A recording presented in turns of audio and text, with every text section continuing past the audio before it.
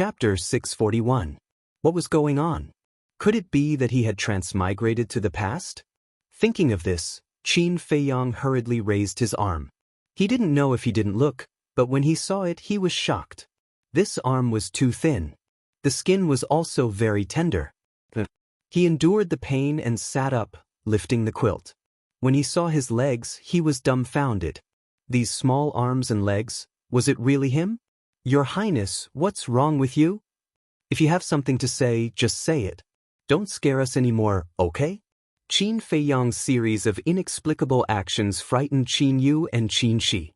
Did I really transmigrate? Qin Feiyang's brows were tightly knitted together. He suddenly said, Sister Yu, go get a mirror. Mirror? Qin Yu and Qin Shi looked at each other, their eyes full of confusion. Hurry up, Qin Feiyang urged. Okay, I'll go right away. Qin Yu nodded repeatedly, turned and ran out of the palace. After a while, she ran back with a bronze mirror and handed it to Qin Feiyang. Qin Feiyang took the bronze mirror and faced his face. When he saw the face on the bronze mirror, he couldn't come back to his senses for a long time. Inside the bronze mirror, it was actually a handsome young man. Thick black eyebrows, high nose bridge, full lips, smooth and delicate skin. His pitch-black eyes were like two black gems, extremely spirited. This, Qin Feiyang's face was dull. Wasn't this his face when he was young? Why was it like this? He looked at Qin Yu and Qin Shi and said, Sister Shi, Sister Yu, is this the Imperial Palace? Of course it's the Imperial Palace. Your Highness, why do you ask? The two women were surprised. Qin Feiyang said, Then tell me, why am I here? Qin Yu said, Your Highness, this is your bedroom. Where else would you be if not here? Qin Shi looked at Qin Feiyang with concern and asked, Your Highness, did you lose your memory? Lost my memory?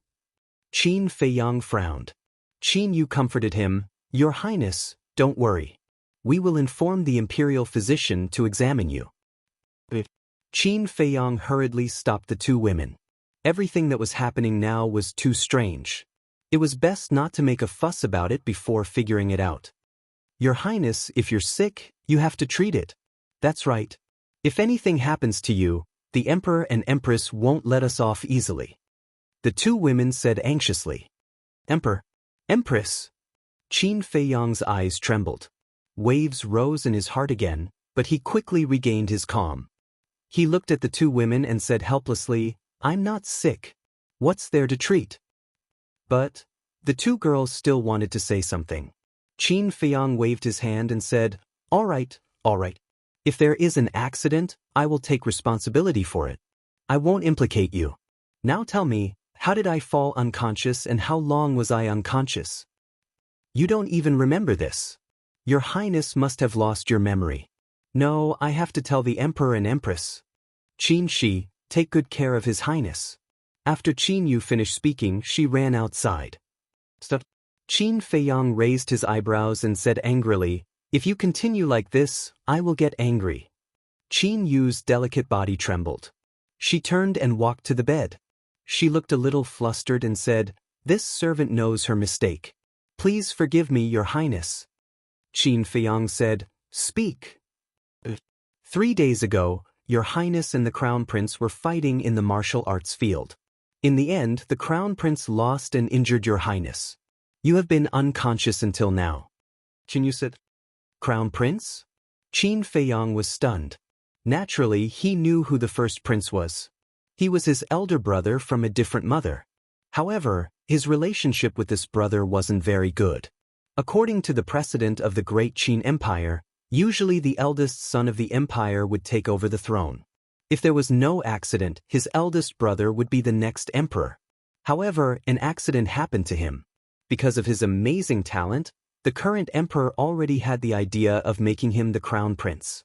And this matter was basically known to everyone in the imperial palace. The crown prince naturally knew, so he often played some tricks behind his back. But the problem was that 3 days ago he was clearly in the 9 Nether Yellow Springs. How could he have fought with the crown prince in the imperial palace's martial arts field? Suddenly, a cold light flashed in Qin Feiyang's eyes. He remembered. That year, Before he was expelled from the imperial capital, he did have a conflict with the crown prince and did have a fight in the martial arts field. Later on, he was indeed knocked unconscious by the crown prince. However, the crown prince didn't lose because he lost, but because he was deliberately ruthless.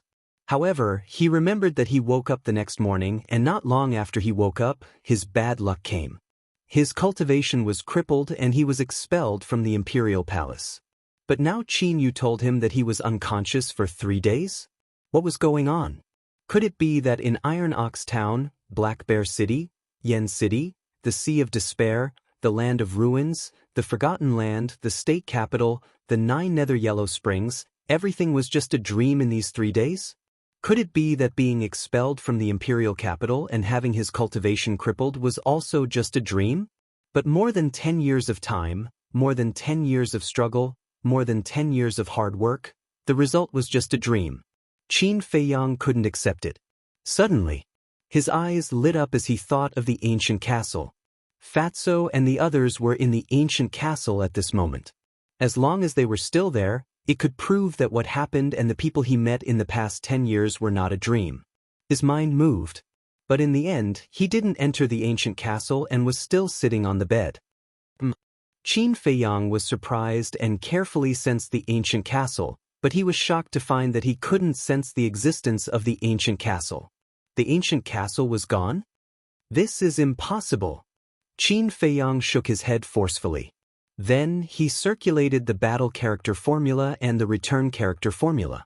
However, the 2 great divine arts did not appear.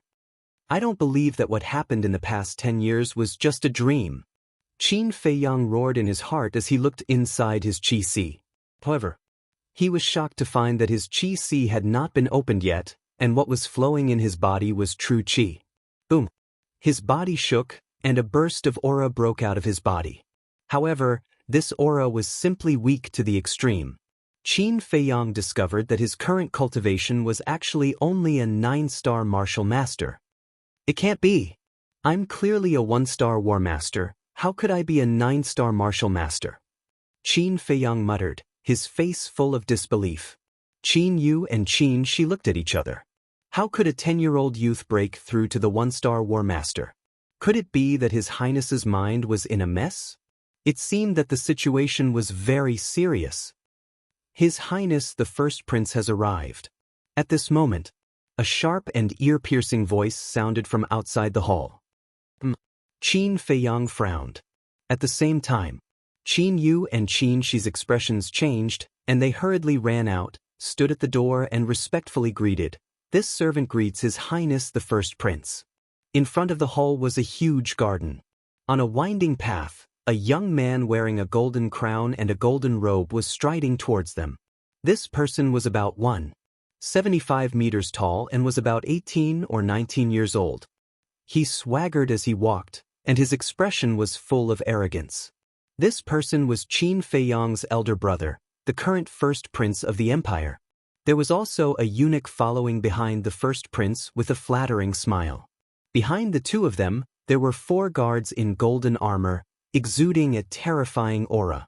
The first prince walked to the door of the hall, looked at Qin Yu and Qin Shi, and said, "Is my 14th brother awake?" The 14th prince has just woken up and his body is still very weak.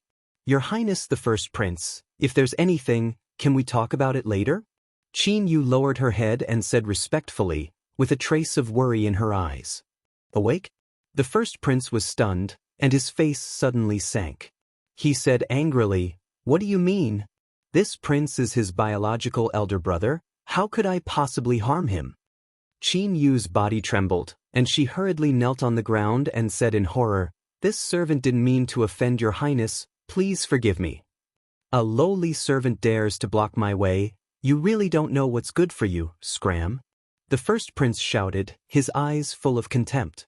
Qin Yu didn't move, still kneeling there, and said anxiously, "Your Highness the First Prince, the 14th prince is weak now, he really can't be disturbed. How dare you block my way? You're courting death." The first prince's face became extremely gloomy, and he shouted, "Drag them to feed the dogs." The 4 guards immediately stepped forward, grabbed Qin Yu and Qin Shi, and prepared to drag them away. Let's see who dares to touch them. At this time, a cold voice sounded in the palace.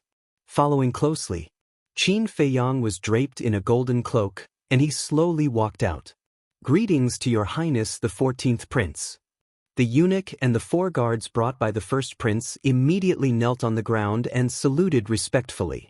At the same time, the first prince also looked at Qin Feiyang, as if he was observing something. Qin Feiyang ignored him, walked to the door, looked at Qin Yu and Qin Shi, and said, "Get up." The 2 women looked at the first prince in fear, then stood up and respectfully stood behind Qin Feiyang. Looking at Qin Feiyang's back, they suddenly had an illusion that the 14th prince now seemed to be a little different from before. It seemed that there was a kind of calmness and sharpness. Qin Feiyang looked at the first prince and said lightly, "What's the matter?" The first prince smiled and said, "14th brother, the wind is strong outside, you just woke up, if you catch a cold, father will definitely blame me, let's go inside and talk." Qin Feiyang said, "My place is too small to accommodate a big Buddha like you. If you have something to say it here." The first prince's face stiffened, and a cold light flashed in his eyes. He smiled and said, "Actually, it's nothing. I'm just here to check on your injuries." Qin Feiyang's lips curled into a mocking smile as he said, "Would you be so kind-hearted? 14th brother, whether you believe it or not, 3 days ago, I really made a mistake. I sincerely apologize to you, 14th brother. I hope you won't hold a grudge." The first prince cupped his hands, his face full of sincerity. Qin Feiyang said, "Let bygones be bygones. Moreover, I was not as skilled as others. I can't blame you. Now that you say so, I can finally breathe a sigh of relief. All right, take care of your injuries. I still have something to do, so I won't disturb you." The first prince smiled. "I won't see you out," Qin Feiyang said. The first prince smiled, flicked his sleeves, and left with the eunuch and the 4 guards. Qin Yu whispered, "Your Highness, you have to be careful. The first prince will not give up so easily." Qin Shi nodded and said, "That's right. He said that he was concerned about you this time, but he actually wanted to see if you were dead." "I know. Only if I'm dead will I not be a threat to his position." Qin Feiyang smiled coldly. Then he looked at the 2 girls and said, "You 2 go ahead. I want to sit alone for a while." The 2 girls replied respectfully and turned to leave. Chapter 642. In the garden, there were green grass, delicate flowers, a clear stream, and exquisite rockery. Qin Feiyang walked down a winding path slowly. Looking at the familiar surroundings, his eyes were filled with confusion. He, who had always been calm, was in a mess at that moment.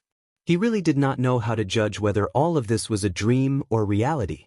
Unknowingly, he walked onto a small bridge. Under the bridge, there was a stream. The water was clear as a mirror and fish swam back and forth.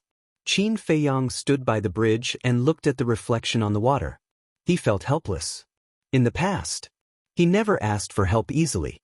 But now, he really wanted someone to give him some pointers.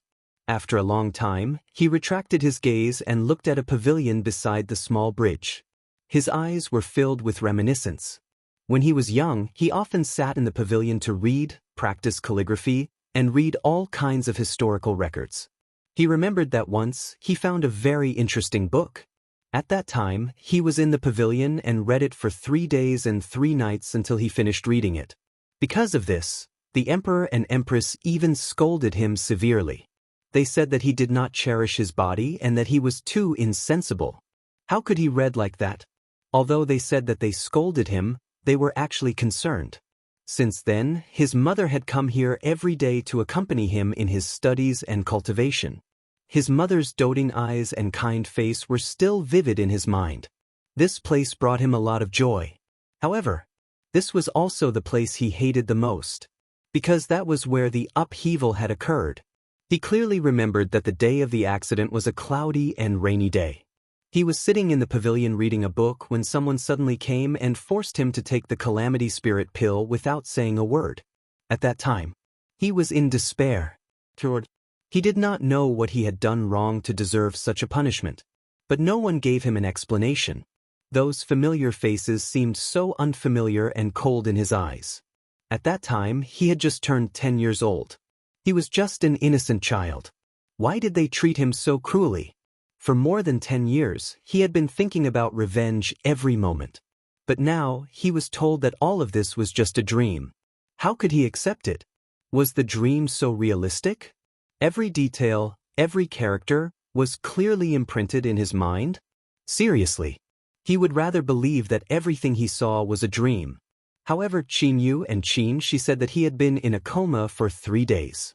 The first prince had also said that he had been unconscious for 3 days and had even come over to show concern for him. These were also very realistic. Suddenly, he shuddered and thought of a few things that could prove that this was not a dream. One of them was the Cosmos sack. The ancient castle could disappear, but the Jianghu bag had always been on his waist, so it was impossible for it to disappear. The things inside could not be changed. He hurriedly took out his Jianghu bag and immersed his consciousness into it. However, he was dumbfounded on the spot. Chang shui, ribs, and various medicinal herbs and pills had all disappeared. Instead, they were replaced by large amounts of gold coins, martial skills, and historical records. These were the things he had before he left the imperial capital. I don't believe it. He muttered to himself as he pulled open his shirt and looked down. Immediately, his arms drooped powerlessly as he stared blankly at the stream. His entire being was in a daze. The concentric knot and potential imprint on his chest were also gone. Could it be that what happened in the past 10 years was really a dream? Qin Feiyang murmured. Because only when he woke up from the dream would everything disappear. Your Highness.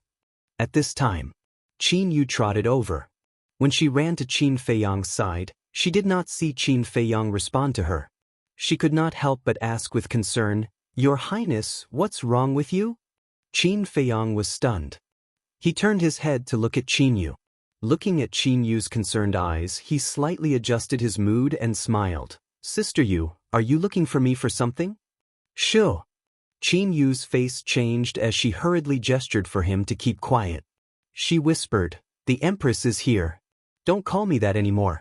If she hears it, even if I don't die, I will lose a layer of skin. Mother. Qin Feiyang's eyes trembled. For more than 10 years, he had been missing his mother all the time. But at this moment, when he really wanted to see his mother, he was a little hesitant.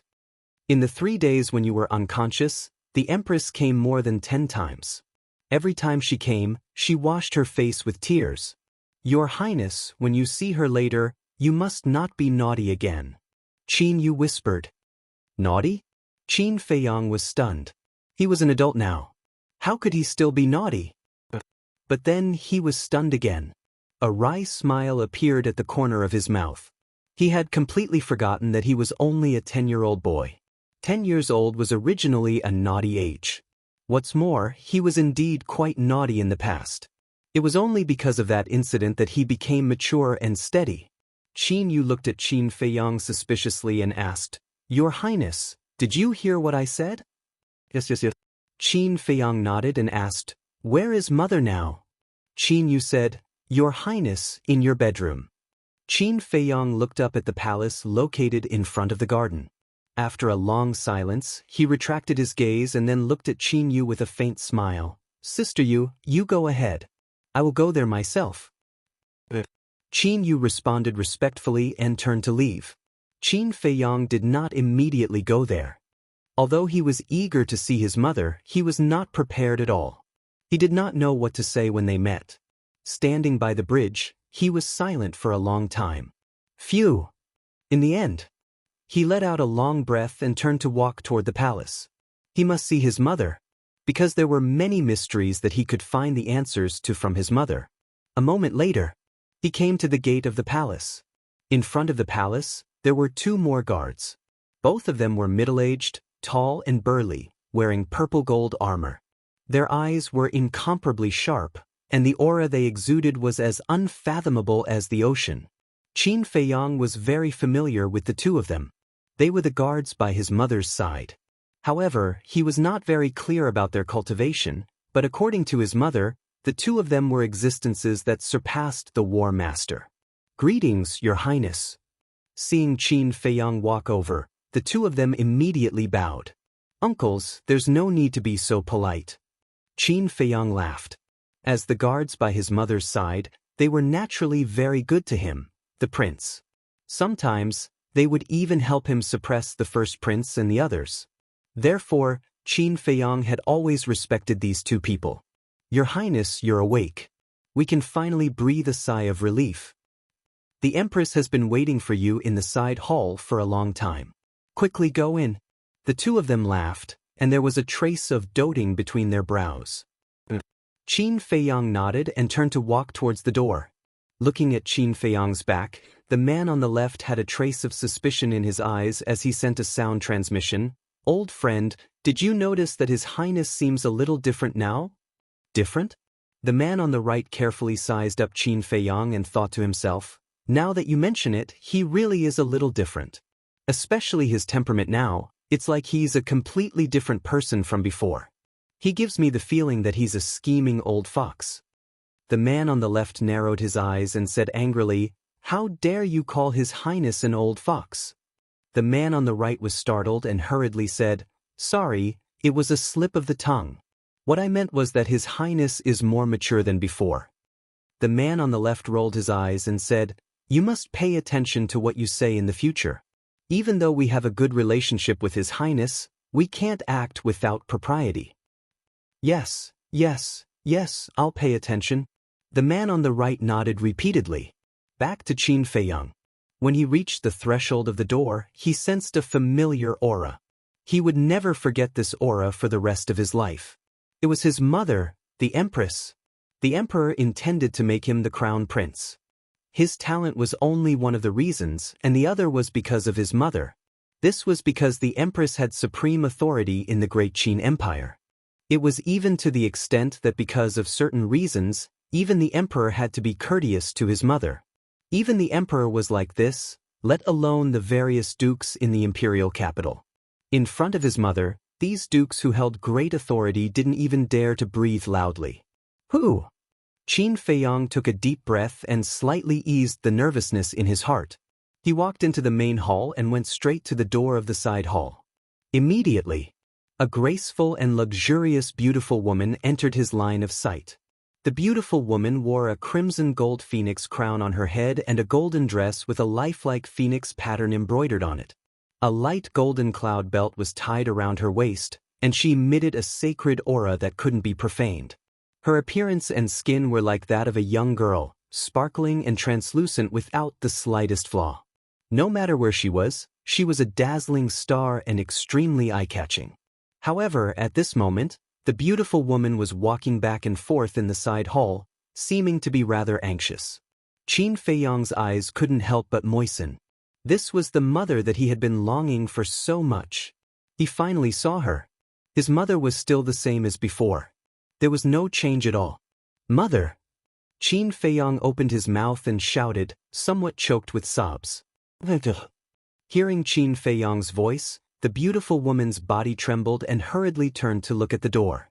Seeing Qin Feiyang standing outside the door, the beautiful woman hurriedly stepped forward and said angrily, running around as soon as you wake up, can't you make me less worried? At the same time, Qin Feiyang's eyes also trembled. Tiana? He hadn't heard this name for a long time, and he had almost forgotten it, because his original name had the word Tian in it. So his mother had always called him Tian. I'm sorry to make mother worry. Qin Feiyang lowered his head and said. Tears uncontrollably flowed out of his eyes and dripped to the ground, splashing water. What's wrong? I only said a few words, and you feel wronged? The beautiful woman glared at Qin Feiyang angrily, then squatted on the ground and hugged Qin Feiyang in her arms, saying, Tian, mother is not blaming you, mother is afraid, you know? Seeing you in a coma these days, mother is afraid of losing you. Hearing this, Qin Feiyang's tears flowed even more fiercely. Okay, you're already so old and still crying. If others see you, they will definitely laugh at you behind your back. The beautiful woman rubbed Qin Feiyang's head and smiled dotingly. Qin Feiyang shook his head and said, I'm not afraid of being laughed at. Mother, let me hold you a little longer, okay? But the beautiful woman nodded, looking a little helpless. Entering his mother's arms again and smelling her familiar scent again, Qin Feiyang was obsessed and his heart melted. He didn't want to get up again. If this was a dream, he didn't want to wake up. He would rather stay in the dream forever than leave his mother. However, the beautiful woman didn't think so much. She only thought that Qin Feiyang was still a little scared after surviving a disaster, so she softly comforted Qin Feiyang. After a long time, Qin Feiyang got up, wiped the tears from the corner of his eyes, and looked at the beautiful woman with a silly smile. Mother, it's so good to see you. Silly child. Mother is here every day. If you want to see Mother in the future, you can come and find me at any time. The beautiful woman said with a smile, while holding Qin Feiyang's hand and walking to the seat next to them. When the beautiful woman sat down, she smiled and said, Come and sit on Mother's lap. Qin Feiyang nodded happily. A 10-year-old child sitting on his mother's lap was a very normal thing. The beautiful woman hugged Qin Feiyang and said, Tian, although your talent is good, you're still young. Try not to provoke your big brother in the future. Qin Feiyang nodded, I know. With my strength, I'm still not his opponent. It's good that you know. Although Mother is the Empress, I can't punish your big brother because of this. However, I've already mentioned this to your father. He must be strictly disciplined. The beautiful woman said, Thank you, Mother. Let's not talk about big brother. Mother, I have a question to ask you. Qin Feiyang said. What question? The beautiful woman smiled and asked. Qin Feiyang said, Do you have a dagger called Changshui? The beautiful woman was stunned, her face full of suspicion. You don't? Qin Feiyang couldn't help but feel disappointed. After pondering for a while, he said, Then I'll ask you about another person, Qin Yuan.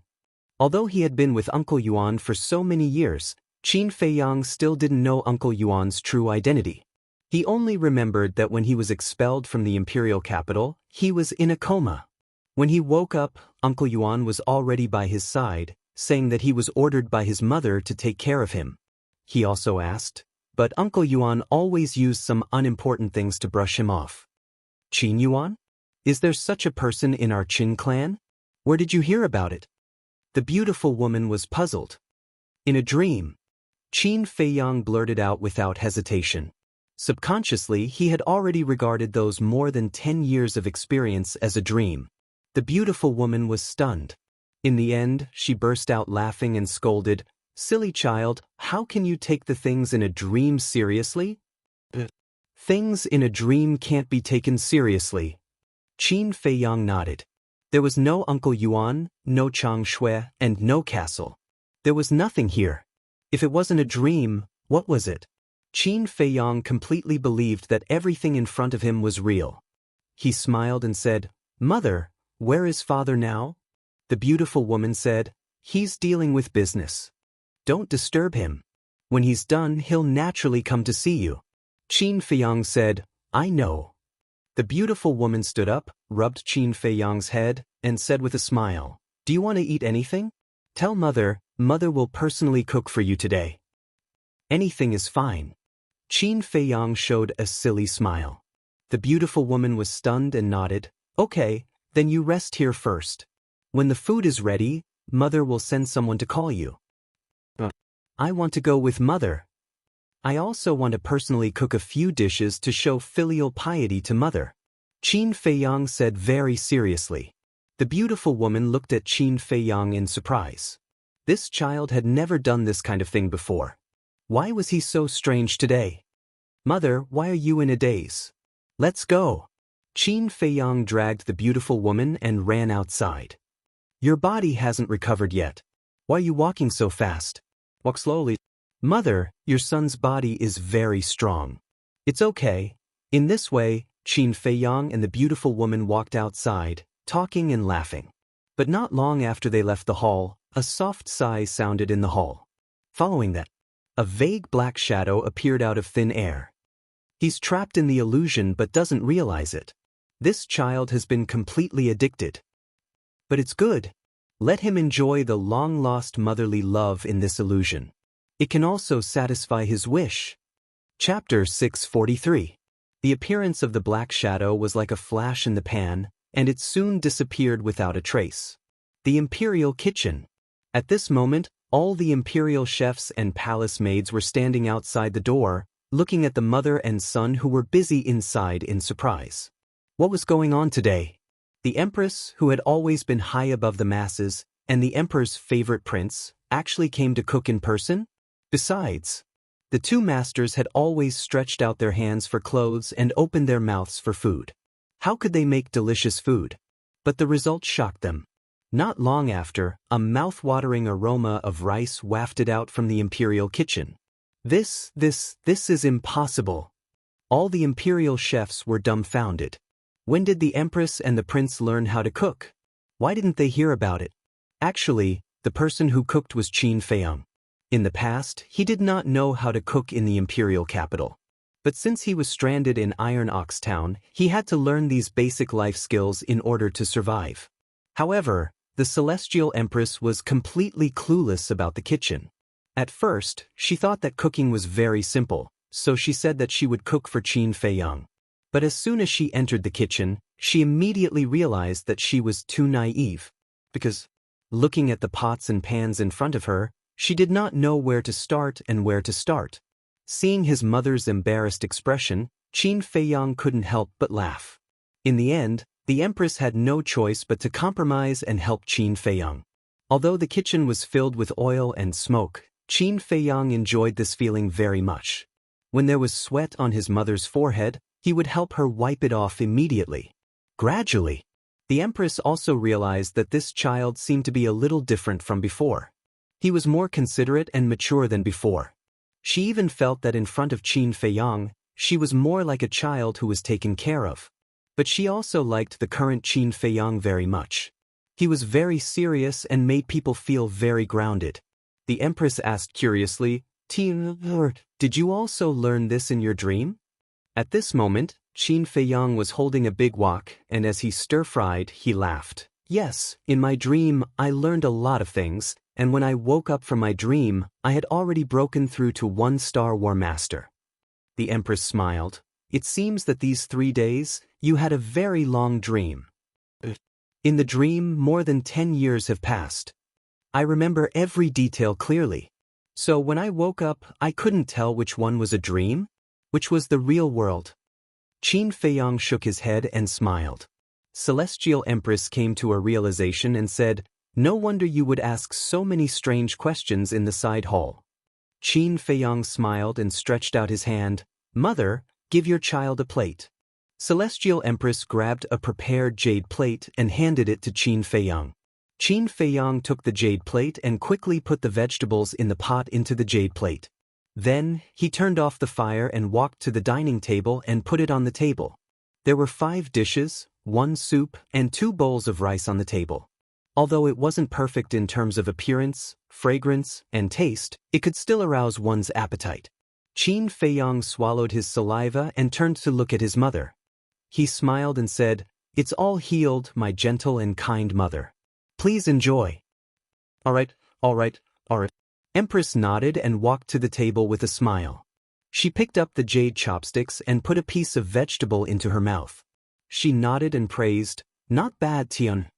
Being praised like this, Qin Feiyang scratched his head in embarrassment and said, "If mother likes it, this child will make it for you every day." Celestial Empress smiled and said, "Looks like mother will be in for a treat in the future." "Is it really that delicious? Let me have a taste." But at this moment, a voice full of energy rang out. Following closely, a golden figure appeared in front of the table out of thin air. Immediately, Qin Feiyang's gaze trembled. The person who came was a middle-aged man with a golden dragon crown on his head and a golden dragon robe on his body. His eyebrows were sharp like swords and his entire body emitted a shocking aura of an emperor. Without a doubt, this person was the current supreme emperor of the Great Qin Empire. "Greetings, Your Majesty." As soon as the emperor arrived, the palace maids, guards, and imperial chefs outside knelt down and kowtowed. "Greetings, Your Majesty." Celestial Empress also stood up and bowed. The emperor smiled and said, "We're all family here, there's no need to be so polite." With that, the emperor looked at the crowd outside and said, "All of you, stand up too." Everyone stood up and stood respectfully in front of the door, not daring to even breathe loudly. Celestial Empress was puzzled. "Aren't you dealing with matters? Why are you suddenly here?" "My precious son is awake, of course I have to come and see him." The emperor looked at Qin Feiyang dotingly, but found that Qin Feiyang was looking at him with a trace of fear in his eyes. "Oh, what's wrong? Could it be that after being unconscious for a few days, you can't even recognize your father?" The emperor scolded with a smile. Celestial Empress also looked at Qin Feiyang strangely. Qin Feiyang quivered and came back to his senses.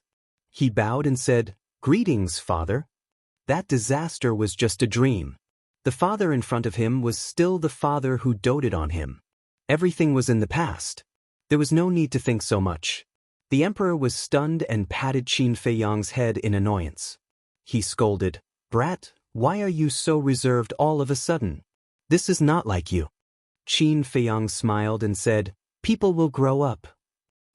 The emperor was stunned and asked with a strange expression, "So, you've grown up?" "Just a little more mature than before." Qin Feiyang chuckled. "Come on, do you think I don't know what kind of person you are? Stop putting on an act in front of your father." The emperor rolled his eyes and looked at the dishes on the table. He said in surprise, "You made all these?" "Father, have a taste too." Qin Feiyang was like a child who was asking for praise. He quickly took a pair of chopsticks and handed it to the emperor. The emperor smiled and said, "Of course I have to try the food made by my precious son. But there is a condition. If it doesn't taste good, I will punish you." Qin Feiyang asked, "If it's delicious, then shouldn't I be rewarded?" The emperor's face twitched. He turned to look at Celestial Empress and said, see, just now he said he was mature, and now he is taking the opportunity to blackmail his father. Alas! How did I give birth to such a white-eyed wolf?" The emperor shook his head with a sad face. "White-eyed wolf?" Qin Feiyang's body trembled. The emperor's unintentional words awakened his memory.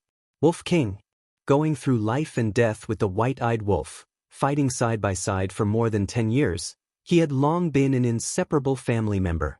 But he didn't expect that it was just a dream. But when the emperor saw this, he thought that Qin Feiyang was angry.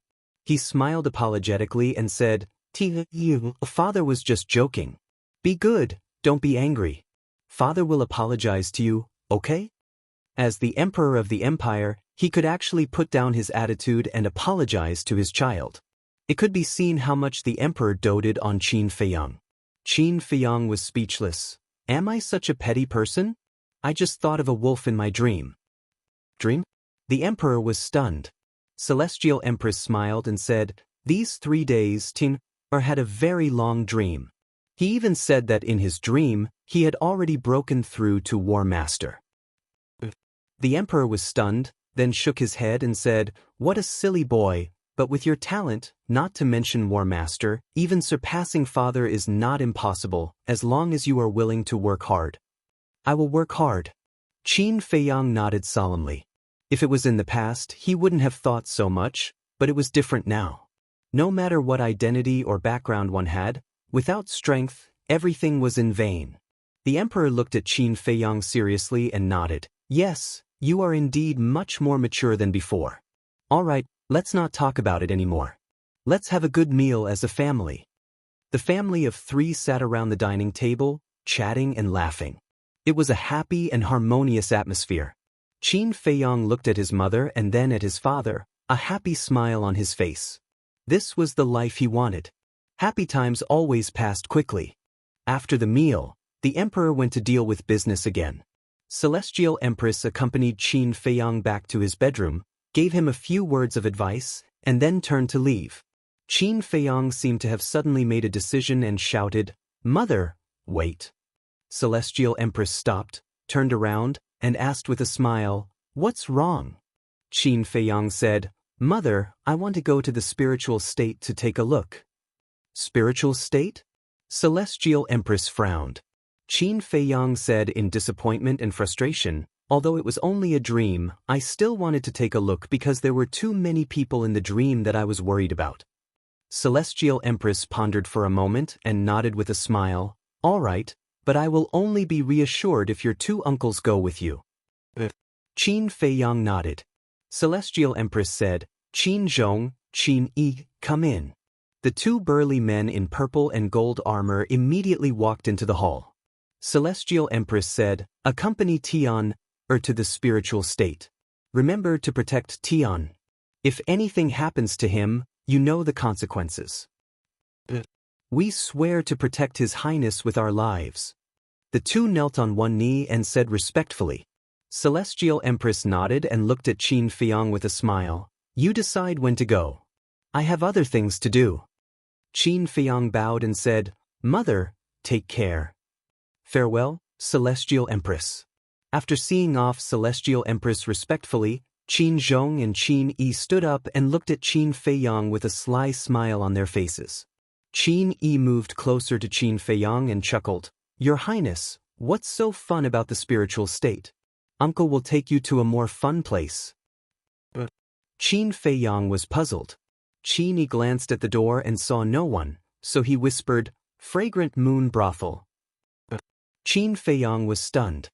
He smiled bitterly and said helplessly, Uncle Qin Yi, I'm still a child. Fragrant Moon Brothel was the most famous restaurant in the imperial capital. More importantly, it was a brothel. You're 10 years old. You're still young? Go and see those nobles and marquises. They fool around there every day. Even your brothers, including the eldest prince, sneak there every now and then to have fun. Your Highness, it's not that I want to criticize you, but all you do is cultivate and read books. It's too boring. It's life. You should live it splendidly and learn to enjoy it. The two instigated. Qin Feiyang was amused. It seems that you two are regulars there too. Qin Zhong's expression changed as he hurriedly said, Your Highness, you can't say that. If your mother finds out, we'll both be finished. Qin Feiyang smiled. Okay, I won't tell mother. Let's go to the spiritual state first. As for Fragrant Moon Brothel, we'll talk about it when we come back. That's more like it. Let's go. I'll take you to the pagoda. Qin Yi said. Pagoda? Qin Feiyang frowned. Why hadn't he heard of this place? Qin Yi explained, there are teleportation altars to the 9 states in the pagoda. However, no one knows about this except for the Emperor, Empress, and us guards. Qin Zhong added, especially you princes. Once you know, you'll definitely run around. Qin Feiyang was enlightened. In the dream, when he was expelled from the imperial capital, he was in a coma. When he woke up, he was already in the spiritual state. He didn't know how he got to the spiritual state at that time. However, he had been guessing that it was Uncle Yuan who brought him there. Sush. Qin Zhong waved his hand and swept Qin Feiyang out of the hall. Soon, they left the halls and entered a deep mountain. Where is this? Qin Feiyang scanned his surroundings, his eyes full of suspicion. In this place, the mountains were undulating, ancient trees towered into the sky, and powerful ferocious birds spread their wings and soared between heaven and earth. There were also all kinds of ferocious beasts lurking in the forest, and their auras were extremely terrifying. Back mountain. Qin said. What? Qin Feiyang was shocked.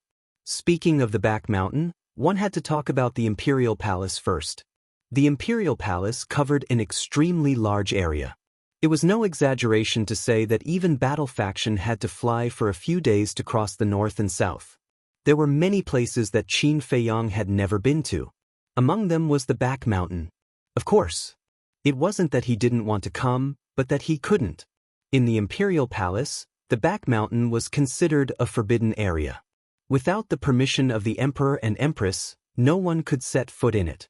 The princes were no exception. Therefore, all along, this place had been a mystery in Qin Feiyang's eyes. Chapter 644. On the peak of the mountain sat a huge ancient pagoda. The ancient pagoda was dark and exuded an ancient aura. On the front of the ancient pagoda, 2 bold words were engraved. Pagoda. In front of the pagoda, an old man sat cross-legged. This person was dressed in white, had white hair and a white beard, and exuded an otherworldly aura. Qin Feiyang looked at the old man and realized that he had never seen him before. Qin Yi bowed to the old man and said, "Elder Qin, we are under the orders of the Empress to bring His Highness the 14th Prince to the spiritual state. Please open the pagoda door." The old man opened his eyes. They were not cloudy at all and were shining brightly. Glancing at Qin Yi and Qin Yi, the old man looked at Qin Feiyang, stood up, and cupped his hands. "Greetings, Your Highness." Qin Feiyang smiled. "Senior, you don't have to be so polite." Even Qin Yi and Qin Yi were so respectful. This old man was obviously not an ordinary person. "I've long heard that Your Highness is talented and outstanding. Now that I've seen you, you are indeed extraordinary." The old man smiled. Qin Feiyang was a little embarrassed and shook his head. "Senior, you flatter me. I really don't deserve it. Talented but not arrogant. Successful but not arrogant. You have a good temperament." The old man nodded with a smile, seemingly praising Qin Feiyang. Then, he turned around and stretched out his old arm. Battle Qi gushed out of his index finger and merged into the pagoda door. Clang. Immediately, the pagoda door slowly opened, and a magnificent aura rushed out. The old man said, "The teleportation altar to the spiritual state is on the first level. Go in yourselves. Remember, don't run around." "Understood." Qin Yi and Qin Feiyang bowed and replied, then led Qin Feiyang into the pagoda. The pagoda door also closed. Qin Feiyang looked at everything in front of him curiously. The space here was about 100 meters wide. 9 blood-red altars were neatly arranged on the ground, all emitting an ancient and mysterious aura. Beside the 9 altars, there was a stone tablet with different words engraved on it. Spiritual state, cloud state, crane state, Yuzhou, Fengzhou, etc. Qin Feiyang followed Qin Yi and Qin Yu to the stone tablet with the spiritual state engraved on it. Qin Zhong said, "This altar leads to the spiritual state." Qin Feiyang asked doubtfully, "Is there an altar on the second floor as well?" Qin Zhong hesitated for a moment before shaking his head. "Your Highness, I really can't say that." "All right." Qin Feiyang shrugged helplessly. Qin Zhong smiled apologetically. Battle Qi surged out and flowed into the altar. Boom! All of a sudden, the blood-colored altar shone brightly. Qin Yi grabbed Qin Feiyang's arm and stepped onto the altar, disappearing without a trace in the blink of an eye. In the spiritual state, in the air above a mountain range outside the city, 3 figures appeared out of thin air. They were Qin Feiyang and Qin Zhong. As soon as he appeared, Qin Yi used a trace of Battle Qi to support Qin Feiyang. Because Qin Feiyang couldn't fly yet, Qin Zhong glanced around and looked at the city not far away. He smiled and said, "That should be the city." Qin Feiyang lowered his head to take a look, and his expression froze. The appearance of the city was completely different from the city in his dream. It was extremely unfamiliar. After a long time, Qin Feiyang came back to his senses and said, "Uncle Qin Zhong, go and find out if there are these people in the city." Qin Zhong asked. "Ren Wushuang, Lu Xingchen, Dong Jinyang, Dongfang Wuhan, Murong Xiong, Shen Mei, Shen Long, Jiang Wei, Wang Hong, and a few big families, Lu family, Dong family, Xiao family, Shen family," Qin Feiyang said. "Okay, I'll go now." Qin Zhong nodded and disappeared in a flash. "Your Highness, have you been to the spiritual state?" Qin Yi looked at Qin Feiyang suspiciously. Seeing Qin Feiyang say the names without hesitation, he felt as if he lived here. Qin Feiyang said, "In my dream." "In your dream?" Qin Yi was slightly stunned. Then, he shook his head helplessly and didn't say anything else. Swish. So, Qin Zhong returned. "How was it?" Qin Feiyang looked at him anxiously. Qin Zhong shook his head and said, "Your Highness, those people and those families you mentioned, none of them exist." What? Qin Feiyang's eyes trembled. He couldn't accept it. Qin Yi couldn't help but say, "Your Highness, allow me to say something.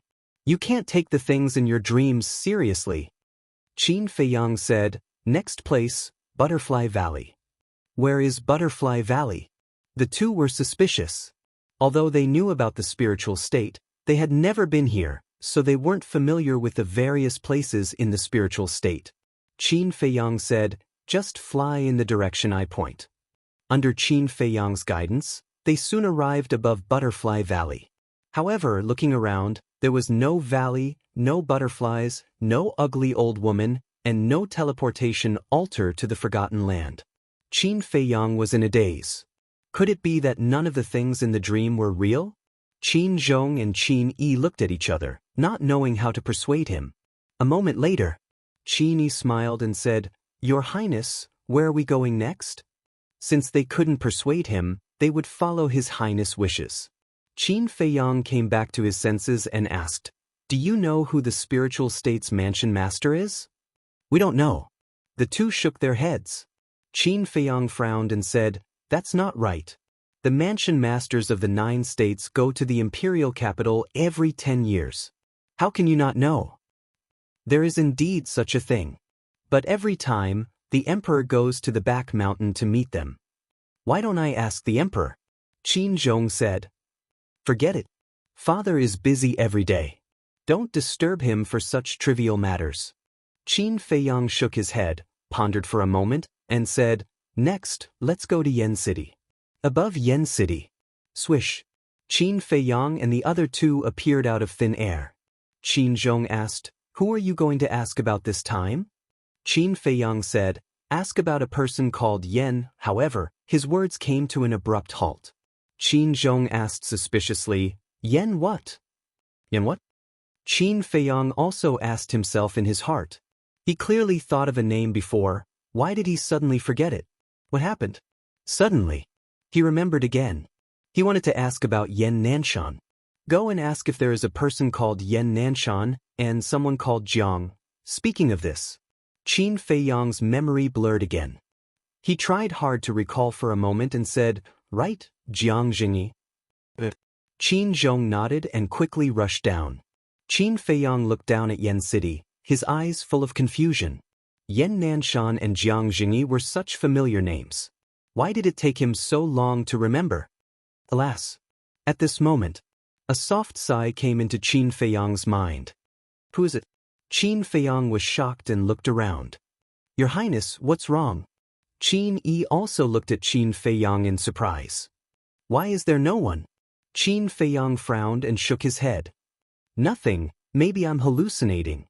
But before his voice died away, a black shadow appeared out of thin air in front of him. Qin Feiyang looked at the black shadow with bewilderment. The black shadow's voice came into Qin Feiyang's mind again. "How long are you going to stay here?" "What do you mean?" Qin Feiyang frowned. "Your Highness, who are you talking to?"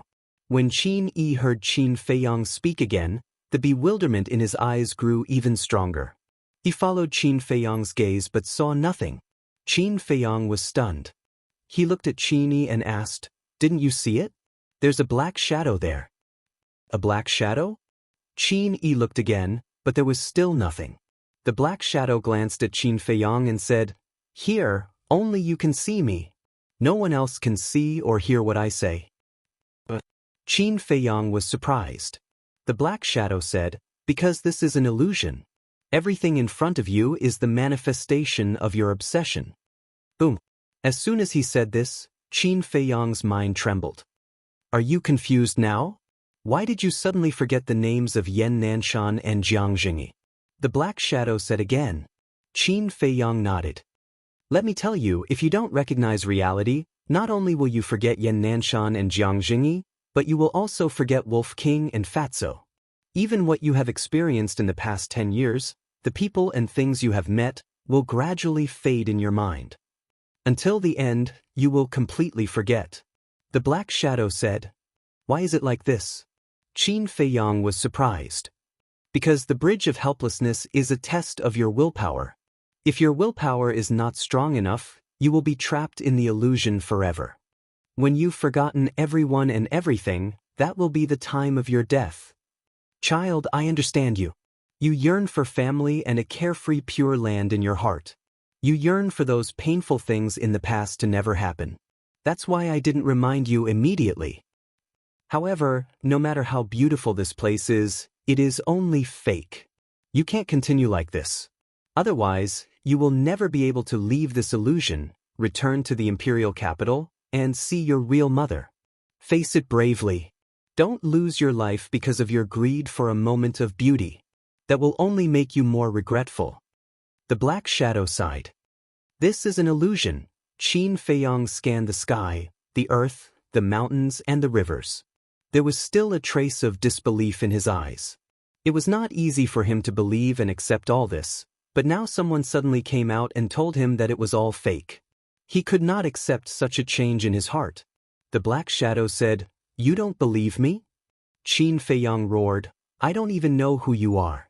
Why should I believe you? Is it important who I am?" The Black Shadow was puzzled. Qin Feiyong said angrily, "Of course it is important. Because only when I know your identity can I judge whether this place is real or not. It seems that your obsession is deeper than I thought. But I won't blame you. If it were any other child back then, they would have broken down long ago. It's not easy for you to be strong enough to get to where you are today." The Black Shadow sighed deeply. "Since you know about that, then you should know how much I want to live now. Why do you have to disrupt it? Do you want to hear my heartfelt words? I really want to live here forever, even if everything here is fake." When Qin Feiyong finished speaking, he lowered his head with an incomparably desolate expression. "I understand. But have you thought about it? If you die in the illusion, what will happen to your mother in the imperial capital? If she knows that her favorite child died outside, how sad will she be? And Qin Yuan, he has told you countless times that no matter what difficulties you encounter, you must be strong and brave. If you give up here, can you live up to his expectations?" The Black Shadow roared. Qin Feiyong's body shook like a bolt from the blue. The Black Shadow sighed softly and said, "Child, wake up. For your mother, for your uncle, and for yourself." Qin Feiyong's face was full of pain. After a long time, he said, "What do I have to do to break this illusion?" The Black Shadow said, "The fetters in your heart are your parents. Only by destroying them will the illusion disappear. And with a thought, they will be turned into ashes." What? Qin Feiyong suddenly looked up at the Black Shadow. Even if it was fake, he couldn't do it. The Black Shadow said, "This is the only way." Qin Feiyong clenched his hands so hard that his nails had sunk into his palms and blood was flowing. After a while, he loosened his hands and said, "Give me some time." The Black Shadow nodded and said, "Okay, but I have to remind you that you have at most an hour." "So short." Qin Feiyong's eyes trembled. An hour would pass in the blink of an eye. What could he do? "There's one more thing to tell you. Wolf King and Ren Wushuang have also fallen into the illusion. You'd better save them quickly." The Black Shadow said again. What? Qin Feiyong's expression changed. The Black Shadow said, "But don't worry, their lives won't be in danger for the time being." "Can't you say it all at once?" Qin Feiyong looked at him helplessly and breathed a sigh of relief. "There's a question I want to ask you." "What question?" The Black Shadow asked. "Since this place is an illusion created by my desire, why didn't the imperial capital change while the spiritual state changed? The ancient castle disappeared, and people like Uncle Yuan and Ren Wushuang didn't even show up?" Qin Feiyong frowned. The Black Shadow said, "Because the illusion wants you to believe that all of this is real." Qin Feiyong understood. All of this was to confuse his mind. Because if everything in the illusion was the same as everything in reality, he would definitely be suspicious. So, the illusion removed everything that had happened in the past 10 years, leaving only the people and things in the imperial capital, and made him return to the time when he was 10 years old. In this way, he would believe that all of this was real, and then he would continue to fall into the illusion until he was doomed eternally. What a terrifying illusion. Qin Feiyong couldn't help but feel a chill down his spine. He looked at the Black Shadow and said, "One last question. For you, why can you appear in my illusion? When the time is right, you will naturally know who I am." The Black Shadow said with a smile and instantly disappeared without a trace. "The time is not right again." Qin Feiyong shook his head and smiled bitterly. He looked down at the ground below with a trace of disappointment in his eyes. "Your Highness, what's wrong with you? What illusion? What illusion?" What Uncle Yuan? Who the hell are you talking to? Qin Yi, on the other hand, was so anxious that he was about to explode. Qin Feiyang smiled and said, "Don't worry, I'm fine." Chapter 645. Soon after, Qin Zhong returned and landed in front of Qin Feiyang. He shook his head and said, "Your Highness, the two people you want to inquire about don't exist." Qin Feiyang said, "Then forget it. Let's go back to the capital." In this short time, he had completely forgotten Yan Nanshan and Jianghu. Even the memories of Luo Qingzhu and the others began to blur. He was worried that if he didn't return to the capital, everyone would forget him. Qin Zhong nodded and said, "Okay, let's go to the state capital to find the transmission altar." "No need." Qin Feiyang shook his head. Since everything here was transformed by his obsession, it was only a matter of thought to go where he wanted to go. Swish. His mind moved slightly. Sure enough, the scenery in front of him changed rapidly. The next moment, he and Qin Zhong appeared in the garden outside the bedroom. Qin Zhong were very surprised. What was going on? The two were about to ask Qin Feiyang how he did it. Qin Feiyang was the first to speak. "Uncles, please help me call Mother and Imperial Father over." The two were slightly stunned and didn't understand. "Go quickly." Qin Feiyang didn't explain, and there was a majesty in his tone that couldn't be disobeyed. The two nodded repeatedly, turned around and quickly flew away. Qin Feiyang stood alone in the garden, his eyes full of confusion. Although everything here was fake, he still wanted to do something for his parents before it ended. But what could he do in half an hour? Swish. But just as he was deep in thought, a black figure appeared in the sky above his head. This person's appearance was exactly the same as Qin Feiyang in the real world. Thick black hair draped over his shoulders, and a black robe set off his tall figure. Those dark eyes were like two bottomless pits, captivating the soul. But the difference was that this Qin Feiyang had a very strong hostility between his eyebrows. Moreover, as soon as this black-clothed Qin Feiyang appeared, time in this world seemed to stop. The streams stopped flowing. The flowers and plants no longer swayed. The palace maids and guards in the distance remained motionless. Everything stopped. He looked down at Qin Feiyang and said angrily, "Everything here is what you wanted. Do you really want to destroy it?" Qin Feiyang was shocked. He raised his head and looked at the black-clothed Qin Feiyang. His pupils shrank as he asked in surprise, "Who are you?" The black-clothed Qin Feiyang said, "I am you and you are me. We are both Qin Feiyang." Qin Feiyang's eyes trembled and he said, "Impossible, there is only one Qin Feiyang, and that is me." The black-clothed Qin Feiyang sneered, "Then tell me, why do I exist? How did he appear in your illusion?" "How would I know? Tell me, who are you? What's the purpose of impersonating me?" Qin Feiyang said angrily, "We are the same person. How can I impersonate you? And my appearance is to stop you from destroying this illusion." The black-clothed Qin Feiyang said. Qin Feiyang frowned. "Because he is your obsession and your inner demons." At this moment, the black shadow appeared again.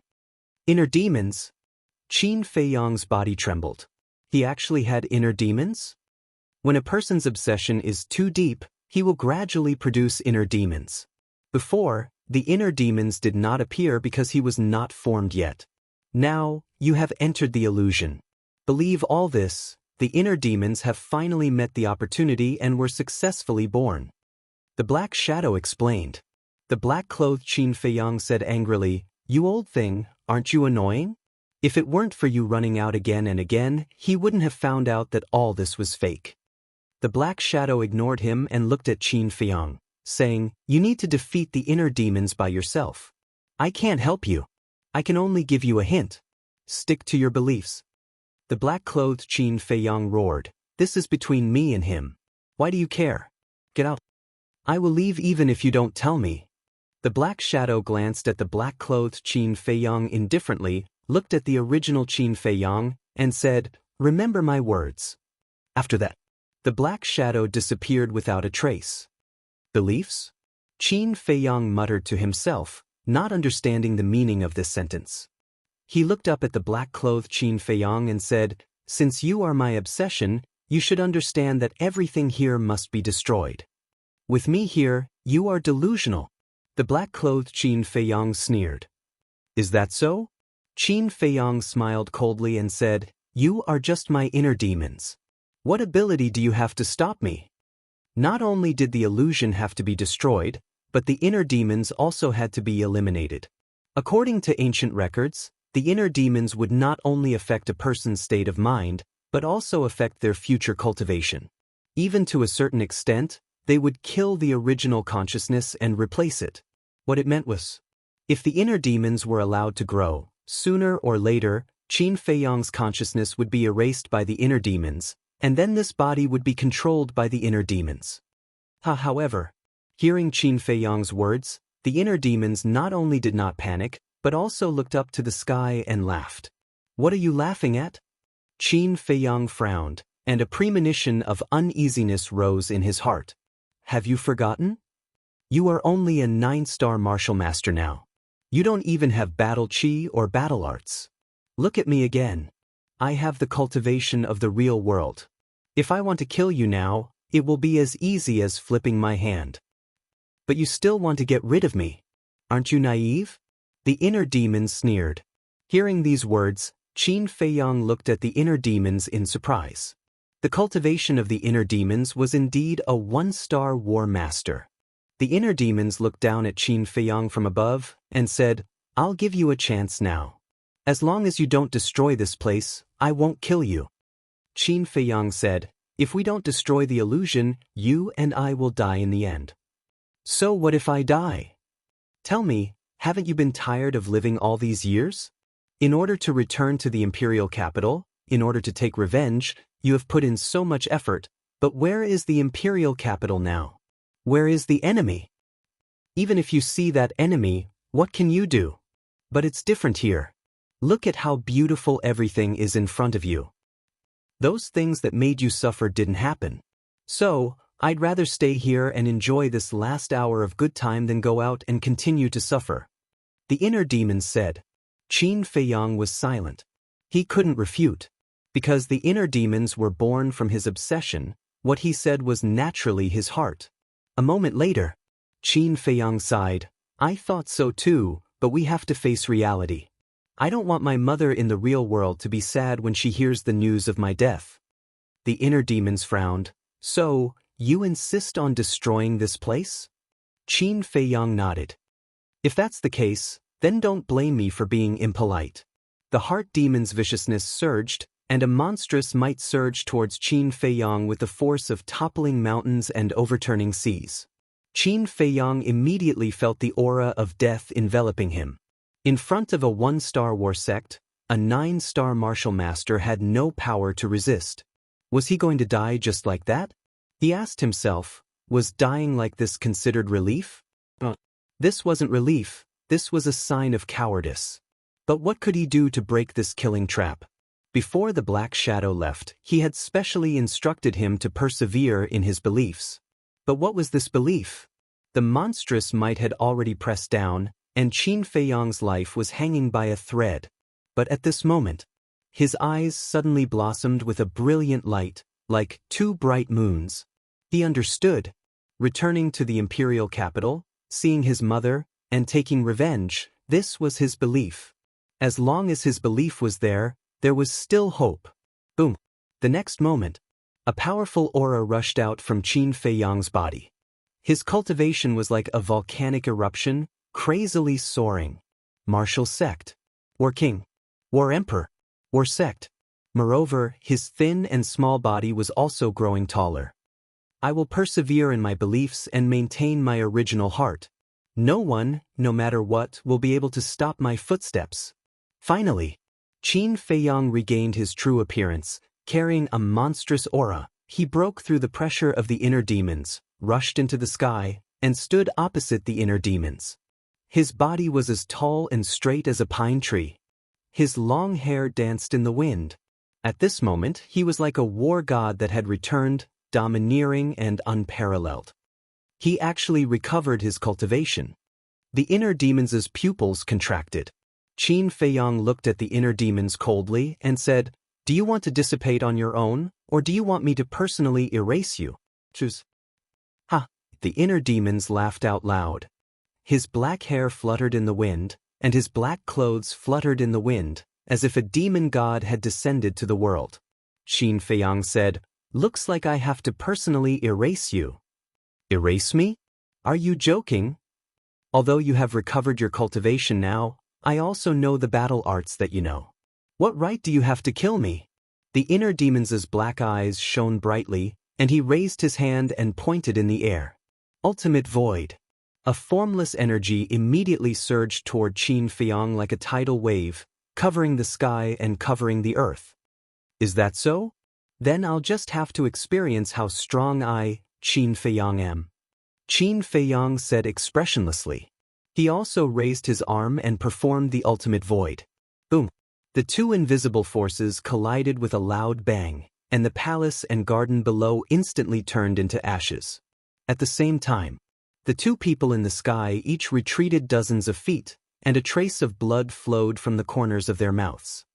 "Not bad. Guiyuan sword art." The inner demons grinned, and a red sword aura surged out. 30 sword shadows appeared out of nowhere, carrying a sharp edge that could destroy the world, and slashed towards Qin Feiyang. "You're not bad either," Qin Feiyang said. With a wave of his hand, 30 sword shadows appeared in the air as well. Another internecine outcome. "I've told you, you can't kill me." The inner demons laughed. The 9-leaf fire lotus, the red sword soul, and the purple gold dragon soul soared into the clouds at the same time. The terrifying aura, the destructive edge, and the majestic dragon's might spread in all directions. At this moment, the world shook, and the void distorted. The clouds in the sky were like angry waves in a vast ocean, rolling crazily. "Is this the extent of my strength?" Qin Feiyang muttered to himself. He was the one who gave birth to the inner demons. Fighting the inner demons was the same as fighting himself. In the past, he did not think he was this strong. Boom. Chapter 646. It's useless. Whether it's fighting souls, battle arts, or even the return in battle arts, I know them all. If we continue, we'll be tied at most. However, you don't have much time to waste. Because you only have half an hour here.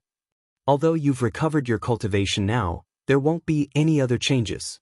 In the end, you'll still forget everyone, everything, and even battle arts and fighting souls. The inner demons laughed wildly. "Is that so? Then let me tell you, you'll be the one who disappears in the end." Qin Feiyang said. "I really don't know where you got your confidence from." The inner demons mocked. "My confidence comes from my belief. But you don't have belief, only desire in your heart. In fact, it's all my fault. I was too obsessed, otherwise you wouldn't have been born." Qin Feiyang sighed. "What's the use of saying so much nonsense? Only by fighting to the end will we know who will be the one who survives in the end. Come on." The inner demons roared to the sky. "You're right. Fighting is the best choice. Only one can survive today. This person must be me." Qin Feiyang's eyes shot out a fierce light. Accompanied by an earth-shattering sound, the 6 fighting souls cut across the sky at the same time and collided with each other. Immediately, a destructive wave, with this place as the center, surged out in all directions. Wherever it passed, the ground cracked and the void shook. The towering halls collapsed one after another. The rumbling was deafening and dust covered the sky. Puff! At the same time, Qin Feiyang and the inner demons spat out a mouthful of blood. However, Qin Feiyang only retreated a few feet before he stabilized his body. However, the inner demons was sent flying on the spot. Even his physical body cracked and blood stained the sky. How is this possible? The inner demons' face was full of disbelief. They had the same cultivation and the same fighting soul, but why was there such a huge gap between them? Although you have everything that I have, you are still the inner demons. Qin Feiyang looked at the inner demons without any emotion in his eyes. Is that so? The inner demons muttered to themselves. Suddenly, they shouted hysterically, I don't believe it. Boom! A blood-red light burst out of his body. His long hair and eyes quickly turned blood red, and his fighting spirit soared into the sky. It was the battle character formula. Qin Feiyang sighed. Give up. No matter what, the inner demons were his obsession. He did not want to destroy them with his own hands. The word give up has never existed in your dictionary, and neither do I. Today either you die or I die. The inner demons rushed toward Qin Feiyang. All right, I'll fulfill your wish. Qin Feiyang nodded. He also activated the battle formula and rushed toward the inner demons. In an instant, the two of them converged. They raised their arms at the same time and activated the return formula. At the same time, a dazzling golden light appeared in their palms. Boom! The two big hands collided.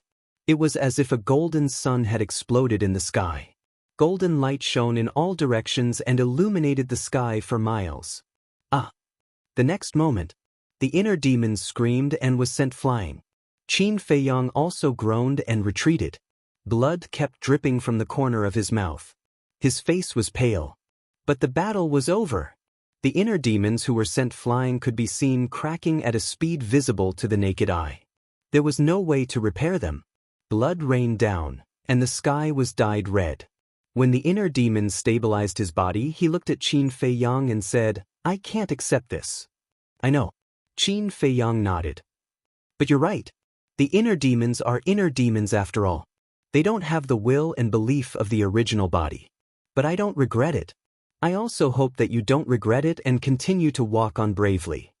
The inner demons said. At this moment he didn't have the slightest bit of hostility. There was even a smile on his bleeding face. No matter what setbacks I encounter in the future, I will face them with strength.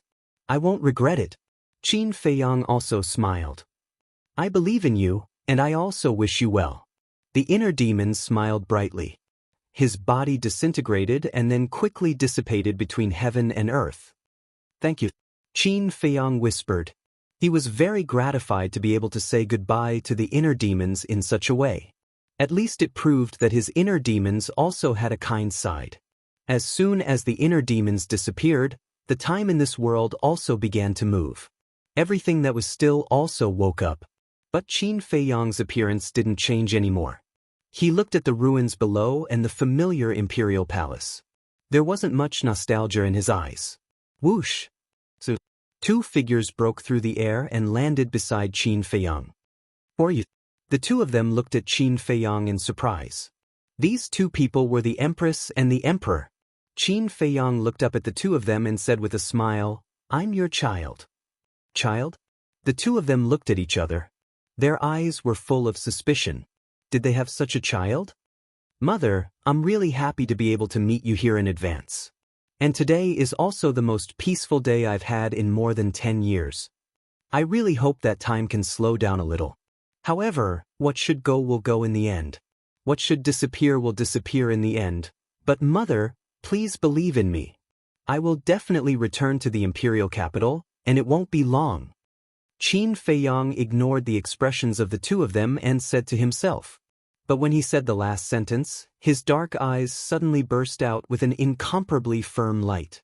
As soon as he finished speaking, the Empress immediately collapsed and turned into specks of starlight, drifting between heaven and earth. What did you do? Seeing this, the Emperor immediately stared at Qin Feiyang angrily. What did I do? I want to ask you, why did you treat me like that more than 10 years ago? Qin Feiyang roared. More than 10 years ago? The Emperor frowned. He really didn't know what Qin Feiyang was talking about. Looking at the Emperor's expression, Qin Feiyang couldn't help but shake his head and laugh at himself. This was just an illusion. The benevolent father in front of him was only a figment of his imagination. How could he know about those things? Father, this may be the last time I call you this in my life. Take care, Qin Feiyang said with a smile. He looked at the Emperor for a moment and no longer hesitated. With a slight thought, the Emperor's figure also collapsed in an instant. Boom. As soon as the Emperor and Empress disappeared, the sky was suddenly filled with violent winds, lightning, and thunder. Dazzling lightning fell, the void collapsed, the sky shattered, and the earth sank, boom. In less than 3 breaths, the world completely collapsed and fell into darkness. At the same time, on the bridge of helplessness, a long sigh sounded and spread slowly. Qin Feiyang, who was standing under the door frame, had a touch of sadness between his eyebrows. He looked up at the blood-red sun in the sky. The illusion was finally over. However, everything that happened in the illusion was clearly imprinted in his mind. His longing for his mother was unprecedentedly strong. He wished that he could see his mother in the real world right now, even if it was just a glance. Alas! After a long time, he sighed deeply, collected his thoughts, and lowered his head to look ahead. At that moment, his pupils shrank. In front of him was a flat grassland, about a few hundred meters long, and at the end of the grassland was an endless sea of blood. In the sea of blood, the wind whistled and the blood waves surged to the sky, filled with a shocking evil spirit. And on the shore of the sea of blood, there were small boats floating. They were only 3 meters long and 1 meter wide, and were dark all over. In fact, it was more appropriate to call them canoes. But these small boats not only did not have sails, but also did not have paddles. The boats were also empty. In Qin Feiyang's mind, there were countless questions. Where was this? What were these small boats for? Suddenly, he found a stone tablet on the shore, on which 2 shocking words were engraved. Sea of Bitterness. Qin Feiyang's eyes trembled slightly. He did not expect that there was really a sea of bitterness. The meaning of these small boats was clear at a glance. According to folklore, the other side was on the other side of the sea of bitterness. In other words, they had to take these small boats and cross this sea of blood to reach the other side. But in Qin Feiyang's mind, another question crawled up. He remembered that before entering the illusion, behind the door frame was still the endless bridge of helplessness. But why did he wake up from the illusion and directly come to the sea of bitterness? He looked down and was surprised to find that he was still standing on the bridge of helplessness. He hurriedly turned around and the familiar door frame immediately entered his line of sight. And at this moment, there was not only Dongfang Wuhan and Murong Xiong beside him, but also Wolf King, Ren Wushuang and others. But now, they were all standing on the bridge motionless. Obviously, as the Black Shadow said, they were all trapped in the illusion. Qin Feiyang glanced at them and looked over the door frame at the bridge of helplessness behind. At that moment, he was stunned. The bridge of helplessness was only a dozen meters long. He clearly remembered that before stepping on the bridge of helplessness, he saw that the bridge of helplessness was winding and endless. After walking for a long time, they came to the door frame. However, at this moment, the bridge of helplessness in front of him was only a dozen meters long. Wasn't this too ridiculous? And under the bridge of helplessness, it was no longer a black ocean, but a black river. There was also a strange situation. The people of Feng State and Yu State, as well as Wanqiu and the others, were also on the bridge of helplessness. Moreover, at this moment, their eyes were closed, and they were actually walking in place? What was going on? Qin Feiyang racked his brains to think. Suddenly, he thought of the illusion. He looked at the door frame again, and then looked at the sea of bitterness. After a moment of silence, a wry smile crept onto his face. In fact, the bridge of helplessness he saw now was the real bridge of helplessness.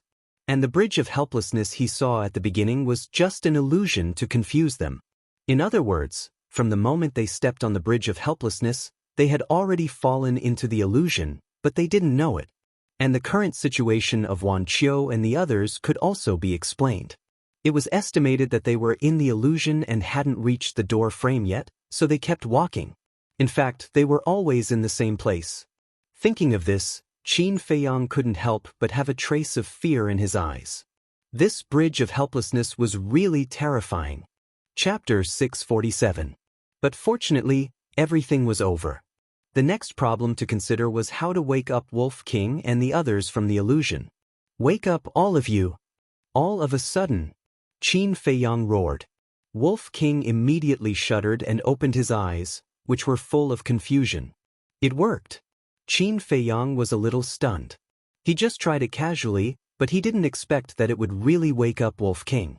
Wolf King glanced at the blood sea, then at the bridge of helplessness, and asked suspiciously, Little Qin Zi, where is this? It's the sea of bitterness in front of us. Qin Feiyang briefly explained the situation. Wolf King nodded and said, it turns out that what I saw before was just an illusion. He looked a little disappointed. Qin Feiyang asked curiously, what did you see in the illusion? I saw a gold mountain, countless treasures, and even the flower of life and the fire of life. Wolf King chuckled. Thinking of it now, his eyes couldn't help but turn green and drool. That's it? Qin Feiyang was stunned. What else? I'm such a simple wolf. How could I be trapped there? Even without your reminder, I can walk out of the illusion by myself. Wolf King was disdainful. Narcissist. Qin Feiyang rolled his eyes. But then again, apart from being a little shameless, Wolf King really didn't have any strong desire. The only thing was that he liked treasures, but that was only for a short time. Take the fire of life and Mu Tianyang's ribs for example. At first, he liked them very much, but after a long time, he didn't even bother to look at them. It could be said that Wolf King's heart was actually purer than anyone else's. Qin Feiyang looked at Ren Wushuang and the others again and raised his eyebrows. None of them woke up. Their hearts must be very dirty. Wolf King smirked. Do you know how to speak? Qin Feiyang frowned. Wolf King chuckled and said, except for little Ren. Qin Feiyang rolled his eyes at it. However, what Wolf King said made sense. These people were all hiding many things in their hearts. It would not be easy to wake them up. However, if he could enter their illusions like Black Shadow, it would not be difficult. However, he could not do such a thing.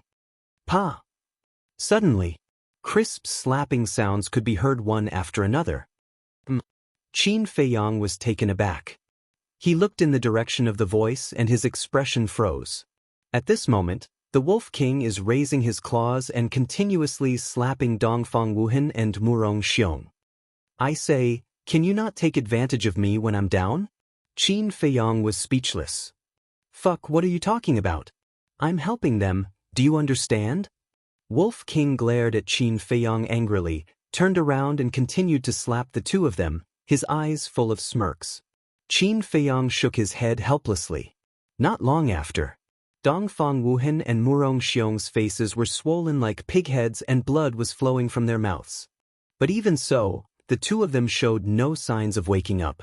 Fuck, they can't even wake up like this? What good thing did these two bastards encounter in the illusion? Wolf King's claws hurt and he looked at the two of them strangely. Nothing good. But don't kill them now. Qin Feiyang smiled coldly. Wolf King raised his eyebrows and asked in confusion, we have already reached the sea of bitterness, shouldn't we end their lives? No hurry. Qin Feiyang shook his head and whispered a few words in Wolf King's ear. I see. Wolf King suddenly understood and said with a smirk, you are really hateful, but I like it. Qin Feiyang said with a smile, well, quickly think of a way to wake them up. Take your time to think about it. I'm going to get rid of Wan Qiu and the other trash. Wolf King's eyes flashed with killing intent and he walked towards Wan Qiu and the others. Qin Feiyang didn't stop him. On the contrary, he agreed with Wolf King's approach, because this was the way of the world, take advantage of your illness to kill you.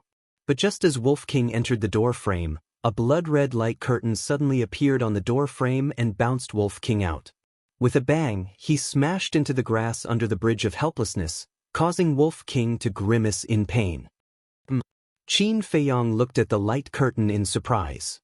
Fuck, you dare to hurt me, you are really looking for trouble. See if I don't destroy you today. Wolf King got up and angrily rushed towards the door frame. Don't go. Qin Feiyang hurriedly grabbed him and said in a deep voice, the existence of this door should be to cut off our way back. What do you mean? Wolf King was stunned. Qin Feiyang said, that is to say, as long as you pass the test, you can't go back. So we can't kill them now? Wan Qiu and the others were close by, but they couldn't get close. This made Wolf King very unhappy. There is still a long way to go, what's the rush? Qin Feiyang rolled his eyes at it and lowered his head to ponder. Suddenly, an idea came to him. The reason why they fell into the illusion was because they were on the bridge of helplessness. If they left the bridge of helplessness, would they wake up naturally? Thinking of this, He waved his hand and led Wolf King, Ren Wushuang and the others into the castle. It worked. As soon as they entered the castle, Ren Wushuang and the others opened their eyes one after another. Their eyes were full of confusion. Ouch, my face hurts. Suddenly, Murong Xiong wailed. Dongfang Wuhan came back to his senses, touched his burning face, and asked in confusion, "Why does my face hurt too? You also hurt?" Murong Xiong looked at Dongfang Wuhan in surprise. Dongfang Wuhan also looked at Murong Xiong. Suddenly, the two of them flew into a rage. Who did it? The two of them glanced at the crowd gloomily. Especially Wolf King, who was stared at by the two of them. Because only this damned scoundrel could do such a thing.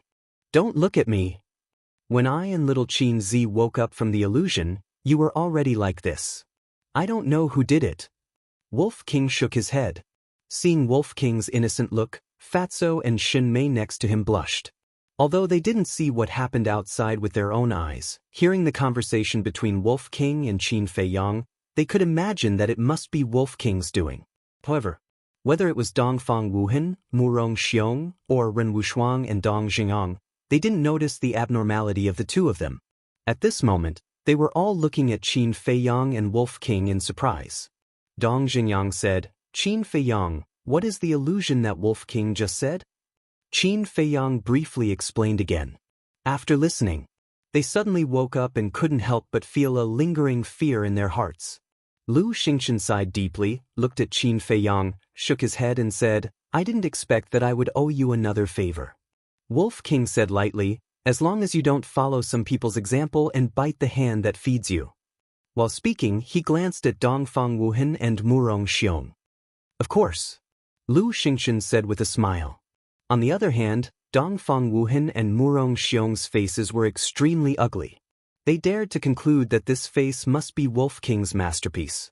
But even if they knew, what could they do? Wolf King's strength was obvious to all. Even if he rode on their heads and peed on them, they could only endure it. Well, we have passed the bridge of helplessness. Next is the sea of bitterness. I hope that everyone can unite and pass this last test. Qin Feiyang said. Hearing, everyone was refreshed. As long as they successfully passed the sea of bitterness and reached the other side, they could enter the sacred place they dreamed of, the capital. At this moment, there couldn't be any more trouble. Dong Jingyang said, "I'll say it first. If anyone dares to play any tricks, I, Dong Jingyang, will never be merciful." That's right. After working so hard for so long, I'm only one step away. I don't want to regret it for the rest of my life. Shen Long's eyes were also incomparably sharp. Everyone nodded. In fact, these words were purely for Dongfang Wuhan and Murong Xiong. Because among all the people present, these two were the only ones who were not honest. Qin Feiyang glanced at everyone and said, "I have one more thing to add." Everyone looked at him. Before we set off, Commander Wang Hong said that only the first 50 people who reached the other side could enter the capital. And now, except for Wan Qiu and others, people from other provinces may be ahead of us. So, if we encounter trouble in the Sea of Bitterness in the future, we should try our best to avoid it and try to catch up with them. Qin Feiyang said. The 9 provinces were Ling Province, Yun Province, Kong Province, Yu Province, He Province, Feng Province, Yu Province, Kun Province, and Changzhou. Wan Qiu of Yu Province, Feng Wuxia of Kong Province, and the people of Feng Province and Yu Province could be ignored for the time being, because they were still on the bridge of helplessness. And everyone knew how many people there were in Yun Province and He Province. After Pan Wuyen's death, only Mo Wushan, Yan Tianfeng, Pei Sancher, and Lu Yunfeng were left in Yun Province. Tan Wu was left in He Province. But they had never met in Kun Province and Changzhou, so many people didn't know. What if the people of the 2 provinces added up to more than 50? Then even if they reached the other side, they wouldn't be qualified to enter the capital. So, they had to race against time now. Lu Xingchen and the others naturally understood this logic. After Qin Feiyang finished speaking, they all nodded in agreement. Qin Feiyang didn't hesitate and led everyone to appear on the bridge of helplessness again. He didn't pay attention to Wan Qiu and the others and immediately walked down the bridge of helplessness and rushed towards the Sea of Bitterness. Standing by the sea and looking at the endless sea of blood, the group's expression was particularly heavy.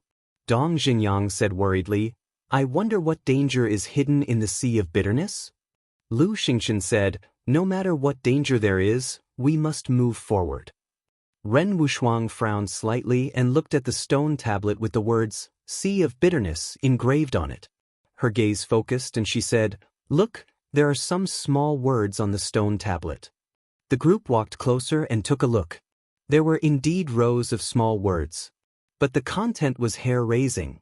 First, entering the Sea of Bitterness, there was no turning back.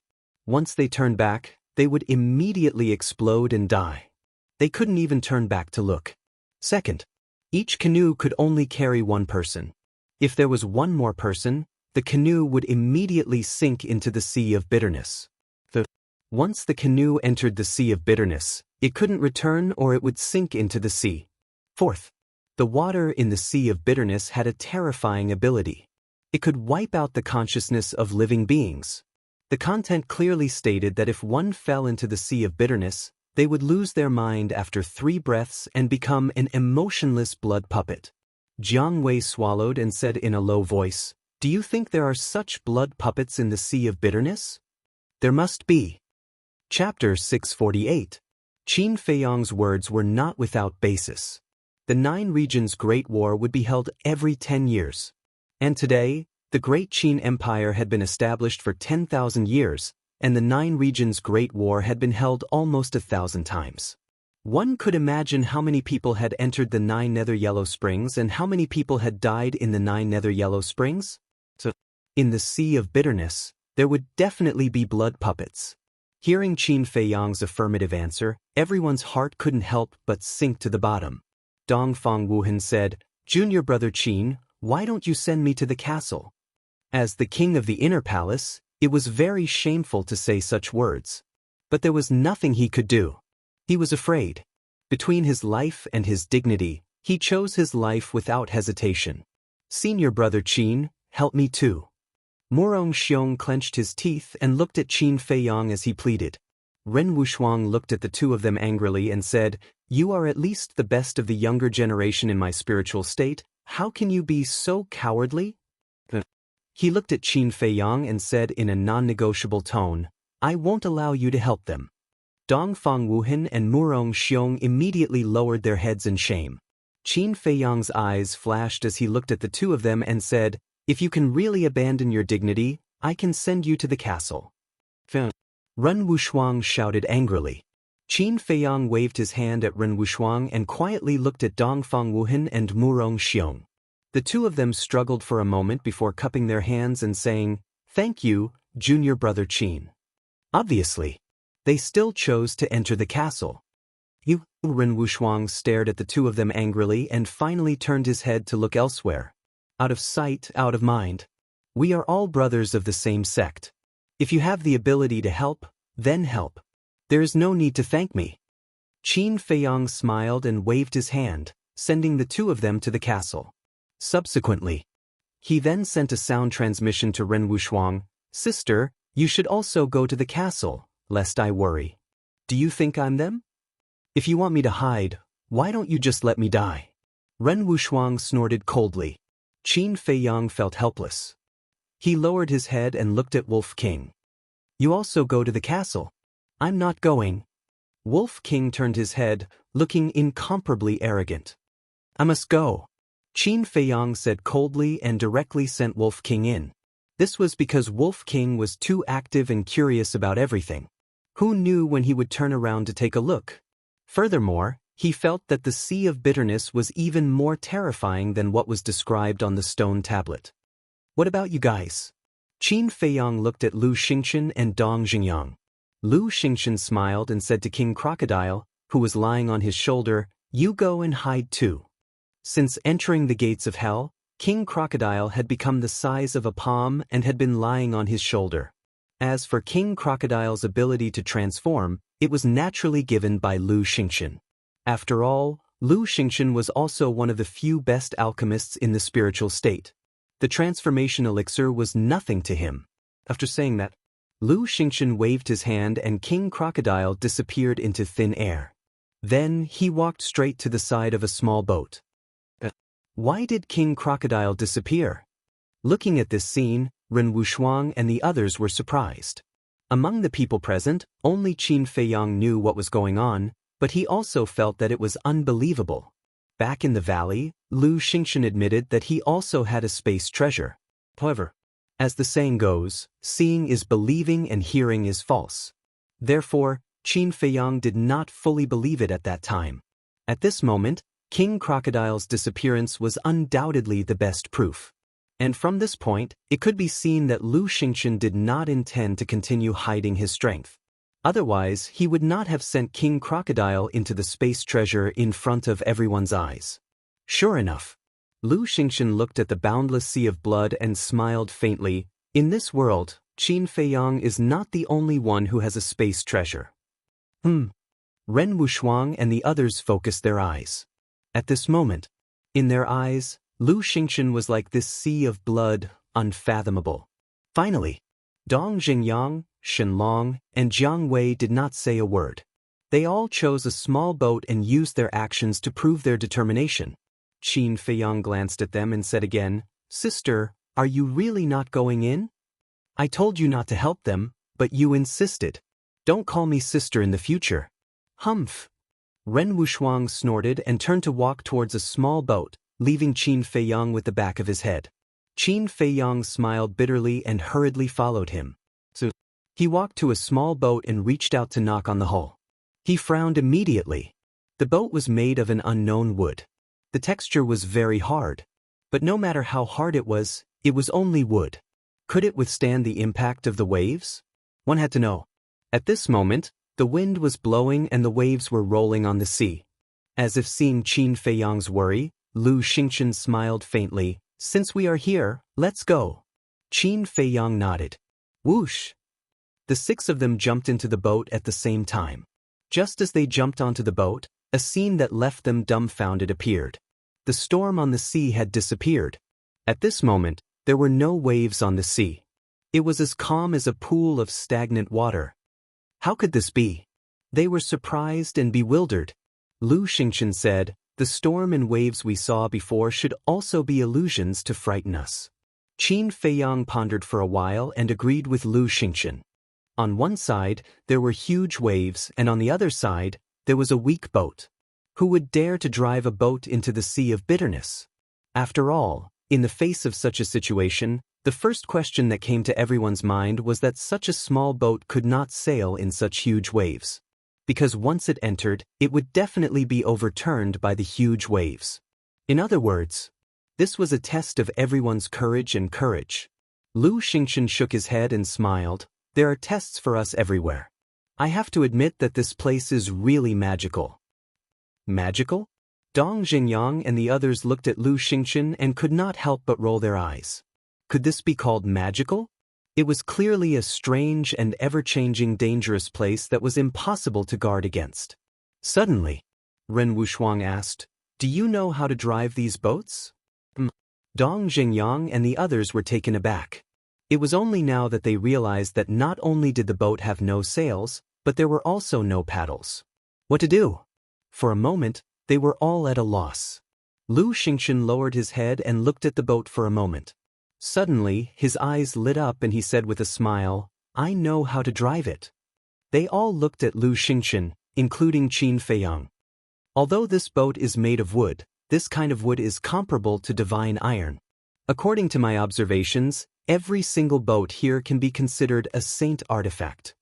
As long as we inject battle chi into it, we can drive the boat. And the speed of the boat is determined by the amount of battle chi we inject. In short, the more battle chi we inject, the faster it will go. Lu Xingchen said. They suddenly understood. Shenlong asked, "What is a holy weapon?"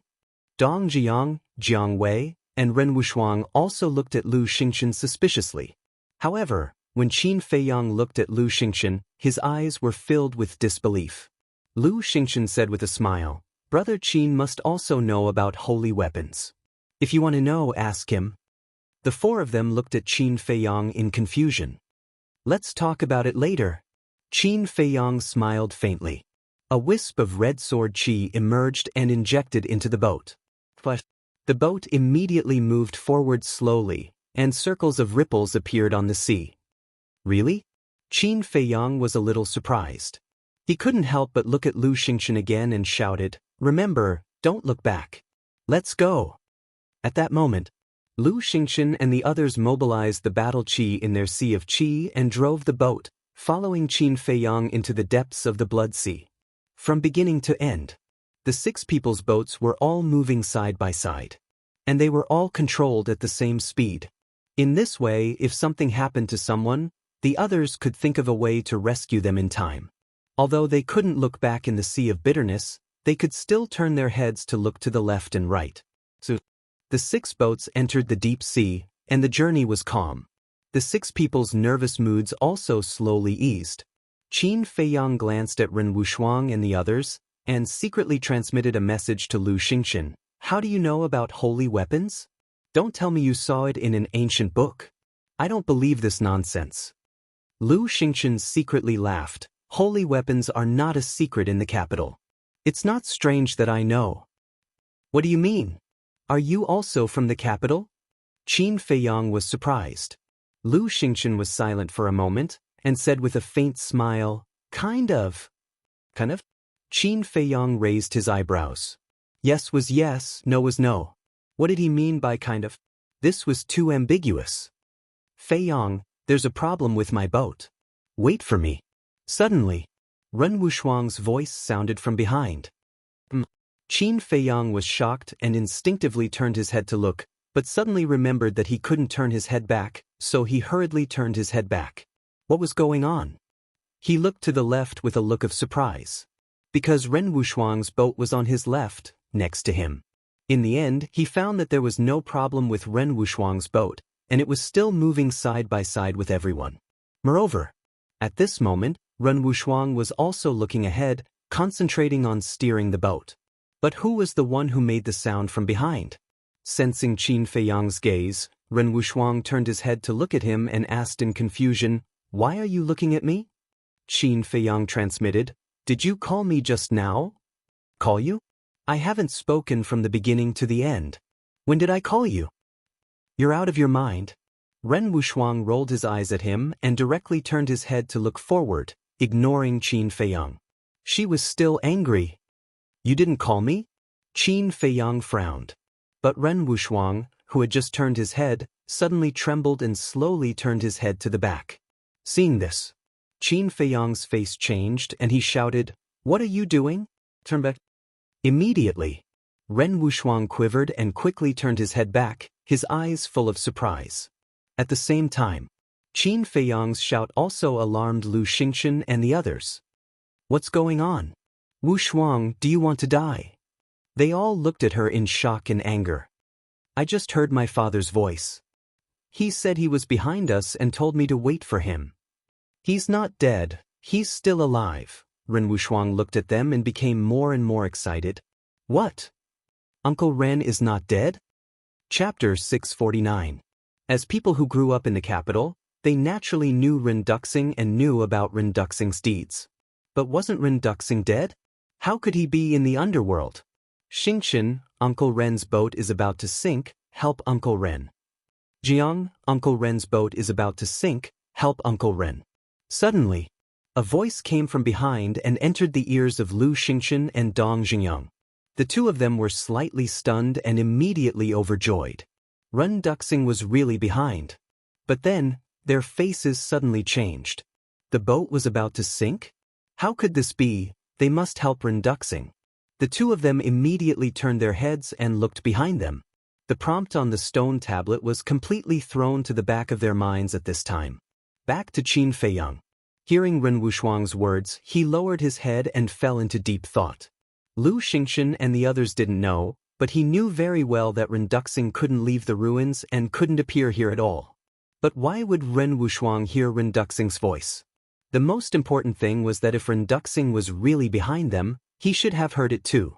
But just now, he didn't hear Ren Duxing's voice at all. In addition, the voice of Ren Wushuang he heard at the beginning was also strange. What was going on? Could it be, suddenly, Qin Feiyang seemed to have thought of something and his eyes suddenly trembled. He looked up at the crowd and happened to see Dong Jingyang and Lu Xingchen who were turning their heads. Immediately, Qin Feiyang's face changed and he shouted, "This is an illusion, don't look back." Boom. As soon as these words came out, Lu Xingchen and Dong Jingyang were like a bolt from the blue. Their bodies and minds trembled and they hurriedly turned their heads. Cold sweat broke out all over their bodies. If it weren't for Qin Feiyang's timely reminder, they would have already turned around. Earlier, I also heard Ren Wuxuang calling me from behind. However, when I asked her, she told me that she wasn't calling me. After that, Ren Wuxuang immediately heard her father calling her. But as far as I know, Ren Duxing is not here at all. So, I'm sure that the voices we heard were illusions. Qin Feiyang said in a deep voice. Lu Xingchen frowned and nodded. That seems to be the case. I also heard Uncle Ren's voice just now. He said that the ship is about to sink and asked me to help him. Dong Jingyang said, I heard it too, and I said exactly the same thing. That's right. The sea of misery can make us hallucinate. Its goal is to lure us back and make us explode. Remember, no matter what you hear, don't turn around. If you can't control yourself, slap yourself. Qin Feiyang warned with a serious face. Pain can keep people awake. Understood. Dong Jingyang and the other three nodded. It's just an illusion, but hearing these words, Ren Wuxuang muttered to herself, her face full of disappointment. Qin Feiyang glanced at her. He wanted to comfort her, but he didn't know how to do so. Suddenly, Ren Wuxuang looked at Qin Feiyang and said, How can you be so sure that my father is not here? Qin Feiyang was stunned and secretly scolded himself for being stupid. He accidentally let it slip. Ren Wuxuang said, Don't try to lie to me. Tell me honestly, do you know something? Hearing this, Lu Xingchen and the other three also looked at Qin Feiyang in surprise. Qin Feiyang pondered for a moment and nodded. I do know the whereabouts of your father. Ren Wuxuang was a very smart woman. Since she had already discovered the clues, no matter what he said now, it was impossible to eliminate Ren Wuxuang's suspicion. So, it was better to simply admit it. Ren Wuxuang's delicate body trembled, and her breathing quickened. Where is he? Tell me. He's really not dead. At the same time, Lu Xingchen and the other three looked at each other. Ren Duxing had been missing for so many years. Everyone had long believed that he had died. But they never thought that he was still alive. Since he was alive, then as Ren Wuxuang asked, where was Ren Duxing now? Looking at Ren Wuxuang's expectant face, Qin Feiyang sighed deeply and shook his head. I can't tell you now. If Ren Wuxuang knew about Ren Duxing's current situation, he was sure that Ren Wuxuang would be even sadder than before. When she was sad, she would naturally be distracted. And the sea of bitterness was full of dangers. Once she was distracted, the consequences would be unimaginable. So, these things should wait until they left the 9 underworlds. But Ren Wuxuang didn't know Qin Feiyang's intentions. She thought that Qin Feiyang was deliberately hiding it from her. She said angrily, Why can't you tell me? I'm his biological daughter. Don't I even have the right to know his whereabouts? I'm doing this for your own good. If you're worried, I can swear to God that Uncle Ren's life is not in any danger now. Qin Feiyang said. Wuxuang, we all know that you miss Uncle Ren very much. But Qin Feiyang must have his reasons for not telling you. Don't ask any more. Lu Xingchen persuaded. Ren Wuxuang frowned and glanced at Lu Xingchen. She said angrily, Do you have the right to speak here? Shut up. Lu Xingchen shrugged and looked helplessly at Qin Feiyang. Then he turned his head to look at the sea of blood in front of him. There was an inexplicable light flashing in the depths of his eyes. Dong Jingyang, Shenlong, and Jianghu also tactfully looked away. Ren Wuxuang looked at Qin Feiyang again and asked, When did you know? Qin Feiyang said, A long time ago. Ren Wuxuang said, So, you've been lying to me for a long time? Qin Feiyang nodded. You win. Ren Wuxuang looked at him coldly. After a long time, she gritted her teeth and said 3 words. She turned her head and pursed her lips with a self-deprecating smile. She had always regarded Qin Feiyang as her younger brother and the person she trusted the most. But she didn't expect that Qin Feiyang would lie to her. She was very disappointed. Alas! Looking at Ren Wuxuang's side profile, Qin Feiyang couldn't help but sigh. Although he lied to Ren Wuxuang, he didn't want Ren Wuxuang to worry. Even if Ren Wuxuang was angry now, he didn't regret it. Of course. He could understand Ren Wuxuang's current mood. Because any parent was the most loved and closest person to their children. If it were him today, he would also be angry. Whatever he wanted would come to him. Mother finally sees you. Wait for mother. A familiar voice came from behind. Qin Feiyang's body immediately trembled. Don't you want mother? Don't you miss mother? Look back and take a look at mother. This voice was constantly transmitted into Qin Feiyang's ears, with a sadness that couldn't be dissolved. Mother! Qin Feiyang clenched his hands, and his eyes couldn't help turning red. Although he knew it was just an illusion, he still had an urge to look back. Because mother was his only weakness. Save me. Someone wants to kill me. Suddenly, the voice changed the topic and screamed in horror. Damn it! Qin Feiyang cursed inwardly as he forcefully slapped his face. A bloody handprint immediately appeared on his face. At the same time, Ren Wuxuang and the others also showed pain and struggle. Obviously, they were also suffering at the moment. For the 6 of them, the current situation could be described as endless suffering. Even though they knew that this was an illusion, those familiar voices continued to tempt them. This was not only a mental torture, but also a mental devastation. It was worse than death. I can't stand it. I want to see who's behind this. Suddenly, Jianghu roared and turned his head to look. No! Qin Feiyang and the others hurriedly shouted. But it was too late. Jianghu had already completely turned his head away. But in his sight, there was no one, only an endless sea of blood. Shenlong shouted, Jianghu, are you crazy? Turn back. I'm not crazy. Am I not living well now? I think the words on the stone tablet are simply alarmist. Jianghu sneered. Qin Feiyang and the others were stunned. Looking at it carefully, Jianghu did not show any signs of exploding. Was the so-called no turning back really just to scare them? But at the next moment, Jianghu's body suddenly exploded. Flesh and blood splattered everywhere. In just an instant, Jianghu died, leaving only a scream echoing in the sky above the sea of blood, lingering for a long time. His body actually exploded and he died. Qin Feiyang and the others looked at this scene and were terrified to the extreme. Don't look, turn back. Qin Feiyang roared. Lu Xingchen and the others trembled and hurriedly turned their heads to look ahead. Damn bastard! If I have this ability, I will definitely make this sea of blood disappear. Shenlong roared. Is that so? As long as you turn back now, I will grant you supreme combat power to avenge your companions.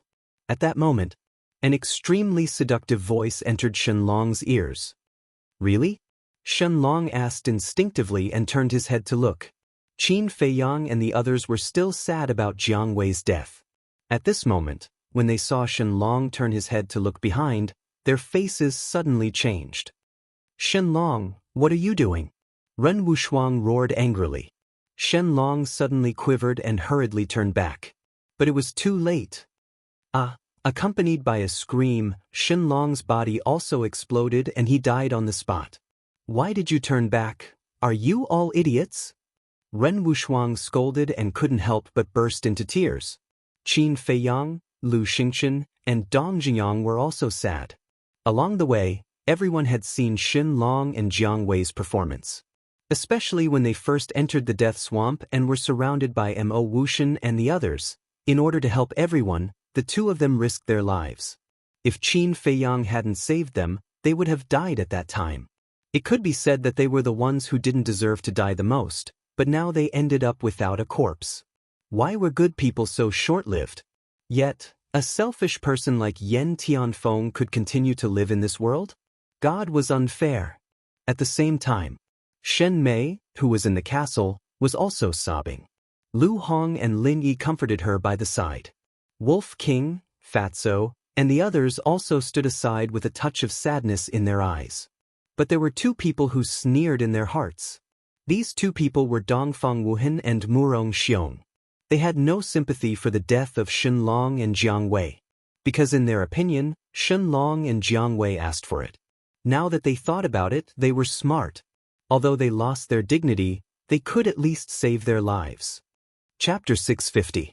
Suddenly, Fatso noticed Dongfang Wuhan's expression and said, "Brother Wolf, guess what they are thinking now?" Wolf King glanced at the two of them and sneered, "Do you still need to guess? They must be secretly happy in their hearts." If he didn't know Qin Feiyong's plan, he would have killed the two of them right now.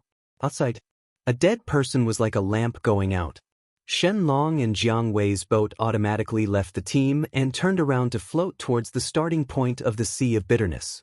But where was the end of the Sea of Bitterness? Qin Feiyong and the other three looked at the sea in front of them, their faces full of hesitation. They didn't know what kind of danger was waiting for them ahead. They didn't even know if they could leave the Sea of Bitterness alive. Qin Feiyong took a deep breath, looked at Ren Wushuang and the other two and said, "The dead can't come back to life, it's useless to be sad. Let's go." At that moment, the four of them poured battle chi into the boat without reservation. Crash! The four boats broke through the wind and waves, moving almost as fast as their flying speed, and swept towards the end of the sea like lightning. Time flew by.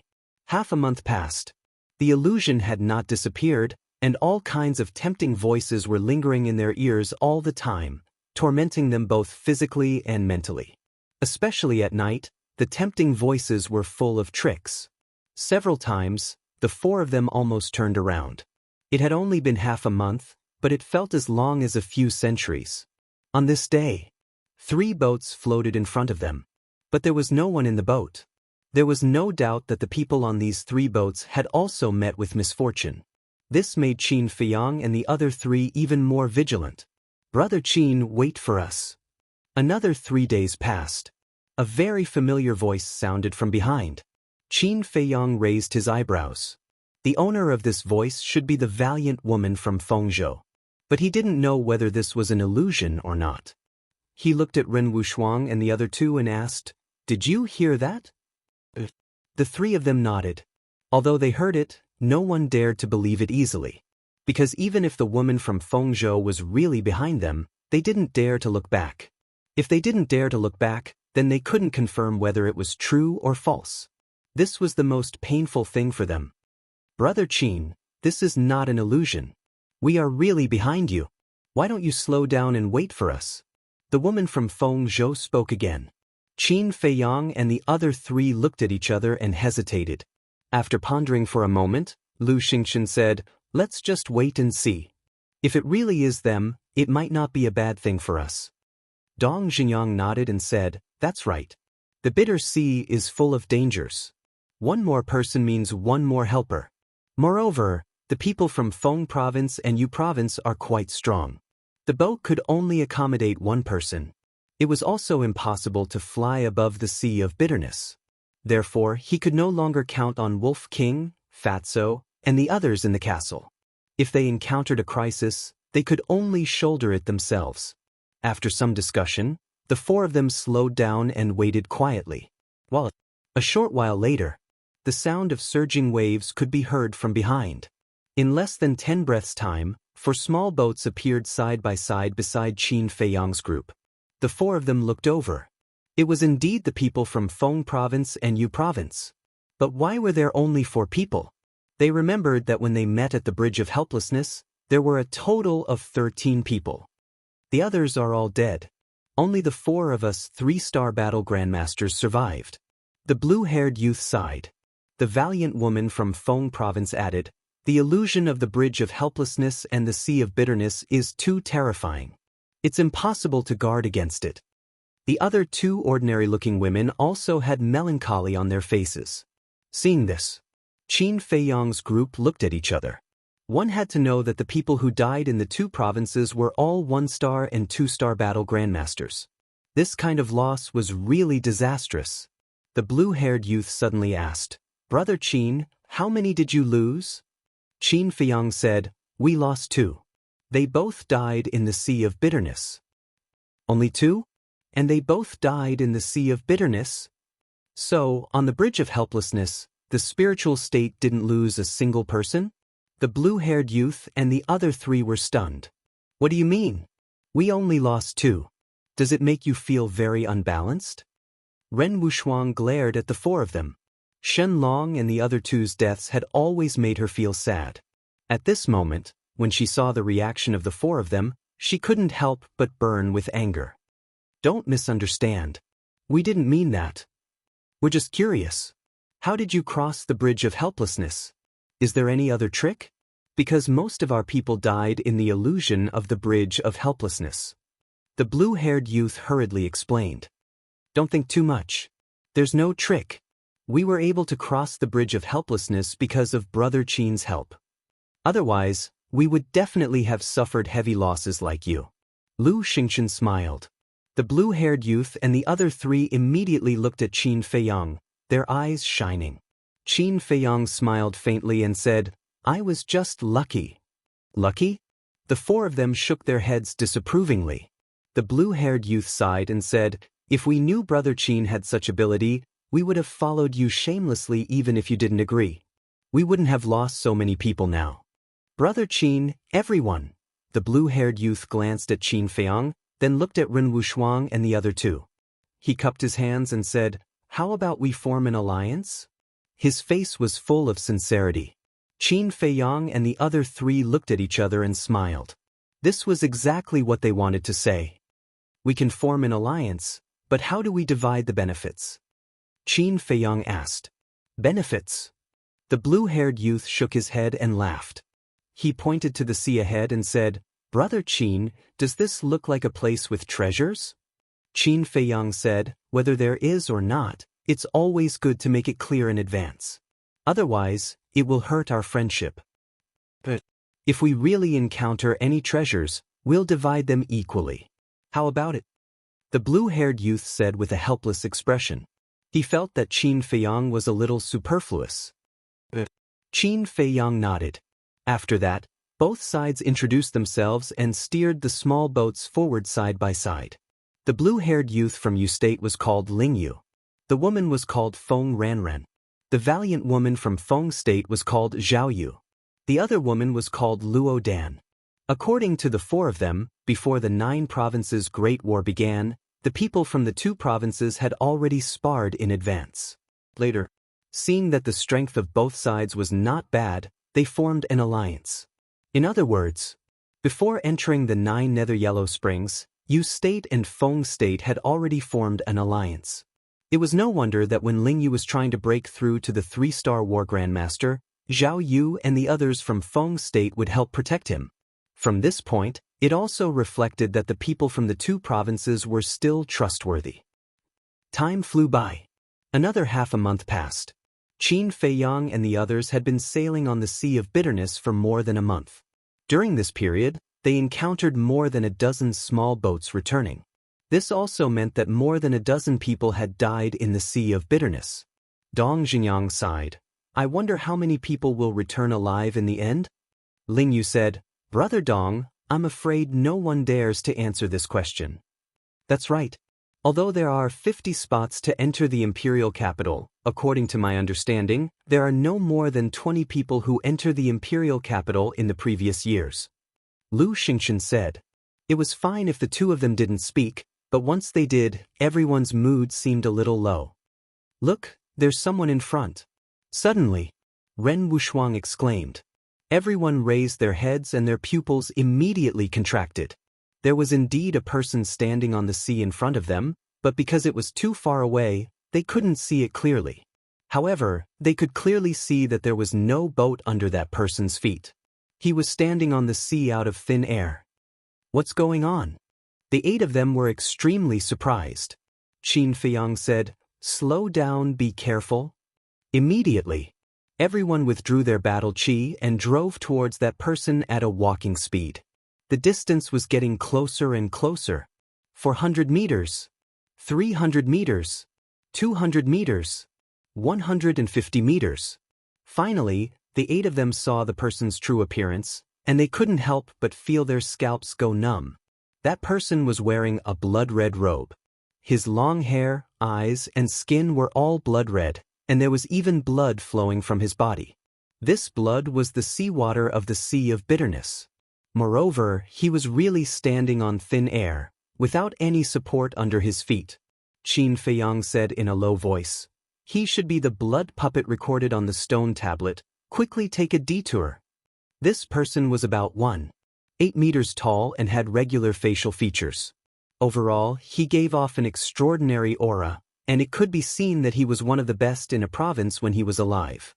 However, at this moment, he had become a killing machine in the Sea of Bitterness. Dong Jingyang and the others nodded and immediately steered the boat beside Qin Feiyang. They took a detour, maintaining a distance of more than 100 meters from the blood puppet. The blood puppet didn't stop them. It just stared at them, and its blood-red eyes revealed a ruthless coldness. However, just as they were about to take a detour, the blood puppet suddenly opened its mouth and roared like a beast. Immediately after, it began to run on the sea of blood, and its target was Qin Feiyang and the others. It can actually run on the surface of the sea? Qin Feiyang and the others were dumbfounded. The valiant woman Zhao Yu said, I'll deal with it. You guys pay attention to the surroundings, there may be other blood puppets. Let me test its strength. Qin Feiyang pointed his index finger in the air, and an invisible force suddenly roared out. Wherever it passed, it set off a huge wave that was several feet high. However, just as the invisible energy was about to hit the blood puppet flickered and easily dodged the attack, continuing to charge towards Qin Feiyang and the others. So fast, the 8 of them were shocked. Boom! The blood puppet rushed over and punched Zhao Yu because Zhao Yu was the closest to it. The terrifying force was earth-shattering, and for a moment, the boat under their feet was like a leaf in the wind, shaking wildly. They hurriedly activated their battle aura and condensed a battle aura boundary to stop the blood waves. However, they were shocked to find that the water in the Sea of Bitterness could actually erode their battle aura. A battle aura boundary could only last for 3 breaths at most. Get rid of it quickly. Lu Xingchen shouted at Zhao Yu. Get rid of it immediately. Zhao Yu's eyes were cold. With a wave of her hand, sword energy surged, and a 3-foot-long sword instantly appeared out of thin air. A person who has lost his mind should obediently go to hell and become a ghost. Sacred Sword Judgment. Immediately. Chapter 651. The blood puppet fell into the blood sea and was drowned by the seawater. It's just so. Zhao Yu clapped his hands disdainfully. Qin Feiyang and the others heaved a sigh of relief. Fortunately, these blood puppets were not very strong. Otherwise, they would have had a hard battle. Dong! But the next moment, the sea around them exploded, and huge waves rolled. Streaks of blood-red silhouettes burst out from the huge waves and landed on the surface of the sea. So many! The 8 of them looked ahead and to their left and right. Their expressions were extremely ugly. There were 10 blood puppets in front of them. There were 5 blood puppets on each side. There were 20 of them in total. There were also blood puppets behind them. But they could not turn around, so there was no way to know how many there were behind them. There were men and women among these blood puppets, and they all looked young and extraordinary. They must have been the strongest of the younger generation in the 9 prefectures when they were alive, just like the first blood puppet. Qin Feiyang said, We can't continue fighting. Ling Yu and the others nodded. There were so many blood puppets. Once they started fighting, it would take a lot of time, and it would undoubtedly be more difficult to catch up with the people in front. Most importantly, they could not turn around to check the blood puppets behind them. Once they attacked from behind, it would be impossible to guard against them. Boom! There was no hesitation. Waves of aura erupted as everyone began to perform their strongest battle techniques. But Lu Xingchen did not make a move. He only glanced coldly at the blood puppets as if it had nothing to do with him. Ultimate Destruction. Divine Demon Seal. Soul-Breaking Sword. In the blink of an eye, the 7 battle techniques appeared in the sky, shining brightly with a monstrous aura. At the same time, The surrounding blood puppets roared like wild beasts and pounced toward Qin Feiyang and the others. But Qin Feiyang and the others ignored the blood puppets on their left, right and rear. Their eyes were fixed on the 10 blood puppets in front of them. Kill. The few of them shouted in unison. The 7 battle techniques were like beasts pouncing on their prey. The 3 blood puppets at the front were instantly smashed into pieces. "Let's go!" Qin Feiyang shouted. The group of people immediately drove the small boat, following behind the 8 great war arts as fast as lightning. The combat strength of everyone present was quite impressive. In particular, the 4 of them were all 3-star combat grandmasters. With their battle arts, they could even fight a 6-star combat grandmaster. Judging from their strength, these blood puppets weren't any weaker than them. However, they hadn't used any battle arts since the beginning, which meant that they had already forgotten the battle arts they had learned when they were alive. Without a battle art, how could he be a match for them? Wherever the 7 great battle arts went, it could be said that they crushed everything in their path. In less than 3 breaths, the blood puppets in front of him were reduced to ashes. The 8 of them steered the small boat and fled without looking back. In fact, they also wanted to turn around and take a look because they could feel that the blood puppets were chasing after them. However, they did not have the guts to do so. "Feiyang, it's me, Uncle Yuan. I'm behind you, and I'm being attacked by blood puppets. Don't leave me behind." "Wushuang, it's Grandpa, please save Grandpa." At this moment, the illusions that had tormented them appeared again. Dong Xingyang roared, "Damn it, can't you do something else? Calm down. If you want to live, no matter who you hear, you can't turn around." Qin Feiyang roared. Dong Xingyang suddenly shivered, and cold sweat broke out all over his body. Before Jianghu died, it was because he was too angry and irritable that he lost his mind and lost his life. If it wasn't for Qin Feiyang's reminder, he would have followed in Jianghu's footsteps. Just thinking about it made him afraid. Zhao Yu and the other 3 looked at Dong Xingyang and then at Qin Feiyang. They had always been curious as to why Dong Xingyang and the other 2 were able to survive until now. One had to know. Dong Xingyang was only a 1-star combat grandmaster. Ren Wushuang was also only a 1-star combat grandmaster. As for Lu Xingchen, he was still hiding his cultivation. In their eyes, he was just an unremarkable war emperor. How could these 3 people reach the sea of bitterness? It turned out that it was because Qin Feiyang was constantly reminding them. In other words, although on the surface, Ren Wushuang was the captain, Qin Feiyang was the real core. At the same time, a few miles in front of Qin Feiyang and the others, crash. On the surface of the sea, the waves were turbulent. More than 20 small boats flew past. Behind them, there was also a group of blood puppets. Among these people, there were a few familiar faces to Qin Feiyang. One of them was Tan Wu. The others were Mo Wushan, Yan Tianfeng, Pei Sancher, and Lu Yunfeng. The others had the words Kuan and Chang embroidered on their chests. They were obviously from Kuan Prefecture and Changzhou. And among the people from these 2 prefectures, there were 2 people who were particularly eye-catching. They were 2 young men. They looked to be around 25 or 26 years old. One of them had a head of golden hair, while the other had a head of long green hair. Both of them were tall and straight, and their temperaments were extraordinary. Although these blood puppets are strong, they have all forgotten their battle techniques and are no threat to us. As long as there are no other changes, we will definitely be the first to reach the other side. The golden-haired man stood at the head of the bridge with a confident smile on his face. Of course. As long as we join forces, what can stop us in the 9 nether yellow springs? The green-haired youth said proudly. Mo Wushan looked at the 2 of them and said, "Don't forget, there's still Qin Feiyang from the spirit state. This person is not an ordinary person. If you are careless, you will definitely suffer a great loss." The golden-haired youth and the green-haired youth looked at each other with disdain in their eyes. Mo Wushan, don't brag about Qin Feiyang to the heavens.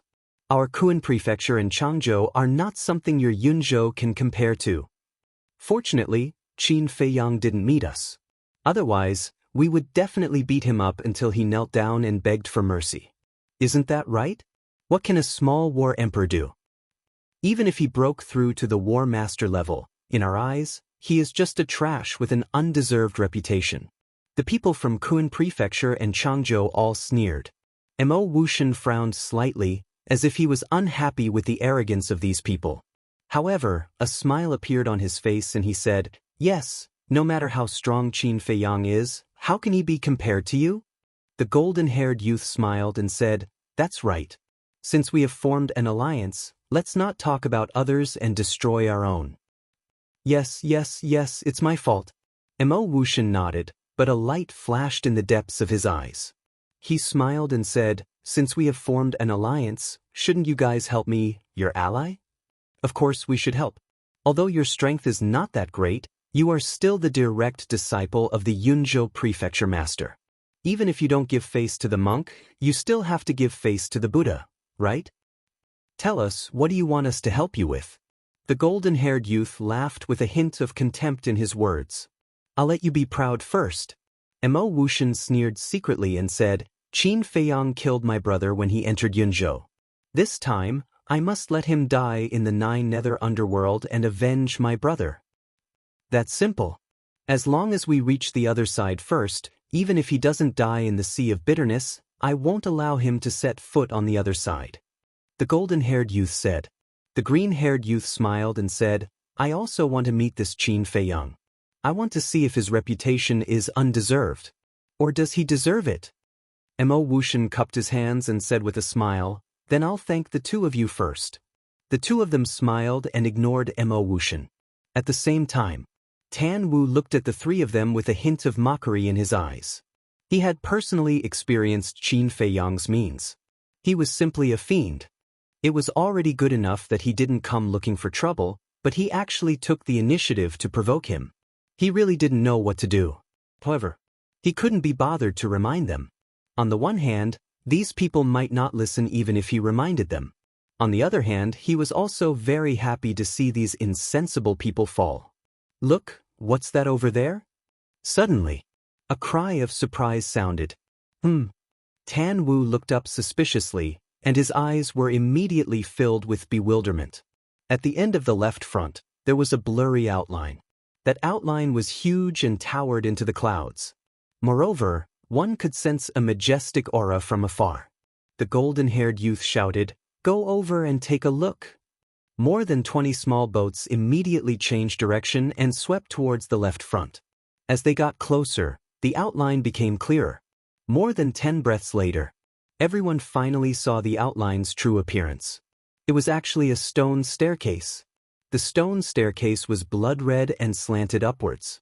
Every step was neat as one, like a staircase to heaven that reached the clouds. But the strange thing was that there was no support at the bottom of the stone staircase, giving people the feeling that it was floating on the sea. However, beside the stone staircase, there was a huge stone tablet floating on the sea. This stone tablet was more than 100 meters tall and was also blood-red, as if it was cast from fresh blood and suffused with an icy luster. And when the people present looked at the stone tablet, ecstasy immediately appeared on their faces. Because there were 2 big words engraved on the stone tablet. Paramitha. Like iron hooks and silver strokes, it emitted a terrifying aura that made one's heart palpitate. This is the Paramitha. We've finally reached the Paramitha. After a moment of silence, everyone cheered.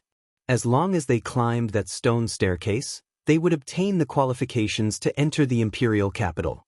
The imperial capital. In the eyes of all the living beings in the 9 prefectures, that was the holy capital that they all dreamed of going to. Hurry! Everyone drove the small boats and crazily rushed towards the stone staircase. At the same time, on the distant sea, 8 small boats sped over. It was Qin Feiyang and the others. Although they were several kilometers away from Tan Wu and the others, they had been driving the small boats at full speed all along the way in order to avoid the blood puppet's pursuit. And the small boat's current moving speed was comparable to their flying speed. Thus, the distance of a few kilometers was nothing to him. And at this moment, they also saw the outline of the Paramitha. But like Tan Wu and the others, they did not know what it was at first. Therefore, they were exceptionally careful at this moment. Damn! So many blood puppets! As the distance continued to shrink, they could clearly see the group of blood puppets that were chasing Tan Wu and the others, and their expressions could not help but change. Ling Yu hurriedly said, "Quickly take a detour, don't bump into them." Chapter 652.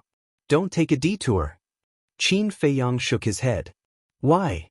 Ling Yu looked at him in confusion. Qin Feiyang said, "Then answer me first. What are those blood puppets chasing?" Ling Yu frowned. Do you still need to ask? Of course they're chasing someone. That's right. The people from Hezhou, Koan, Changzhou and Yunzhou are all ahead of us. Therefore, the people that the blood puppets are chasing are definitely them. In other words, we've already caught up with them. Qin Feiyang said. But because of this, we should take a detour. Because only by avoiding the blood puppets in front of us can we really overtake them. Ling Yu said. You're right, but you ignored the direction those blood puppets are going. See, they're all going for that silhouette. And these blood puppets are chasing Mo Wuxian and the others. If they went there, Mo Wuxian and the others must have gone there too. I'm guessing that the real body of that silhouette is definitely not ordinary. Qin Feiyang's eyes flashed. Ling Yu's pupils shrank. He looked up at the silhouette, and his face was full of surprise. Zhao Yu glanced at Qin Feiyang and said, Ling Yu, will do as Brother Qin says. Ling Yu nodded and looked at Qin Feiyang. Brother Qin, please give us your orders. In terms of intelligence, he admitted that he was indeed not as smart as Qin Feiyang. Qin Feiyang said, There's nothing to give, just be prepared for battle at any time. Understood. Everyone nodded. But the 8 boats suddenly turned into sharp arrows, breaking through the waves. Mo Wuxian and the others were only 200 meters away from the other shore. It could be said that they were very close. Everyone was wild with joy. 200 meters. 150 meters. 100 meters. But just as they entered the range of 100 meters, the faces of the 5 people at the front suddenly twisted. The 5 of them turned around at the same time. Ah! The next moment, following a series of painful screams, the 5 people exploded one after another. The small boat under his feet immediately turned back. What happened? The people behind all stopped in unison and looked at the 5 returning boats in bewilderment. The golden-haired youth looked at Lu Yunfeng and Pei Sanshi and said, You two go take a look. The 2 of them raised their eyebrows. The golden-haired youth shouted impatiently, Go now, or don't blame me for being ruthless. A vicious aura immediately rose between the brows of Lu Yunfeng and the other 2. Wasn't this clearly asking them to be cannon fodder? Mo Wuxian transmitted his voice, We are alone and weak. We can't go against them. Hurry up and be careful. The 2 of them looked at Mo Wuxian gloomily. On the surface, Mo Wuxian seemed to be concerned about them, but in reality, he was harboring evil intentions. They knew that both Mo Wuxian and Yan Tianfeng wanted to get rid of them. But because they had been on guard all along the way, they didn't let the 2 of them get a chance. At this very moment, naturally, Mo Wuxian would not miss such a good opportunity. However, even though they knew this, they had no way out. The golden-haired youth's strength was far beyond theirs. If they dared to say no, they would definitely be killed. The other shore was right in front of them. If they died now, it would not be worth it. Seeing that the 2 of them were hesitating, the golden-haired youth did not hide the murderous intent in his eyes. He shouted, Why aren't you going? The most important thing was that the blood puppets behind them were about to catch up. If they couldn't figure out the reason for the 5 people's deaths before the blood puppets caught up, they could only force their way in without any mental preparation. At that time, they might not be able to survive. Let's go. Even though it's dangerous, it's still an opportunity. Lu Yunfeng transmitted his voice to Pei Sanshi. If they could restrain themselves after finding out the reason for the 5 people's deaths, they would definitely be the first to reach the other shore. Phew. Pei Sanshi took a deep breath and drove the small boat side by side with Lu Yunfeng, slowly moving forward. At this moment, Mo Wuxian and the others held their breaths and stared at the 2 of them. Finally, Lu Yunfeng and Pei Sanshi entered the range of 100 meters. Save me, don't leave me behind, Mother misses you, come back quickly, child, why aren't you answering me? I'm right behind you, quickly turn around and look at me." Immediately, an incomparably mournful and despairing voice came from behind the two of them, continuously drilling into their ears. "You two bastards, I've wanted to kill you for a long time, go to hell. You actually want to shake our position, you really don't know life from death. Let me tell you, you'll never be able to leave the 9 Nether Yellow Springs alive." Following that, Mo Wuxian and Yen Tianfeng's voices entered their ears, filled with bone-piercing killing intent. Even, they could clearly feel 2 terrifying auras erupting from behind them. The two of them turned pale with fright and hurriedly looked back. But when they saw it, the two of them were dumbfounded. This was because Mo Wuxian and Yen Tianfeng did not show any signs of fighting. Oh no. The two of them suddenly came back to their senses. This was an illusion. But it was too late to understand now. Accompanied by 2 mournful screams, their bodies directly exploded, and blood splattered across the sky. Seeing this scene, the golden-haired youth and the others were extremely shocked. Wasn't this death too fast? What was going on? At this moment, in their eyes, the mere 100 meters in front of them was like a forbidden zone of death, and they did not dare to step into it. At this moment, a series of roars sounded from behind, less than 100 meters away. Needless to say, the blood puppet had caught up. The green-haired youth shouted, "We can't care about that anymore, let's go." Immediately, the group of people steered the boat and braced themselves as they headed towards the stone stairs. But just as they entered the range of 100 meters, all the boats stopped. Each of them had a ferocious look on their faces as they struggled frantically. In the blink of an eye, another 4 people turned their heads and exploded to death. Adding Lu Yunfeng and Pei Sancher, as well as the 5 people who died at the beginning, 11 people had already died. And these 11 people were all war masters. However, the blood puppets did not chase after them, but they did not retreat either. They blocked behind Tan Wu and the others, clearly wanting to cut off their retreat. At the same time, Qin Feiyang and the others, who were flying over, also saw the stone stairs that led to the clouds. And when the 2 words, Higan, entered their sight, the 8 of them were overjoyed. Dong Xingyang said excitedly, "We're finally here, quick, catch up now, maybe we can still make it in time." After enduring for so long, he finally saw Higan. He had almost forgotten about everything. Qin Feiyang glanced at the stone stairs, then at the stone tablet, and then at the blood puppets in front of him. Suddenly, he noticed that there were more than a dozen boats floating towards them. However, because there were too many blood puppets blocking his line of sight, he could not see the situation of Tan Wu and the others, but his intuition told him that something was happening in front of him. At this moment, Dong Xingyang and the others had already steered the boat forward. Qin Feiyang's expression changed, and he immediately steered the boat to chase after them, at the same time shouting, "Stop! Higan is right in front of us. Why are we stopping?" Zhao Yu said without turning his head.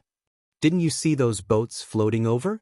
There are more than a dozen boats, in other words, more than a dozen people have already lost their lives.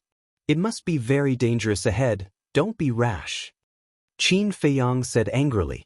Hearing this, Dong Xingyang and the others glanced at the sea, and when they saw the dozen boats, they suddenly shuddered and hurriedly braked. Qin Feiyang caught up with them and said in a deep voice, "If you continue to be so impulsive, I won't care about your life or death. I'm sorry. We were wrong."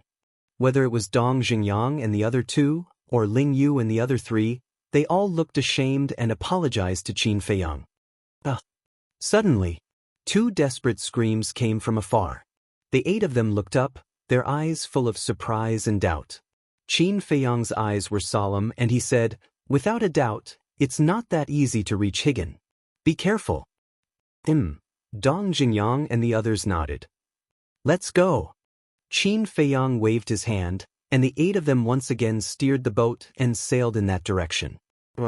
The blood puppet that was chasing them from behind suddenly roared angrily. Immediately, the blood puppets behind Tan Wu and the others all turned their heads in an instant and looked at Qin Feiyang and the others. Damn it! Qin Feiyang and the others' faces darkened. They didn't know how many blood puppets were behind them, but there were more than 50 blood puppets in front of them. Roar!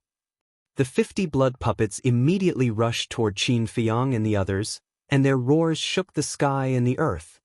What should we do? Dong Jingyang looked at Qin Feiyang. Qin Feiyang looked at Lu Xingchen and said, shouldn't you also make a move? We can't always let Ling Yu and the other three do it. Everyone looked at Lu Xingchen in surprise. How would I dare to disobey Brother Qin's orders? Lu Xingchen smiled, raised his hand and pointed in the air, and a giant storm suddenly appeared out of thin air. Those wind blades emitted the power to destroy the world. At the same time, his aura was like a rainbow, as if a god had descended to the world. What a powerful aura! What a terrifying battle art! Lu Xingchen, you're actually a 3-star war grandmaster. Dong Jingyang and Ren Wushuang were dumbstruck. Ling Yu and the other two were also shocked. And according to their judgment, the battle art that Lu Xingchen was using now was also a perfect battle art. Lu Xingchen smiled faintly and said, I don't think I've ever admitted that I'm a 7-star war emperor. Woo-woo. Crush. After he finished speaking, he waved his hand, and the giant storm whistled toward the blood puppets in front. Wherever it passed, the sea rolled and waves of blood surged. Those blood puppets were like rotten wood, unable to withstand a single blow, and a large number of them were instantly obliterated. In just 2 blinks of an eye, the giant storm forcibly tore a hole in it. Ling Yu and the other 3 looked at each other. They never thought that there would be such a terrifying expert hidden in the spiritual state. Now is not the time to be distracted, let's go. Qin Feiyang shouted. The 8 of them steered the small boat and followed behind the giant storm, advancing rapidly. In less than 10 breaths, the 8 of them rushed out of the encirclement. But when they saw the current situation of Tan Wu and the others, their faces were full of shock and bewilderment. What were these people doing? Chapter 653. Qin Feiyang waved his hand and said, something's wrong. Stuff. The 8 boats immediately stopped in unison. At this moment, they were only 50 to 60 meters away from the 100-meter range. The other shore is right in front of us. Any normal person wouldn't stop here. Unless there are other factors. But we can't see their expressions. It's hard to tell. Lu Xingchen frowned. I can't take it, I'd rather die. Suddenly, a person from Kuanzhou howled and turned around. Naturally, the outcome was that he exploded and died. The moment this person turned around, Qin Feiyang and the others captured his expression. His twisted face was filled with pain. His blood-red eyes were filled with despair. Ren Wushuang said, could it be an illusion? It shouldn't be. Illusions would appear at any time on our way here. They must be the same. But they were able to come here alive, which means that their willpower is not weak. How could they be confused by illusions at this last step? Jianghu said, roar! The blood puppets behind them approached step by step. Qin Feiyang said, we can't delay any longer. No matter what, we can only move forward. But before he finished speaking, an angry roar suddenly exploded. What can mere illusions do to me? The one who shouted was Tan Wu. At the same time, the boat under his feet finally moved and sailed toward the other shore. It's really an illusion. Zhao Yu's gaze trembled. Dong Jingyang said in a deep voice, and this illusion is very unusual. Otherwise, so many people wouldn't have died here. Those illusions before were just appetizers. This is where the real test is. Are you all ready? Qin Feiyang glanced at the 7 of them. The 7 of them nodded heavily. It wasn't easy to get here. They definitely couldn't fall here. Let's go. Qin Feiyang waved his hand. The 8 of them drove the boat and rushed into the 100-meter range. Immediately, like Tan Wu and the others, the boat stopped in unison. All kinds of tempting voices turned into a terrifying sound wave and poured into their minds. His face and eyes were filled with pain and struggle. Just as the 8 of them entered the forbidden area, the golden-haired young man and the green-haired young man roared and broke free from the illusion one after another. However, when they saw that Tan Wu actually woke up before them, a trace of viciousness immediately crept up between their brows. Tan Wu, the first person to reach the other side must be us. Stop right there. The golden-haired young man shouted, his eyes filled with killing intent. Tan Wu ignored them and stared at Higgin with a burning gaze. I told you to stop, didn't you hear me? The murderous aura between the golden-haired young man's eyebrows became even thicker. Tan Wu gave a cold snort and turned a deaf ear. At this moment, Mo Wuxian's roar sounded out, and he also woke up and immediately steered the small boat towards the opposite shore. Back to Qin Feiyang. At this moment, his hands were tightly clenched, and his face was distorted. Sweat was dripping down his forehead like rain. This was because the voices of countless people were echoing in his head.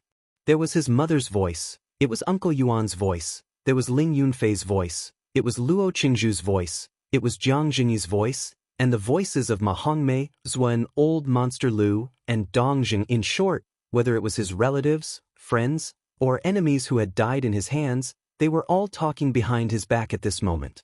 Some people said that they missed him. Some people said that they wanted to kill him. There were also people who said that they wanted to take his life. Moreover, some voices sounded in his ears. He could even clearly feel the hot air coming out of the mouths of those people who were talking. It was as if there was really someone behind him. Qin Feiyang also finally understood now why Tan Wu and the rest would stop here. Because the illusion here was too real. It was no exaggeration to say that the illusions he had experienced on the way were not even 1/10,000th of the illusions here. Your Highness, is the outside world fun? Do you want to return to the imperial capital? Unfortunately, you are no longer the 14th prince. You are now just a dog that no one wants. You will never be able to return to the imperial capital? Suddenly. The voices in his ears changed and turned into mocking laughter. Wild laughter. The appearance of these voices caused Qin Feiyang's murderous aura to soar. Because the owners of these voices were the people who had hurt him in the imperial capital. He was going crazy with hatred. His nails had already sunk into his skin, and blood was flowing. But he gritted his teeth and endured it. The last bit of reason he had told him that he absolutely could not turn back. Suddenly, a monstrous murderous aura rushed out of his body. His black hair fluttered as he roared towards the sky. I swear, I will kill all of you with my own hands and make you regret it. With this roar, all the voices in his ears suddenly disappeared. Who? At this moment, Qin Feiyang's body went soft as he half knelt in the boat. Sweat dripped like raindrops and he panted like an ox. It was really dangerous just now, and he almost lost his mind. However, it was also thanks to the voices of those people just now. Because it was these voices that had completely stimulated the hatred in his heart and his unyielding will, which allowed him to get rid of the illusion. This is Qin Feiyang's voice? At the same time, hearing Qin Feiyang's roar, Tan Wu and Mo Wuxian's eyes trembled. As they were all confused by the illusion and could not turn back, only now did they know that Qin Feiyang had also rushed over. And from the sound, Qin Feiyang seemed to have gotten rid of the illusion. Immediately, Tan Wu's eyes became playful. Once this fiend arrived, there would definitely be a good show to watch. But Mo Wuxian's eyes were filled with killing intent. He absolutely could not let this person reach the other shore. He looked at the blonde youth in front of him and transmitted his voice. The two of you, that roar just now was Qin Feiyang. You have to keep your word. Don't worry, with us here, he can forget about reaching the other shore. And Tan Wu, he will definitely die today. A cruel smile crept onto their faces. After a short period of calm, Qin Feiyang finally recovered. He got up and looked at Mo Wuxian and the rest, frowning slightly. He looked at Tan Wu, who was about to reach the shore, and a smile crept into his eyes. To be honest, Tan Wu was the first to reach the other shore, which was somewhat beyond his expectations. But it could also be seen that this person's willpower was very terrifying. So the more he looked at this person, the more satisfied he was. He must take him under his command. At this moment, the boat under Tan Wu's feet finally reached the shore. Seeing this, the blonde youth was immediately anxious and said angrily, Tan Wu, do you really not want to live anymore? Whether I want to live or not, it's not up to you. Tan Wu mocked without turning his head, and then walked to the bow of the boat without hesitation. The other shore, I'm here. He looked up at the long stone stairs and muttered to himself. He decisively lifted his foot and stepped onto the first step of the stone stairs. Damn it. The blonde youth's face was as dark as water. Want to kill me? Follow me, Tan Wu said without even turning his head. Then he dashed up the stone stairs. Qin Feiyang glanced at the blonde youth with a hint of ridicule in his eyes. Actually, it was not very important whether he was the first to reach the other shore or not. Anyway, as long as he could enter the imperial capital, it was fine. And the reason why these two people were so eager to be first was purely because of vanity. Because if they could be the first to reach the other shore, then they would have the capital to show off in the future. But what was certain was that Tan Wu had completely angered these two people. A bloody battle was inevitable later. Qin Feiyang retracted his gaze and looked at Ren Wushuang and the rest. The few of them were not awake yet. How could he help them? He lowered his head and pondered. At this time, the blonde youth, the green-haired youth, and Mo Wuxian also stepped onto the stone stairs one after another. Their boat also immediately turned around and returned the way they came. But after the three of them stepped onto the stone stairs, they did not chase after Tan Wu immediately. The blonde youth frowned and said, "Do you guys think we can turn back now?" "I don't know." The green-haired youth shook his head. The blonde youth pondered for a moment and said, "Mo Wuxian, turn back and try." Mo Wuxian's face immediately turned green. "What? Do you want to die? Do you believe that I'll kick you down now?" The blonde youth's eyes flashed. "Mo Wuxian, you have to be sure that you can turn back first before we can help you deal with Qin Feiyang. If we can't turn back, how can we deal with him? So, don't hesitate, lest you really get kicked into the sea of bitterness. At that time, there will be no hope," the green-haired youth said with a smile. Mo Wuxian was furious. If he had known earlier, he would not have colluded with these two people. But it was too late to regret now. "I'll count to 3. If you don't turn back, then don't be ruthless," the blonde youth sneered. 3, 2, 1. The golden-haired youth was counting slowly, but in Mo Wuxian's ears, it was like a talisman that hastened his death. Just as he counted to 1, Mo Wuxian gritted his teeth, closed his eyes, and suddenly turned around, his face filled with nervousness and panic. 1 breath, 2 breaths, 3 breaths, until 10 breaths passed, Mo Wuxian did not show any signs of exploding. He slowly opened his eyes. Seeing that he was unharmed, he was immediately overjoyed and said, "I can turn back." The blonde youth was also overjoyed and immediately turned to look at the sea of bitterness. After more than a month, this is the first time we turn back to enjoy the scenery of the sea of bitterness. The blonde youth laughed. The green-haired youth nodded, and then asked, "Mo Wuxian, who is Qin Feiyang?" "Yes." Mo Wuxian pointed at Qin Feiyang, who was in deep thought with his head lowered, and a cold light flashed in his eyes. The two looked over and sized up Qin Feiyang for a moment, and a trace of disdain appeared in their eyes. "Isn't he just a one-star battle ancestor? What's the big deal? Killing him is as easy as waving my hand. But isn't he awake? Why hasn't he come up?" The blonde youth said with disdain, and then asked suspiciously. Mo Wuxian thought for a moment and said, "This person is a very emotional person. He should be trying to help his companions." So childish. The two of them shook their heads mockingly. Mo Wuxian glanced at the two of them, and there was a trace of worry in his eyes. The two of them were too arrogant. If they did not quickly get rid of Qin Feiyang, they would definitely suffer a great loss in the end. His eyes flashed slightly and he laughed. "The two of you, in order to prevent any accidents, why don't we kill him now?" "Good idea. We have already left the sea of bitterness, and can kill him freely. But his hands and feet are tied on the small boat." The two of them laughed very brightly. Mo Wuxian also laughed. "Then what are we waiting for? Let's end his dog life." Boom! Immediately. Chapter 654. Qin Feiyang suddenly raised his head and looked at Mo Wuxian and the other two. Mo Wuxian laughed. "Qin Feiyang, as long as you kneel down and beg me, I will let you go and let you reach the other side." Qin Feiyang laughed and said, "You think you are qualified to make me kneel?" He could not do such a thing that hurt his self-esteem. Moreover, even if he really knelt down, Mo Wuxian would not let him go.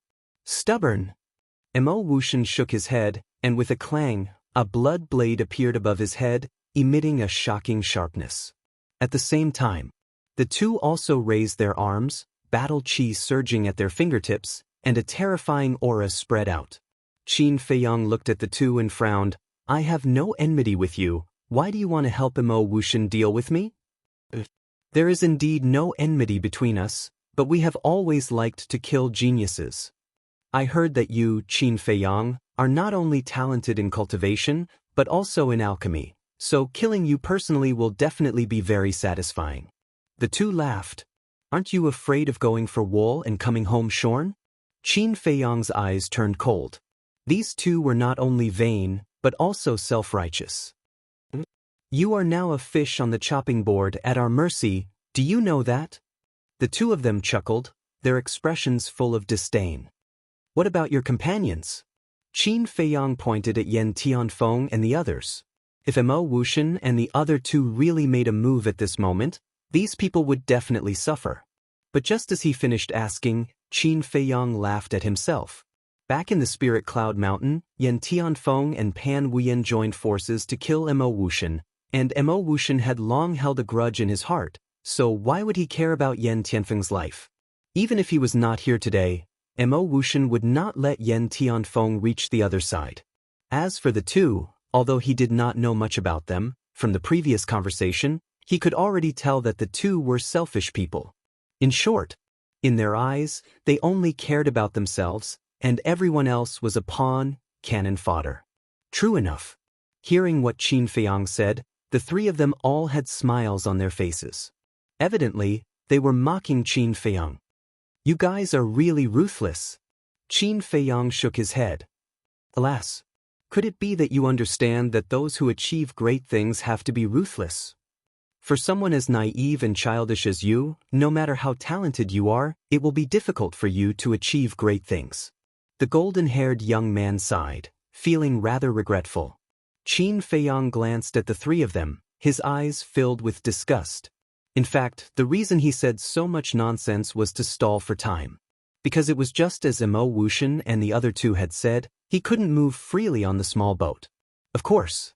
If Mo Wuxian was alone, he wouldn't have cared. Even if Mo Wuxian was a 2-star battle master now, with his methods, he could easily kill him.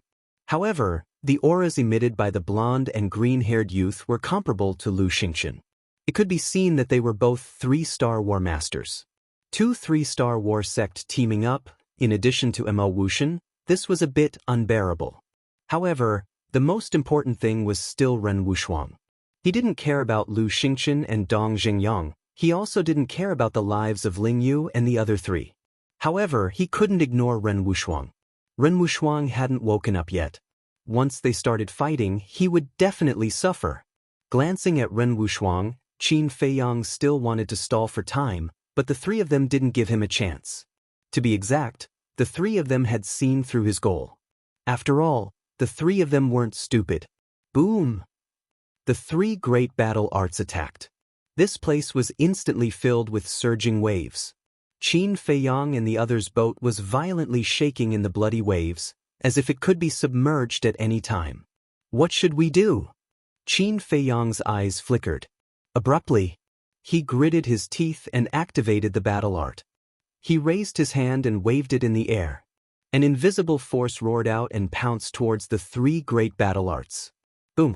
The invisible force collided with the 3 great battle arts in the air, and a terrifying destructive wave was suddenly born. Qin Feiyang's body trembled and he immediately spat out a mouthful of blood. Although he was severely injured, he was able to withstand it with the protection of the battle art. However, the bloody waves on the sea were even more turbulent, reaching a height of more than 10 meters. This was the problem that Qin Feiyang was worried about. Once they fought with all their strength, even if they weren't killed by Mo Wuxian and the other two, they would be swallowed by the bloody waves and fall into a sea of suffering. However, Mo Wuxian and the other two didn't have to worry about this. Because no matter how high the bloody waves were, they just had to retreat to a higher place on the stone stairs. On the sea, the bloody waves covered the sky and pounced towards Qin Feiyang and the others. If they couldn't think of a way, even the gods wouldn't be able to save them. Suddenly, Qin Feiyang had a plan in his mind. However, this plan was really risky. It could even be said that there was a slim chance of survival. But now, it seemed that there was no other choice but to gamble. Without the slightest hesitation, Qin Feiyang leaped and actually landed on Ren Wushuang's small boat. Seeing this, Mo Wuxian and the other two were stunned.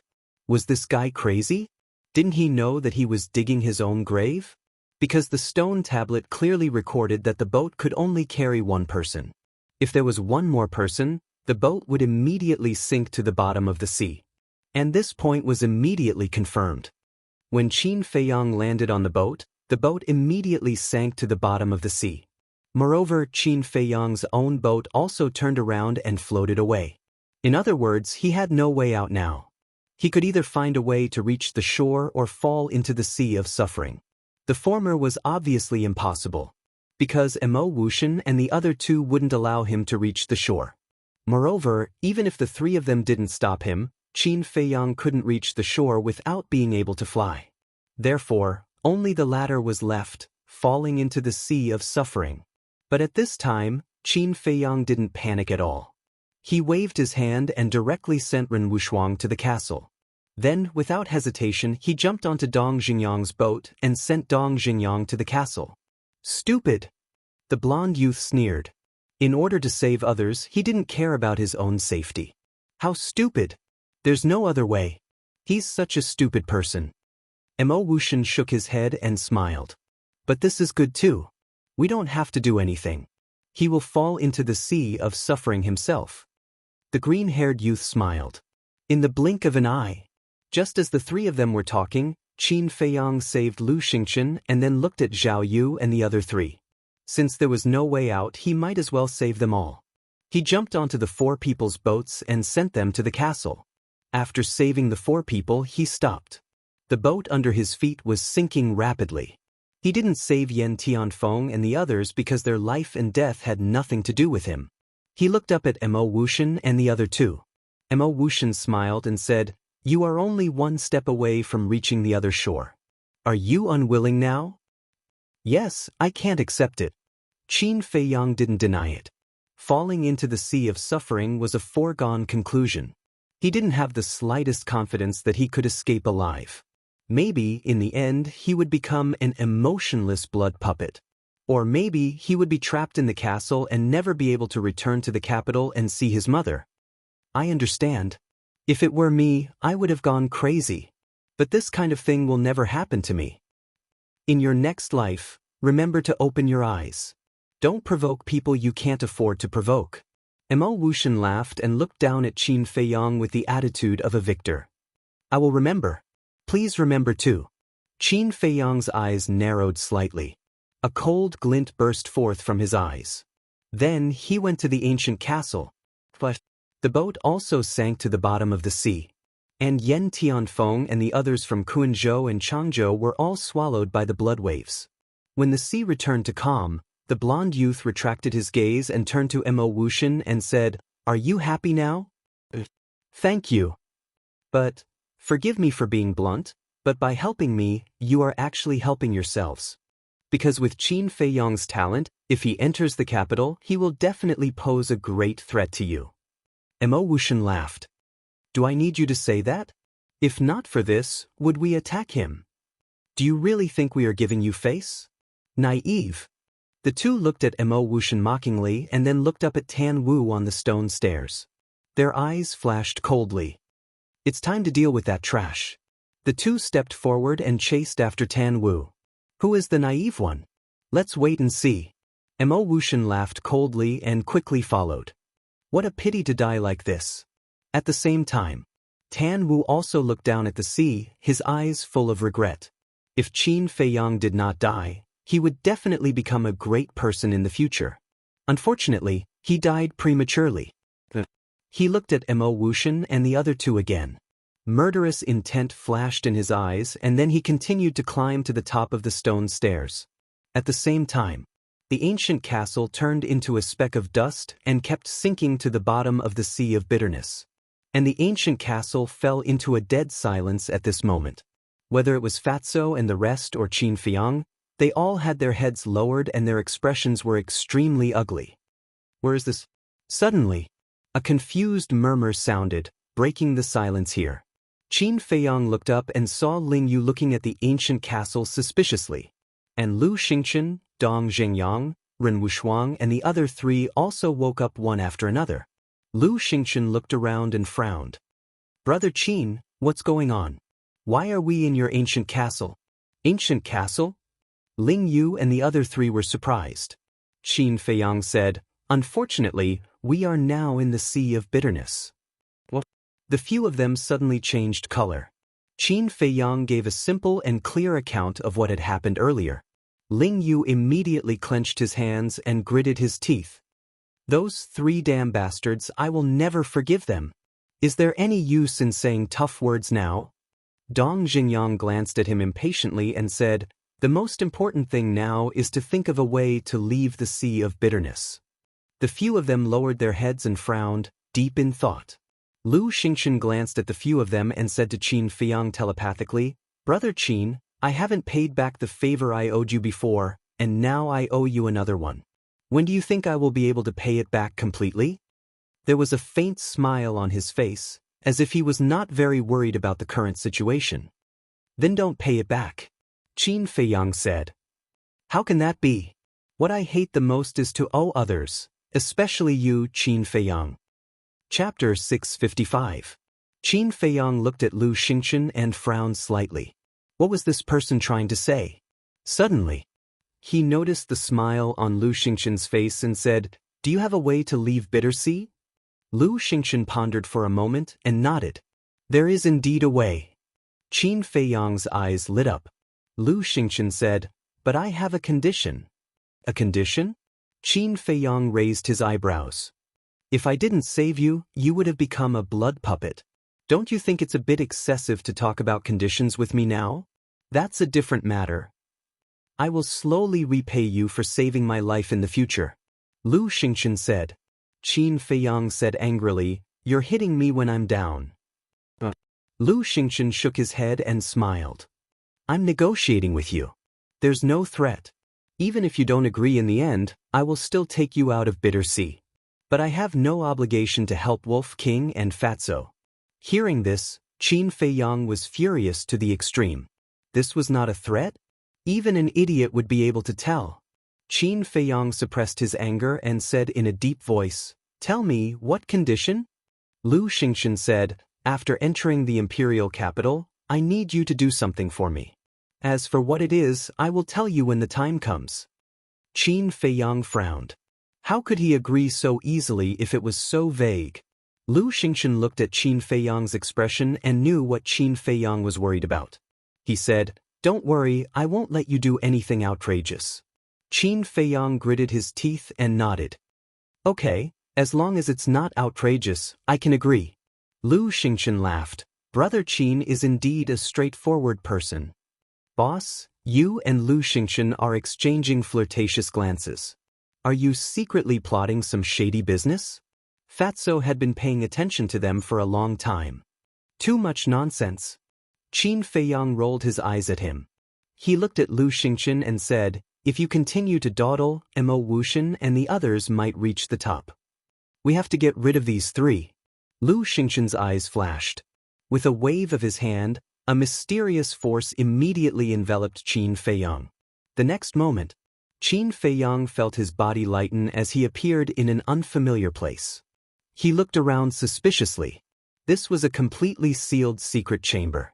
It was about 1,000 feet wide, but there was nothing in this vast space. Qin Feiyang asked, could this be your spatial divine object? Lu Xingchen nodded. Qin Feiyang asked suspiciously, what about the king crocodile? Lu Xingchen said, it's outside the secret chamber. What? Qin Feiyang's eyes trembled. He said in surprise, you mean your spatial divine object has more than one space? The space outside is much bigger than this. Lu Xingchen laughed. Qin Feiyang was surprised. Lu Xingchen shook his head and laughed. Don't even think about it. I won't take you there. Why? Qin Feiyang was suspicious. There are some secrets in that space that you can't know. Lu Xingchen smiled mysteriously. Secrets?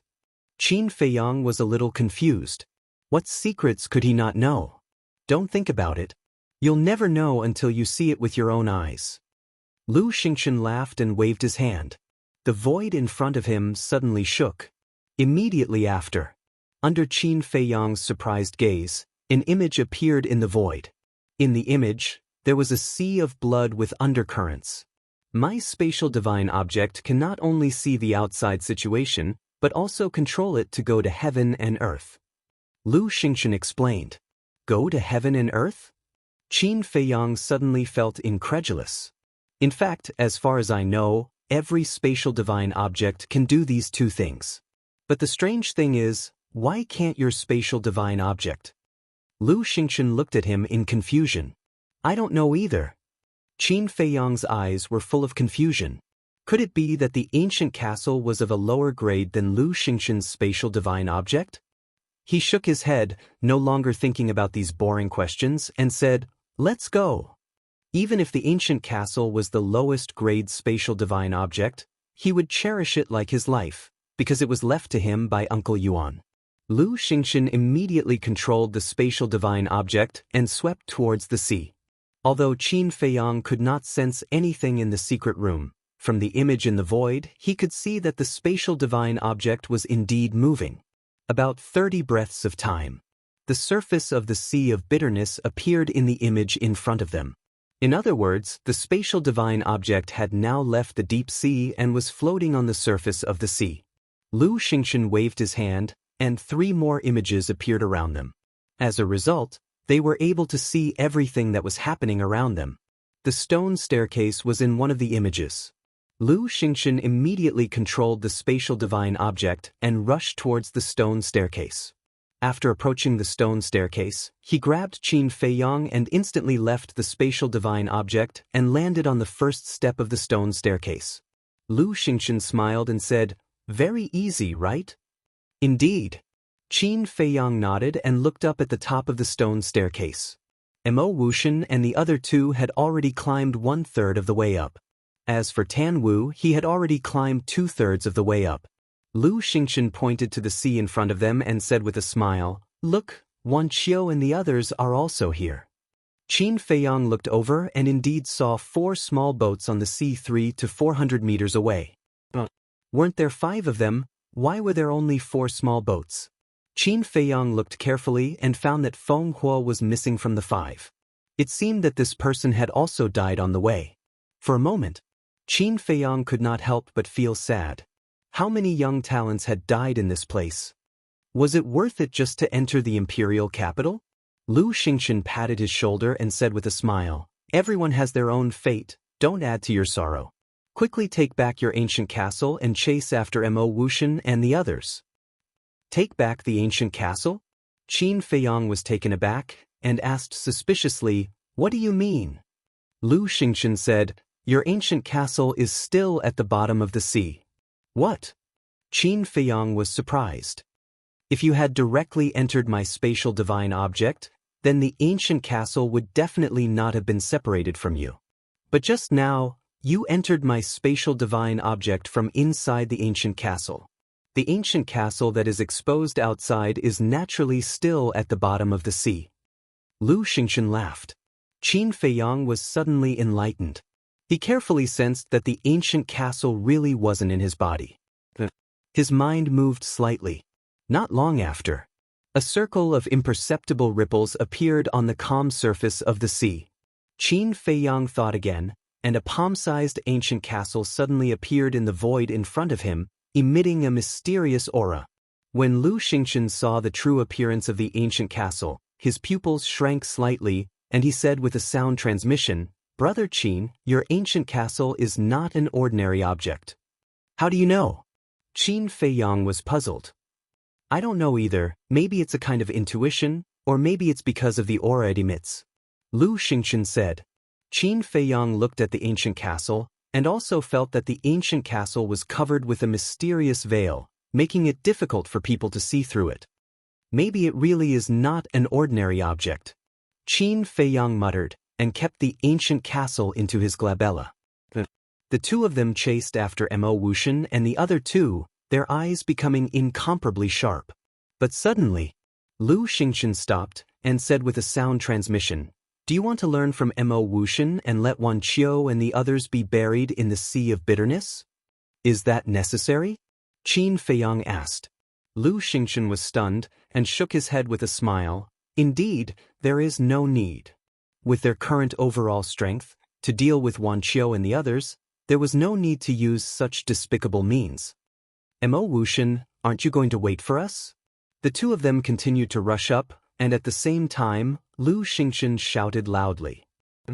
Mo Wuxian was stunned. This voice seemed a little familiar. He stopped, looked down, and his face suddenly changed and exclaimed, "How is this possible? What's the fuss about?" The golden-haired youth frowned, and also looked down at Qin Feiyang and the other two, their faces full of disbelief. They didn't die? Did they see a ghost? The two of them rubbed their eyes hard, and looked at Qin Feiyang and the other two again. They really didn't die. In their hearts, stormy waves were immediately set off. They fell into the sea of bitterness and didn't die. How did they do it? At the same time, Tan Wu, who was at the top, also stopped moving forward, and looked at Qin Feiyang and the other two in surprise. Suddenly, the golden-haired youth asked, "Mo Wuxian, do they have any special treasures on them?" "Special treasures?" Mo Wuxian frowned and said, "I only know that Qin Feiyang has a space divine item that can hide in, and a dagger that can cut iron like mud. As for the other person, I don't know much. I think they were able to escape from the sea of bitterness because of Qin Feiyang's space divine item, or that dagger." The golden-haired youth's eyes were bright and full of greed. Mo Wuxian said in surprise, "What do you mean?" "Kill and steal." The golden-haired youth said word by word, with a piercing murderous intent. "Didn't you see the person beside Qin Feiyang? His aura is as strong as yours. I'm afraid if they fight, it will be a lose-lose situation. And Qin Feiyang's methods are also quite impressive. He's not easy to deal with." Mo Wuxian shook his head, his eyes full of worry. Previously, when they made a move against Qin Feiyang, it was because they had the advantage of time, place, and people. But now that Qin Feiyang had already come ashore, their advantage had disappeared. It would not be easy to deal with Qin Feiyang again. Lose-lose? Are you joking? So what if that person is a 3-star war sect? We have 2 3-star war sectists here. Could it be that we can't beat him alone? As for Qin Feiyang, a mere 1-star war sect is nothing to worry about. If you're afraid, then scram.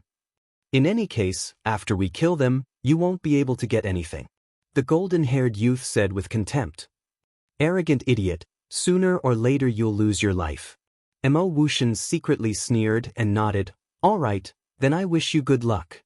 With that, he turned around and ran up the stairs without looking back. The green-haired youth looked at Mo Wuxian and said disdainfully, "What a cowardly and incompetent trash." The golden-haired youth shook his head.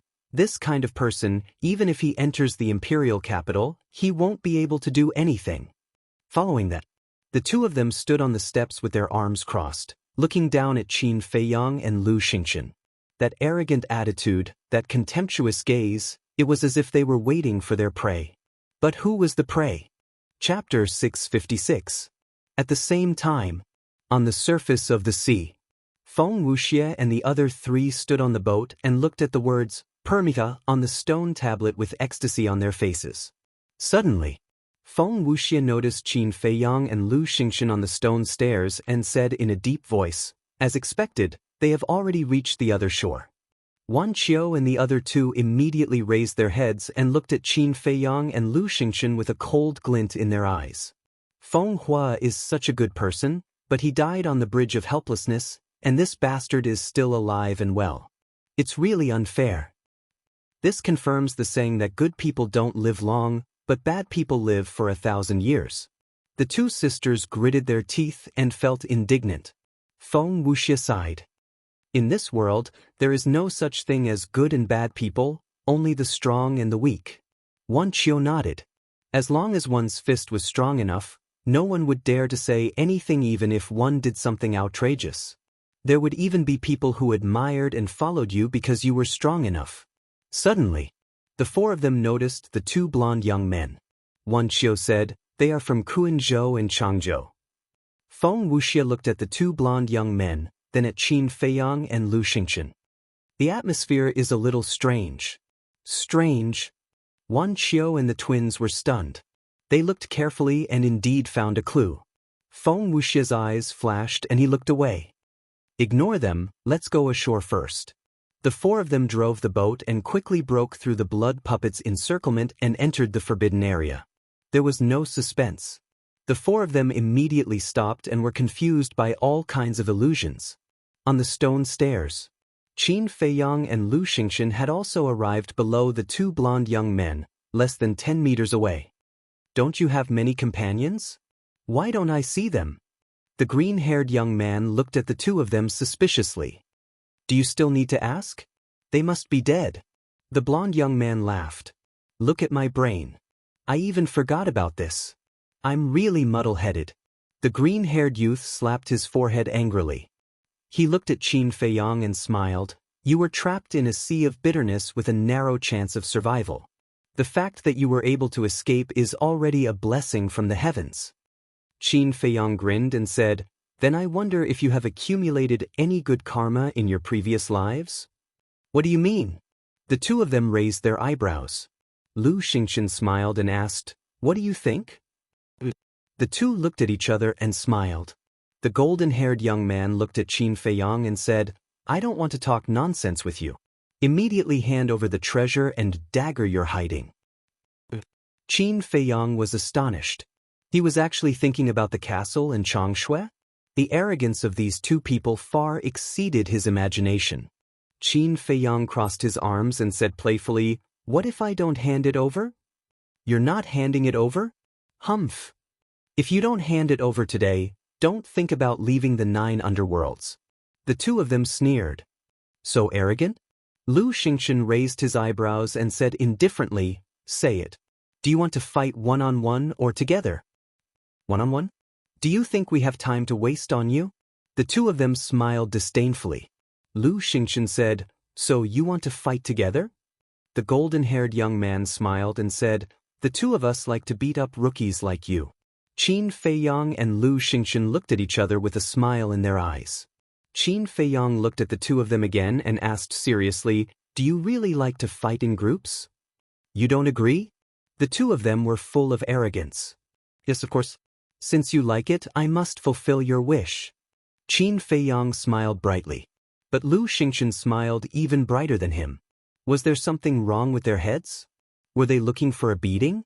Looking at the smiles on their faces, the golden-haired young man and the green-haired young man felt inexplicably flustered. But when they thought of their own strength, their arrogance came back. The golden-haired young man said, "My patience is limited. Don't play dumb with me anymore." "All right then. I officially announce the start of the dog abuse event." Qin Feiyang waved his hand, and one figure after another appeared beside him. There was Fatso, Wolf King, and the Black Dragon Snake. There was also Ren Wushuang, Shin Mei, Dong Xingyang, Dong Feng Wuhan, and Murong Xiong. Of course. There were also the four of them. How is this possible? They're actually not dead.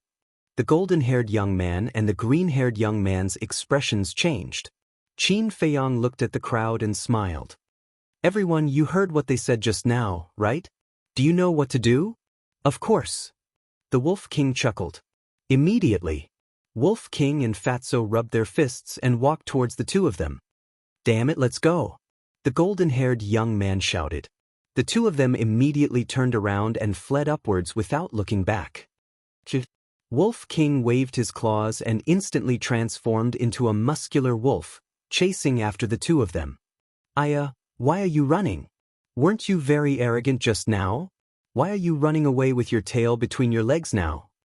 Fatso followed closely behind, his face full of ridicule. The two of them were furious in their hearts. Since he was still alive, what was the point of hiding? Wasn't it obvious that he was trying to trick others? Qin Feiyang smiled and said, "Let's go, we'll follow them." "Such a wonderful show, we can't miss it." Lu Xingchen chuckled. Everyone laughed and followed behind Qin Feiyang and Lu Xingchen, surging upwards in a mighty manner. At the same time, hearing the movement below, Mo Wuxian looked down in bewilderment, and his expression immediately changed. So many people, such a terrifying lineup, were they trying to scare people to death? Now he didn't dare to be negligent and hurriedly rushed towards the peak, even using all his strength. Because he knew that after Qin Feiyang and the others dealt with the golden-haired young man and the other two, they would definitely not let him go. At this moment, Tan Wu had already reached the peak. In front of him was a square, about 10,000 feet wide, located at the top of the clouds, surrounded by clouds and mist, covered with a layer of mysterious color. And in the center of the square, there were 9 blood-colored altars neatly arranged, exuding an ancient aura. In front of each altar, there was a stone tablet, engraved with the names of the 9 provinces. Obviously, this was the passage to the outside. In other words, as long as the altar was activated, one would be able to leave the 9 nether yellow springs. Tan Wu looked at the altar that led to He Province, his eyes flickering. Finally, he actually turned around and walked to the stone stairs, lowering his head to glance at Qin Feiyang and the others, as if he didn't intend to leave. On the sea, Wan Qiu was the first to wake up from the illusion. But when he reached the other side, he didn't immediately chase after Qin Feiyang and the others. Instead, he stood on the stone stairs, waiting for Feng Wuxia and the others. In fact, he was afraid. The lineup on Qin Feiyang's side was too terrifying, and unless it was a last resort, he couldn't face them head-on. 2 little brats, don't run if you have guts. Yeah, it's so tiring. Stop, Fat Lord promises not to hit you. On the stone stairs, Fatso and Wolf King kept hooting. The golden-haired young man and the other 2 fled desperately, looking extremely embarrassed. Looking at this scene, Qin Feiyang and the others also had smiles on their faces. Zhao Yu smiled and said, "There's a saying that is right, mountains and rivers turn, and the one who laughs last is the real winner." Qin Feiyang said, "So it's better to keep a low profile." Low profile? Zhao Yu was stunned and then rolled his eyes. He really couldn't tell how Qin Feiyang was low profile. Ling Yu also looked at Qin Feiyang speechlessly and said, "Wolf King and Fatso probably won't be able to catch up, I'll go stop them." Although Wolf King had the perfect auxiliary battle technique, air escape steps, his cultivation was only a 2-star battle grandmaster. And although the golden-haired young man and the other 2 only had superior auxiliary battle techniques, they were both 3-star battle grandmasters. So in terms of speed, the 2 sides were equal.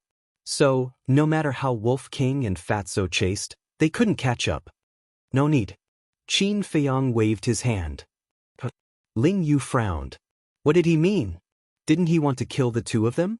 Qin Feiyang said, "Killing them now is not enough to make them completely despair." Ling Yu and the others looked at each other. What was this guy planning? Lu Xingchen pondered for a while and understood. He gave Qin Feiyang a thumbs up and said, "You also plan to deal with Dongfang Wuhan and Murong Xiong like this?" "Of course." Qin Feiyang replied. Lu Xingchen glanced at Dongfang Wuhan and Murong Xiong from the corner of his eyes, and the corner of his mouth pursed into a meaningful smile. At the same time, Dongfang Wuhan and Murong Xiong were also secretly talking. Murong Xiong sighed, "I didn't expect us to really come to the other side." "Yeah, now we're just waiting to enter the capital."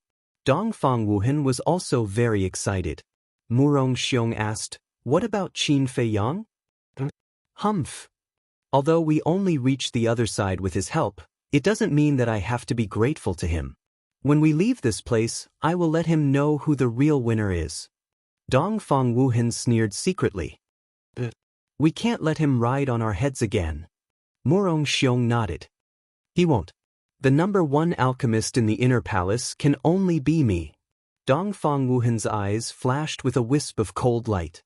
Time passed breath by breath. Mo Wuxian, who was in front, had finally climbed to the top. When he saw the 9 altars, he was immediately overjoyed and immediately rushed toward the altars. Swish. However, at this moment, Tan Wu stood in front of him.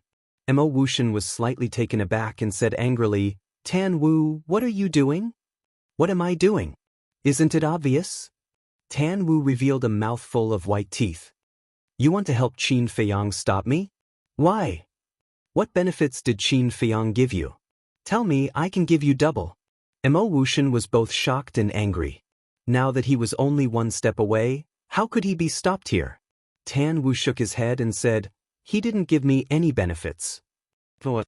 Don't tell me that the number one person in the inner palace of He province still has to curry favor with him. Where is your dignity? Where is your face? Mo Wuxian roared. Curry favor with him? Since you want to know so much, then I'll tell you. Back then, he could have killed me, but he didn't do so in the end, so I have to return this favor to him. Tan Wu said. Mo Wuxian said angrily, but you also said that your companions all died in his hands. Now that you're still helping him, are you worthy of those who died?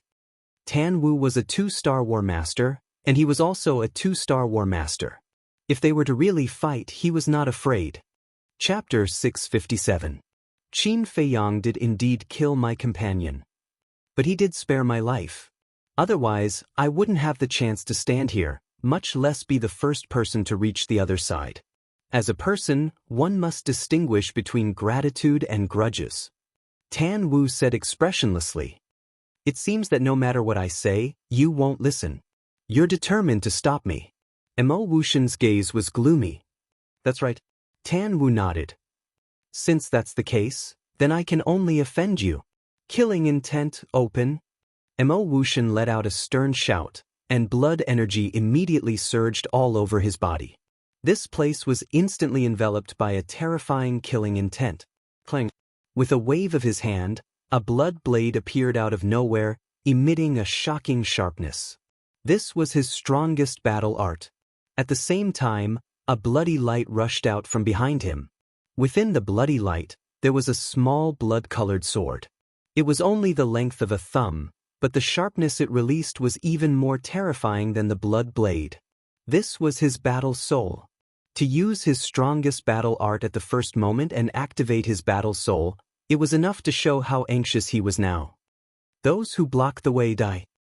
He raised his head and roared.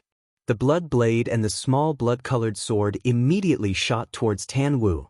However, Tan Wu did not move at all, and there was not the slightest bit of nervousness on his face. I admit that you're very strong. But you're very unfortunate to have met me, because I'm invincible in the same realm. Even a 3-star war sect might not be my match. Tan Wu's body shook, and a palm-sized ancient mountain soared into the sky, floating high in the sky, emitting a mysterious aura. Following closely, strands of invisible energy gushed out from the ancient peak, surging in all directions. And when these energies enveloped the blood blade and the small blood-colored arrow, their speed suddenly slowed down. And it was directly slowed by half. How is this possible? Mo Wuxian's gaze froze. This is the innate ability of my battle soul, gravity domain. No matter what it is, as long as it's in this domain, its speed will be suppressed by half. As Tan Wu spoke, he walked towards the small blood-colored sword and the blood blade in large strides, as if they were nothing. When he got close, his body slightly tilted, and the blood blade and the small blood-colored sword brushed past him, not causing him any harm. At the same time, the gravity domain rushed towards Mo Wuxian, and Mo Wuxian immediately felt a terrifying gravitational force pressing down on him. He tried to take a step forward, and sure enough, his speed was halved. Tan Wu, take it that I'm begging you, all right? As long as you let me go, I will repay you double in the future. Initially, Mo Wuxian still had some confidence, but upon seeing this terrifying gravity domain, he started to panic. Do you think I'm a child? He's so gullible. Tan Wu shook his head as a trace of ridicule crawled up in his eyes. After spending so much time with Mo Wuxian in the Sea of Bitterness, he understood Mo Wuxian's character quite well. Not only was Mo Wuxian a snobbish person, but he was also a vengeful person. If he really let Mo Wuxian leave now, he didn't know how to deal with him in the future. I swear that I will never cause you any trouble. Please believe me, okay? Mo Wuxian pleaded. Now, he could already sense Qin Feiyang's aura, which meant that he was not far from the peak. If this dragged on, it would be over for him. Tan Wu said coolly, Want to leave is very simple. Defeat me. You damned bastard. Do you really think that I, Wuxian, am a pushover? If you want to die, I'll fulfill your wish. Wuxian was enraged. Clang.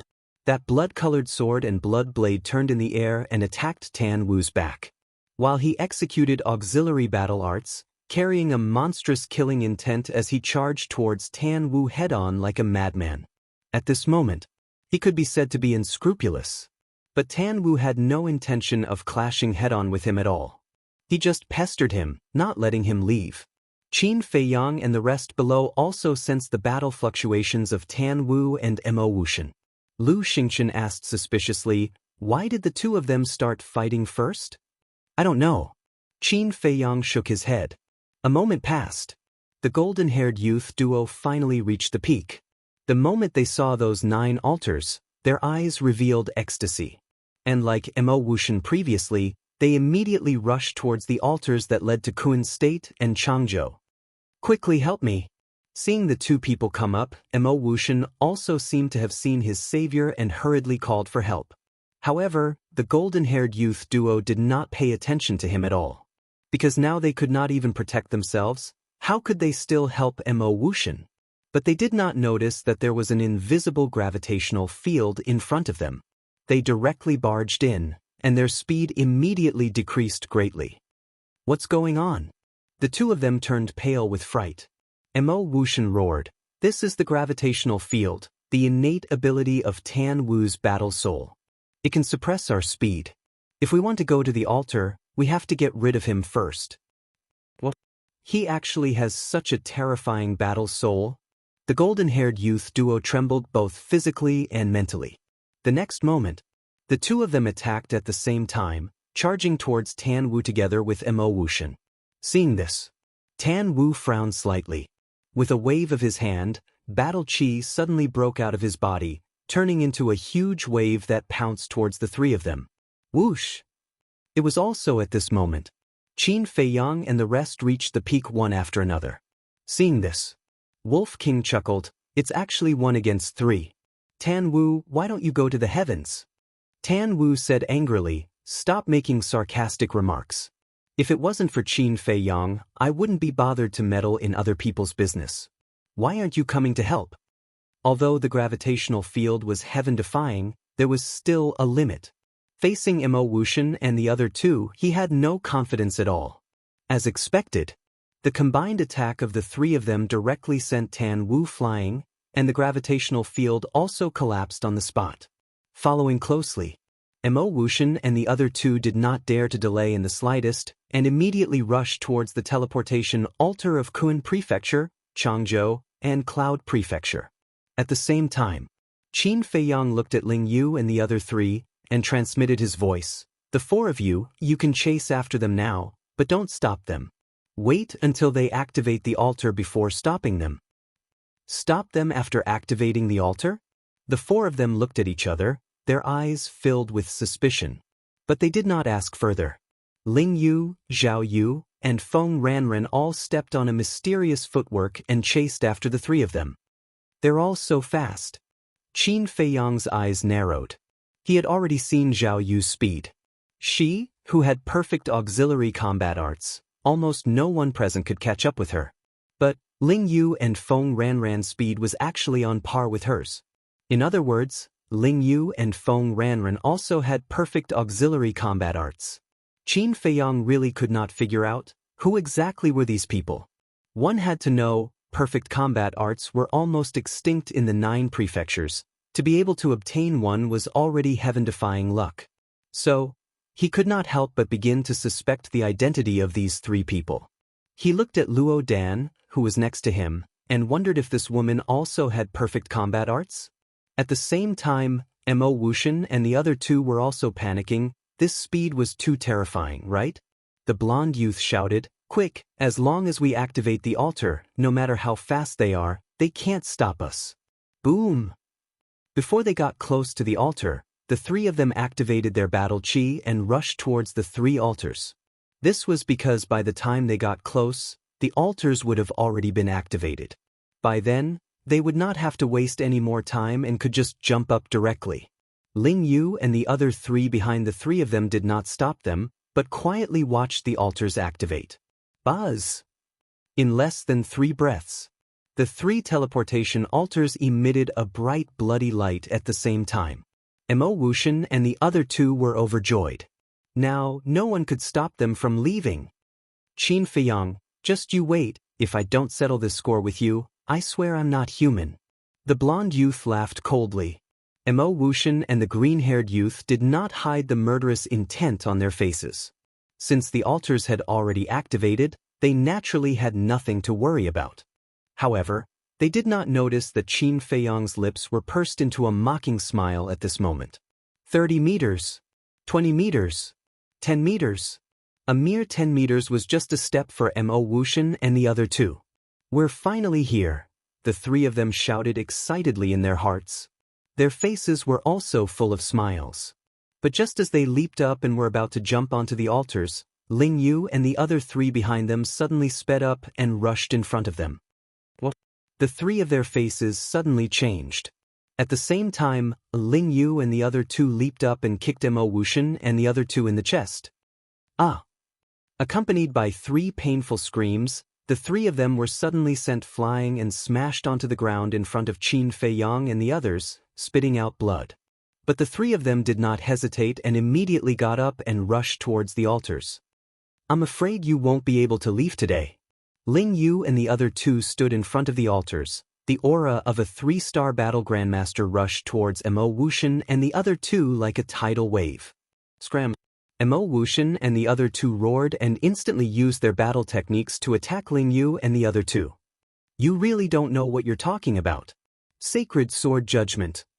Zhao Yu smiled coldly and waved her lily-white hand gently.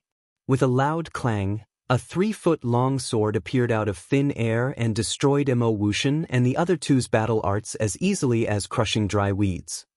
This is impossible. The 3 of them spat out a mouthful of blood and looked at Zhao Yu in shock. Was this so-called Sacred Sword Judgment also a perfect battle technique? But what made the 3 of them even more desperate was that the bloody light from the 3 altars was dissipating. This also meant that the altars were about to close. No, the 3 of them roared hysterically, but it was useless. When the bloody light completely dissipated, the 3 of them knelt on the ground powerlessly, their faces ashen. Qin Feiyang glanced at the 3 of them and smiled faintly. Do you know why we didn't kill you on the stone stairs? The blonde youth looked at him gloomily. Because you like pleasure, so we had to fulfill your wish.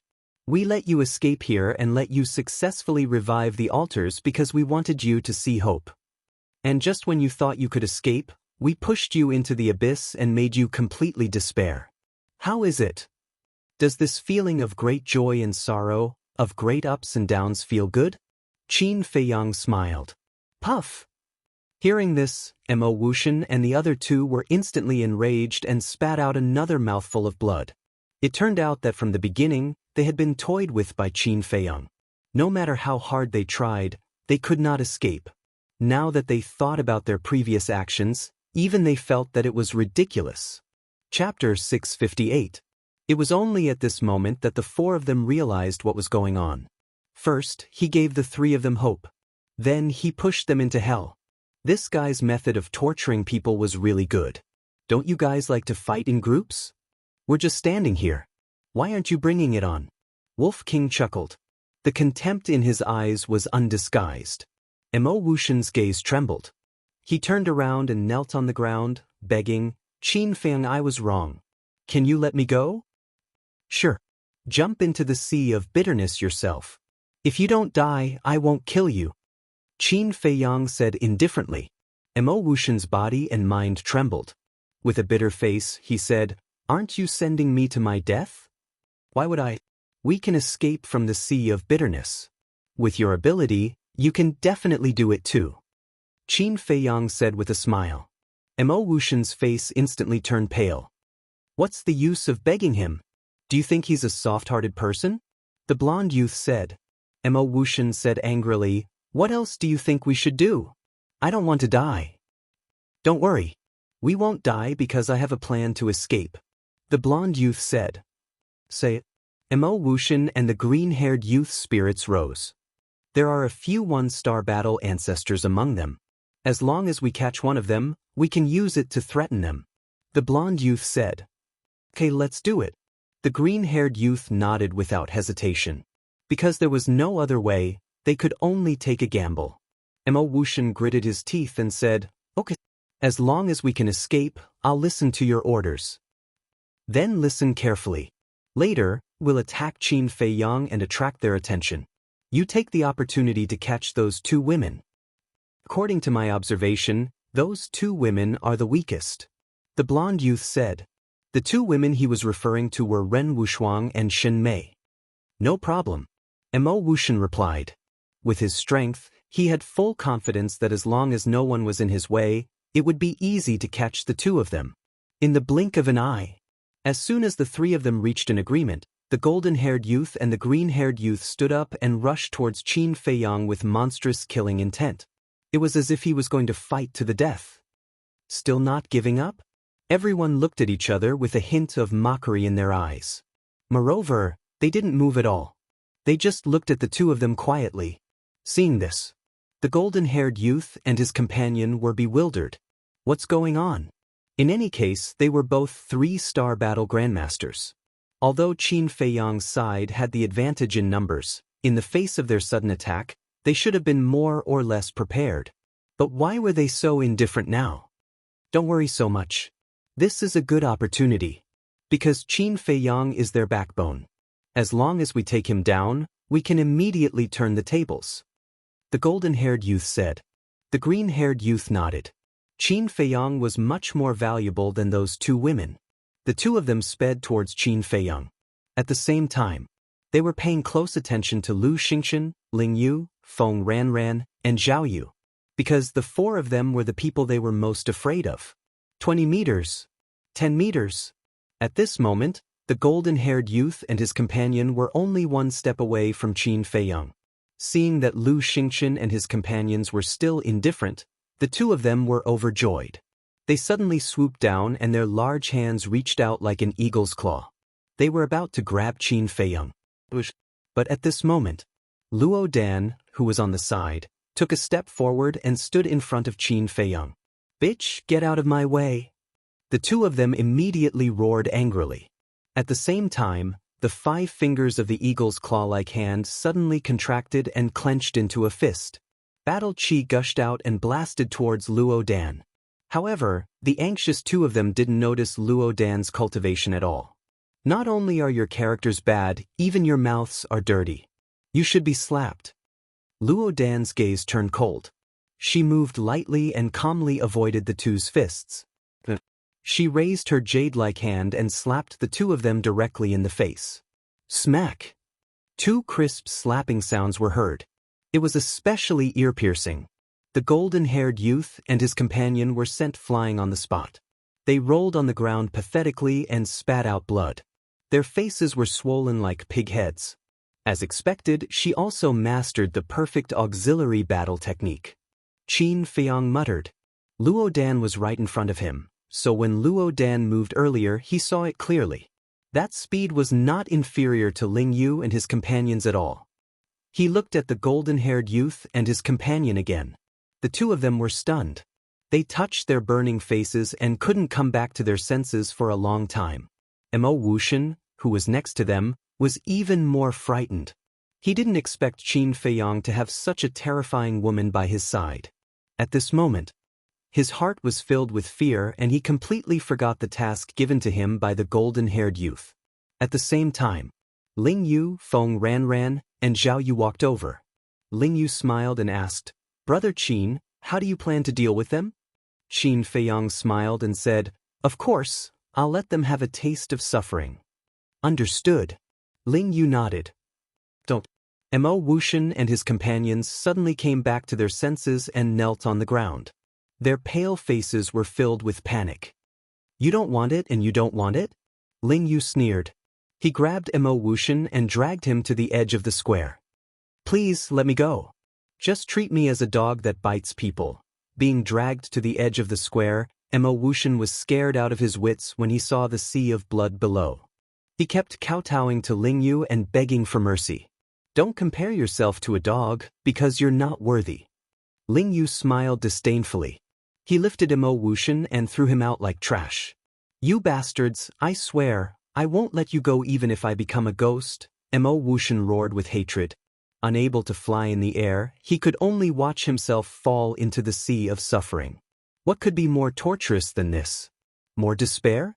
In the end, with a thud, Mo Wuxian fell into the sea of suffering and was instantly swallowed by the waves of blood. Only a voice full of resentment was left, echoing between heaven and earth for a long time. He really killed. Looking at this scene, the blonde youth muttered to himself. His heart was filled with despair. Qin Dage, please let us go, okay? We swear that we will be your servants for the rest of our lives. If we break this oath, may the heavens and earth destroy us. The two of them crawled to Qin Feiyang on their knees and begged. Qin Feiyang shook his head. I don't need servants, and you're not worthy. The blonde youth said angrily, do you really want to kill us all? If you didn't provoke us first, why would we do this to you? So, it's not me who wants to kill you, it's you who are seeking death. Qin Feiyang said lightly, then nodded to Ling Yu and the other three. The four immediately went forward and carried the two to the edge of the square. Thop. I beg you. Looking at the sea of blood below, the two were terrified. Ling Yu sneered. Even if Qin Feiyang doesn't kill you, we won't let you go. The blonde youth's heart trembled. In a hurry, he shouted, fight me 1-on-1. The four were stunned. If we lose, you don't have to do anything, we'll jump into the sea of suffering ourselves. But if we win, you'll let us go. The blonde youth said. Zhao Yu smiled and asked, do you think that's necessary? You don't dare. The blonde youth sneered. Don't dare? Zhao Yu was so angry that he laughed and nodded. Okay, I'll fulfill your wish. Bring it on. We're not challenging you, we're challenging him. The blonde youth pointed at Qin Feiyang and shouted, do you dare to fight with me? Fatso laughed, took a step forward, and said disdainfully, you think you're qualified to challenge the boss? You want to play? Fat Lord will play with you. The blonde youth glanced at Fatso and sneered.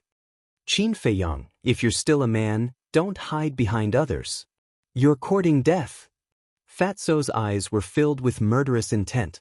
But at this moment, Qin Feiyang pushed Fatso away and said with a faint smile, since you want to challenge me so much, I'll fulfill your wish before you die.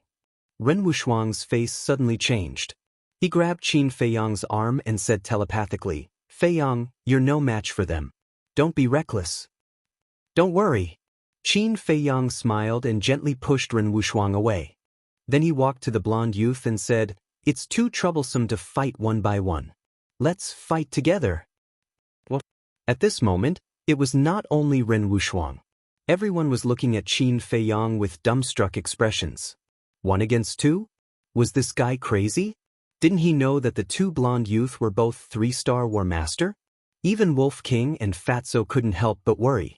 They naturally understood Qin Feiyang's strength, but the two of them weren't simple people either. The most important thing was that they had never fought with the blonde youth and knew nothing about their methods and trump cards. If they had some terrifying trump card, wouldn't they be digging their own grave? At the same time, the blonde youth and the other two were also stunned. They never thought that Qin Feiyang would be so arrogant. When they came back to their senses, a brilliant smile immediately crawled onto their faces. 1 against 2? This arrogant bastard really didn't know the immensity of heaven and earth. The green-haired youth said, you're the one who said it. You can't go back on your word halfway. Qin Feiyang smiled faintly and said, don't worry, I won't go back on my word. Boom. The two of them looked at each other.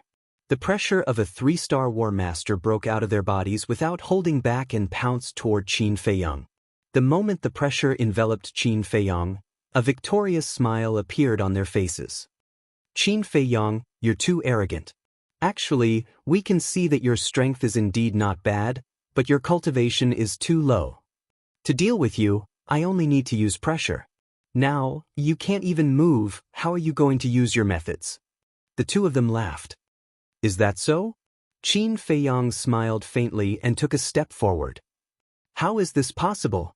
The blonde youth and the other two glared angrily, and their eyeballs were about to fall out. Fatso joked. Didn't anyone tell you that the boss has already opened the gate of potential? Pressure is useless against him. What? The gate of potential? The two of them trembled in disbelief. They really didn't know. Chapter 659. Qin Feiyang laughed. You don't even know this. It seems that in your eyes, I'm really just a small character that isn't worth mentioning. The two of them looked at him and muttered to themselves for a moment. In the past, they did not put Qin Feiyang in their eyes. They even thought that the rumors about Qin Feiyang were exaggerated. But only now did they understand that this person was even more terrifying than the rumors. One had to know. The gate of potential was a legendary existence, yet this person had opened it. This showed how astonishing his potential and talent were. It was also enough to see how terrifying this person's future achievements were. But Qin Feiyang's cultivation was a one-star war master. This was an unchangeable fact. A mere one-star war master. No matter how heaven-defying he was, how strong could he be? Boom. The two of them looked at each other, and a cold glint appeared in their eyes. Following that, the two of them took a step forward at the same time, raised their fists and punched towards Qin Feiyang. Fight. Qin Feiyang activated the battle character art without hesitation. His long hair and eyes instantly turned red. At the same time that they activated the battle character art, the two of them punched Qin Feiyang's chest. Qin Feiyang was sent flying on the spot, and blood spurted out of his mouth.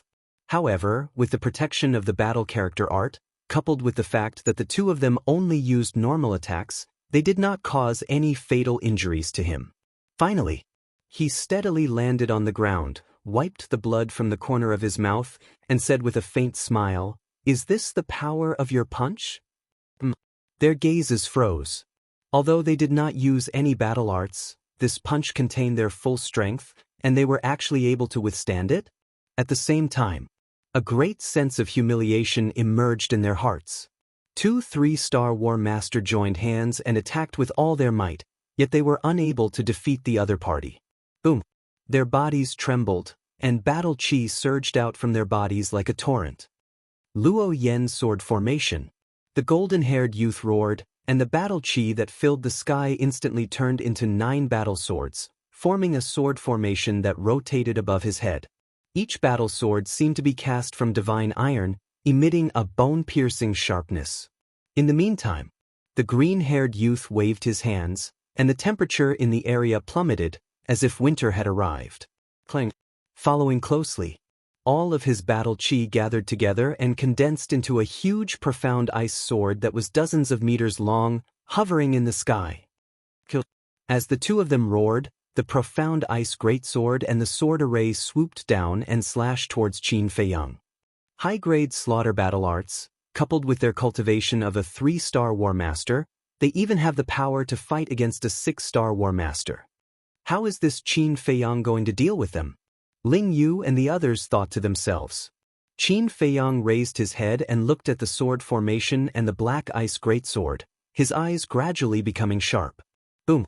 He raised his arm, golden light surging in his palm. Immediately, with Qin Feiyang as the center, a mighty divine might rolled out in all directions. What is this?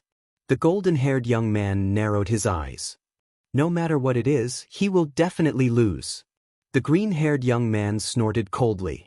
As long as they used their battle arts, even if Qin Feiyang had a perfect battle art, he would not be their match. This was because Qin Feiyang's cultivation was 2 whole realms lower than theirs. However, they did not know that the return character formula was not something that a battle art could compare to. The return character formula was one of the 6-word divine formulas. To be able to be called a divine formula, its lethality was naturally stronger than a perfect battle art. Boom! Qin Feiyang's arm trembled, and a golden light burst out from his palm, turning into a monstrous torrent that drowned the sky and blasted towards the sword array and the profound ice greatsword. Clang! An ear-piercing sound suddenly exploded in the sky. Under everyone's incredulous gazes, the sword array and the profound ice greatsword were in a stalemate with the golden light for a while, then suddenly turned in the air and charged towards the golden-haired young man and his companion. Seeing this scene, the golden-haired young man and his companion were so scared that their souls almost left their bodies, and they hurriedly fled. Boom! However, just as they left, the sword array and the profound ice greatsword arrived behind them. The two battle arts blasted onto the ground, and immediately created a storm of sword chi that swept wildly. Although the golden-haired young man and his companion escaped in time, they were still swept by the sword chi storm, and were instantly covered in cuts and bruises, dripping with blood. The heart-wrenching pain caused their faces to contort, and they howled in pain. Boss is too awesome. Fatso clenched his fists, and his face was flushed red as if he had been injected with chicken blood. Wolf King rolled his eyes at him and said, "It's not that he's awesome, it's the return character formula that's awesome." The current situation was very obvious. The return character formula's power was at least twice as strong as a perfect battle art. In other words, if a perfect battle art could increase one's combat strength by 4 realms, then the return character formula could increase one's combat strength by 5 or even 6 realms. Bang! The golden-haired young man and his companion rolled on the ground, their hair disheveled, and their bodies badly mangled. They were in an extremely sorry state. Even with a battle art, we still lost? This is impossible, we must be dreaming. The two looked at Qin Feiyang, who was standing there proudly, and their eyes were filled with disbelief. Qin Feiyang, with his hands behind his back, calmly glanced at the two, and said, "What other tricks do you have? Use them all." In fact, his arm was also numb. He put it behind his back to cover up this point. Looking at Qin Feiyang's calm eyes, the two suddenly felt humiliated. They endured the pain and got up from the ground. The golden-haired young man said coldly, "This time, we will definitely end your little life." "Is that so?" Qin Feiyang smiled faintly, before his voice died away. Roar! Accompanied by 2 deafening beastly roars, 2 behemoths rose into the air from behind the golden-haired young man and his companion. These were their fighting souls. Qin Feiyang was surprised. The two's fighting souls were actually flood dragons. The golden-haired young man's fighting soul flood dragon was golden all over, as if it was cast from gold. The green-haired young man's fighting soul flood dragon seemed to be condensed from ice. It was crystal clear and cold. The 2 flood dragons were more than 100 feet long, like 2 mountain ranges in the sky, and a terrifying fierce aura rolled in all directions. Qin Feiyang smiled and said, "The flood dragon fighting soul is considered a rare fighting soul in the 9 prefectures. No wonder you dare to be so arrogant and look down on others." Hearing this, the golden-haired young man and his companion were proud of themselves, but Qin Feiyang suddenly changed the topic and said, "But after all, it is not a real dragon soul, what can it do?" "Arrogant. I would like to see how you break our gifted superpowers." "Gifted superpowers, freeze all things." "Gifted superpowers, split the sky." The two were furious, and with a wave of their hands, the 2 flood dragons above suddenly opened their wide mouths and spat out 2 streams of air. But the difference was, the green-haired young man's flood dragon fighting soul spat out a white stream of air, which was cold and piercing to the bone. The void above instantly condensed into blocks of ice. The golden-haired young man's flood dragon fighting soul spat out a golden stream of air, which was like sword chi, exuding a sharp aura that could destroy the world. These 2 different streams of air, as soon as they appeared, swept across the sky and went straight for Qin Feiyang. "It's so cold." Shen Mei hugged her shoulders and looked at the white stream of air in horror. The cold air emitted by the stream of air could not be dispelled by battle chi, and directly entered her body through her pores, freezing her blood. The sharpness of the golden stream of air is also very scary. Dong Jingyang's face was solemn. They were hundreds of meters apart, but when the sharpness surged, he could not help but feel waves of intense pain, let alone Qin Feiyang who was standing opposite them. At this moment he must be facing a lot of pressure. Dong Jingyang could not help but feel worried. Indeed, as Dong Jingyang had expected, Qin Feiyang was not feeling well at all. The cold air rushed toward him, and his limbs were almost stiff. The invisible sharpness even tore his clothes, leaving glaring wounds on his body. Looks like I've underestimated their battle souls. However, you're not the only ones with battle souls. His eyes shone brightly as he muttered to himself. Boom! A wave of fire surged out from behind him. Amidst the wave of fire, the 9-leaf fire lotus was completely red, and it exuded a majestic aura. The temperature in this place rose rapidly as well. In an instant, the void around Qin Feiyang seemed to have turned into a huge furnace. Following that, Qin Feiyang waved his arm. The 9 fire lotus leaves fell at the same time. They swept up waves of fire as they shot toward the 2 flood dragons. Explode! Qin Feiyang's eyes shone brightly as he shouted. Every word was sonorous and powerful, and it resounded through the clouds. Boom! The 9 fire lotus leaves exploded one after another, and the destructive shockwaves immediately surged out in all directions with an overwhelming force. At this moment, the sky changed color, and the void trembled. Dong Jingyang and the others were forced to retreat. Their eyes were filled with shock. It's rare to see 9 fire lotus leaves exploding at the same time. Fatso muttered. That's right. This proves that their battle souls are really powerful. Wolf King said. Fatso's eyes were filled with disdain as he snorted. No matter how powerful they are, how can they be more powerful than Boss? Boss has 3 battle souls. 3. When Dong Jingyang and the others heard this, they looked at Fatso in shock. Ling Yu and the other 3 might not know, but Dong Jingyang and the others knew very well that Qin Feiyang only had 2 battle souls. Why would Fatso say that he had 3? Could it be that Qin Feiyang was hiding another battle soul? Fatso immediately realized that he had let it slip. He smiled sheepishly and said, I'm sorry, it's 2. Really? Lu Xingchen looked at him doubtfully. Fatso said angrily, Nonsense, how can there be anyone in this world who has 3 battle souls? That's true. Lu Xingchen nodded. People who had 2 battle souls were already rare, let alone 3. Such people did not exist at all. Everyone did not think too much about it. They looked at the sky again and saw that the 2 flood dragons only had half of their bodies left. The golden-haired young man and Dong Jingyang looked at their battle souls in shock. What kind of battle soul was the 9-leaf fire lotus? How could it be so ridiculously powerful? However, Qin Feiyang was slightly disappointed. Initially, he thought that the explosion of the 9 fire lotus leaves could easily destroy the 2 flood dragons. However, only half of them were destroyed. However, when he thought about it, there was a huge gap between his cultivation base and theirs.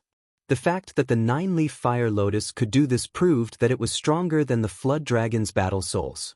If he was a 3-star combat grandmaster now, the 9-leaf fire lotus would definitely be able to achieve an overwhelming victory. In fact, he might only need 1 fire lotus leaf to destroy the 2 flood dragons' battle souls. When he thought about this, he felt relieved. It's time to end this. Then he muttered under his breath. His gaze changed abruptly. It was as sharp as a blade. Clang! Another wave of flames shot into the sky. Amidst the flames, the crimson battle sword was like a divine weapon. Sword chi shot into the sky and tore through the clouds. Destroy! As Qin Feiyang waved his hand, the battle sword tore through the sky and slashed toward the 2 flood dragons. Qin Feiyang did not even use his innate ability. There was no need for that. The 2 flood dragons were already arrows at the end of their flight. As expected, the battle sword's aura was like a rainbow. The 2 flood dragons were reduced to ashes on the spot. The destruction of their battle souls caused the golden-haired young man and his companion to tremble. They kept vomiting blood. Their blood-stained faces were ashen. Qin Feiyang was too powerful. Although he was only a 1-star combat grandmaster, he was like an invincible god of war. A sense of helplessness rose in their hearts. Clang! The crimson battle sword descended from the sky and stopped above the 2 flood dragons' heads. Sensing the terrifying sharpness, the 2 flood dragons immediately collapsed powerlessly. Qin Feiyang looked at the 2 flood dragons from afar and said indifferently, "You've lost." "We've lost," the 2 flood dragons muttered with self-mockery on their faces. 2 3-star combat grandmasters against a 1-star combat grandmaster. Yet they still lost. It was too laughable. Rather than living with humiliation, it was better to die with pride. Sush. Chapter 660. Looking at the surging waves on the sea, Qin Feiyang and the others were a little stunned. They thought that the two of them would shamelessly beg for mercy again, but they didn't expect them to jump down so straightforwardly. Ling Yu smiled and said, "Their current behavior is quite admirable. They have no choice. They have nothing left but their last bit of self-respect." Tan Wu sighed. Wolf King turned to look at him and asked in confusion, "You just said that you stopped them for little Qin Zi?" Tan Wu nodded and looked at Qin Feiyang. "From now on, you and I don't owe each other anything." Qin Feiyang said with a smile, "We're all family." "You're too polite." "Family?" Lu Xingchen and the others were surprised. What was going on? Weren't these two people at odds? When did they become so close? Tan Wu scratched his head and was also dumbfounded. Only Fatso and Wolf King knew that Qin Feiyang hadn't given up on the idea of subduing Tan Wu. Qin Feiyang smiled and said, "You don't understand? Then I'll explain it to you. As long as you agree to join us, we'll be family." Tan Wu's face darkened and he said angrily, "Don't even think about it." Qin Feiyang said, "I don't want to either, but I like you too much. I can't control myself." Them so much. Everyone present had goosebumps all over their bodies. This bastard, couldn't he be more serious when he spoke? A man telling another man that he liked you and even said that he couldn't control himself. Wasn't this perverted? At the same time, Tan Wu also looked at Qin Feiyang vigilantly.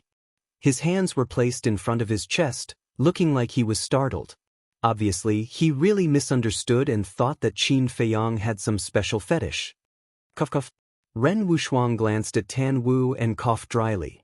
"Feiyang, you have to watch your words." "Ugh." Qin Feiyang was stunned. He looked helplessly at Tan Wu and said, "Don't misunderstand. I only fancy your talent and ability. I'm not interested in you as a person." Pooh.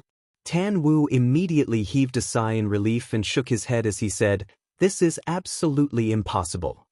Qin Feiyang said, "What if I tell you that I can help you unlock the door of potential?" Tan Wu's eyes trembled. Who wouldn't be tempted by such a temptation? However, to be Qin Feiyang's follower for the rest of his life, he really couldn't let go of his pride. In the end, he shook his head and said, "I'm sorry. Although I'm eager to open the door of potential, I prefer to be unrestrained." Qin Feiyang couldn't help but frown. This person was really stubborn. Looking at Qin Feiyang's expression, a sense of uneasiness involuntarily welled up in Tan Wu's heart. He clasped his hands and said, "The favor has already been repaid. The remaining matters have nothing to do with me either. Farewell." Of the 36 stratagems, escape is the best strategy. But at this moment, Wolf King took a step in front of him and said with a chuckle, "Want to leave? It's not that easy." Fatso also had a sinister smile on his face as he blocked behind Tan Wu. Tan Wu's gaze turned dark. He was not afraid of anyone present, except for Wolf King. Because Wolf King's battle soul was seriously too terrifying. Qin Feiyang looked at Tan Wu, his gaze flickering indeterminately. Finally, he said to Wolf King and Fatso, "Let him go." One man and one wolf frowned. Tan Wu also had a look of surprise. Qin Feiyang said with a faint smile, "I believe that sooner or later, you'll come and find me one day. I also welcome you to come and find me at any time." "That will never happen." Tan Wu's reply was very straightforward. Qin Feiyang smiled and said, "Then we'll wait and see." Tan Wu took a deep look at Qin Feiyang, then walked straight to the altar and quickly activated it. Qin Feiyang seemed to have suddenly thought of something and said with a voice transmission, "Tan Wu, I have a question to ask you. Is your gravity domain effective on everyone?" "It's effective on everyone, but it also depends on the other party's cultivation. If the opponent's cultivation is the same as mine, it can suppress half of their speed. But if their cultivation is one small realm higher than mine, then they can only suppress 1/3 of their speed. If it's 2 small realms higher than me, there will also be a certain suppression effect, but the effect won't be great."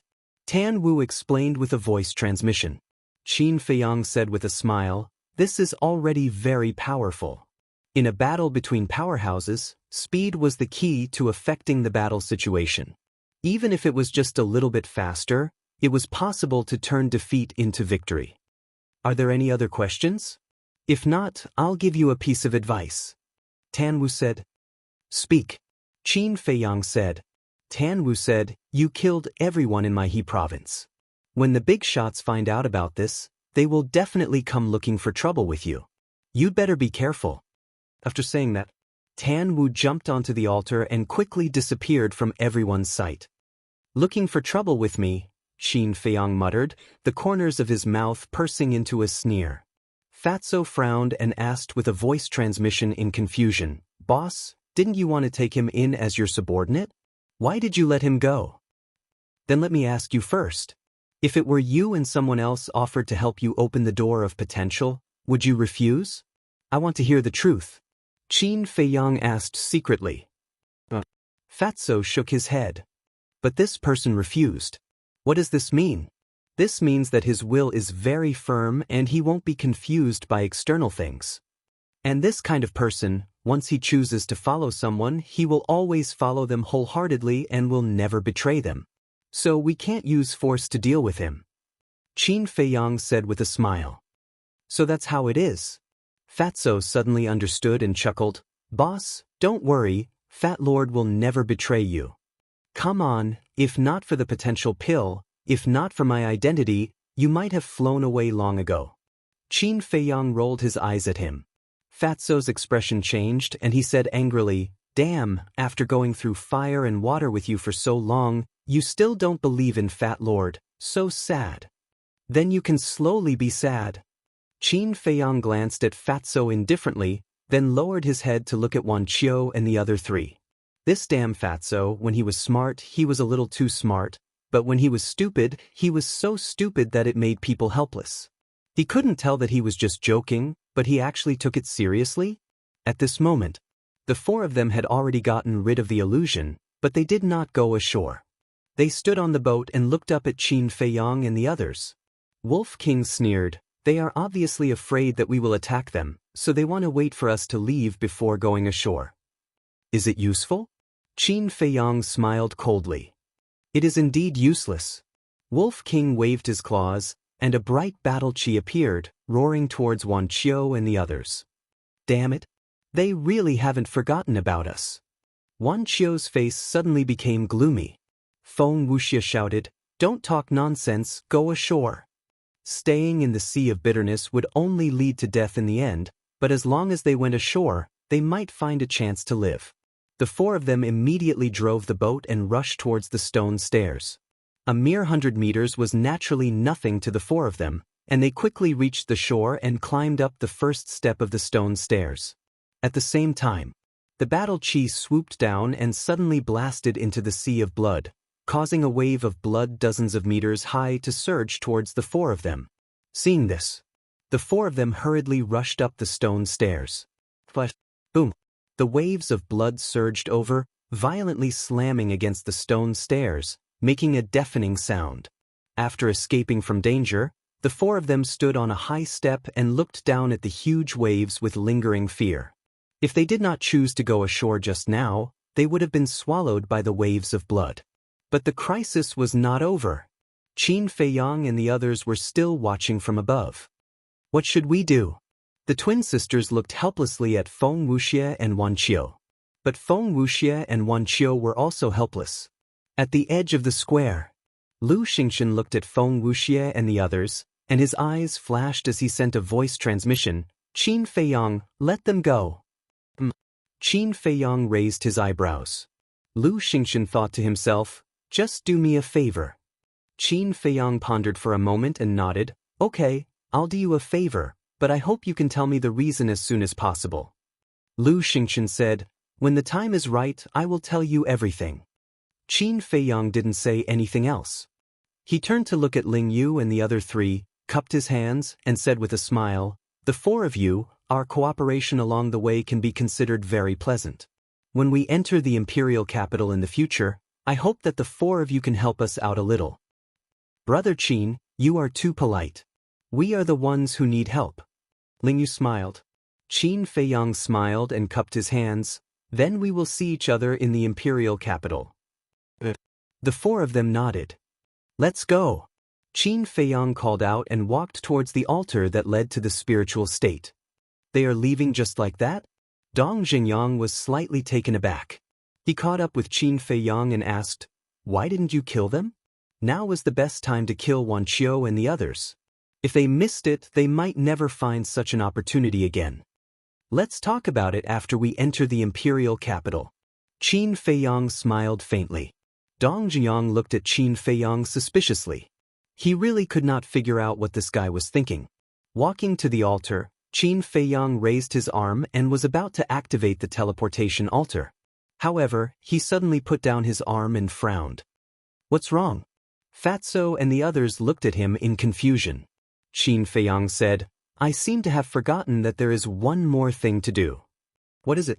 Everyone was puzzled. Qin Feiyang pondered for a moment, and his brows gradually relaxed as he smiled.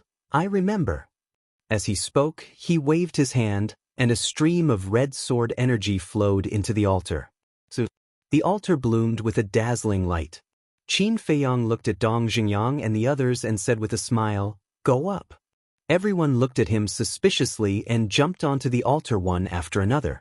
But just as Dongfang Wuhan and Murong Xiong jumped onto the altar, Qin Feiyang suddenly stretched out his hand and pulled the two of them down, making them roll on the ground awkwardly. This action immediately attracted everyone's attention. Wolf King and Lu Xingxin also remembered that there was indeed one more thing to do. There was also a touch of ridicule in their eyes. However, Dongfang Wuhan and Murong Xiong were completely unaware of it. They only thought that Qin Feiyang was dissatisfied with them going up first. The two of them hurriedly got up, retreated to the side, and smiled apologetically. "Junior brother Qin, sorry, you go first." Qin Feiyang crossed his arms and looked at the two of them playfully. The two of them were shocked, and an uneasy premonition welled up in their hearts. Qin Feiyang asked with a smile, "Don't you think it's strange?" "What's strange?" The two of them were puzzled. Qin Feiyang raised the corner of his mouth slightly and said, "Answer my question first. Do you think that you deserve to be killed for what you did on the way?" Yes.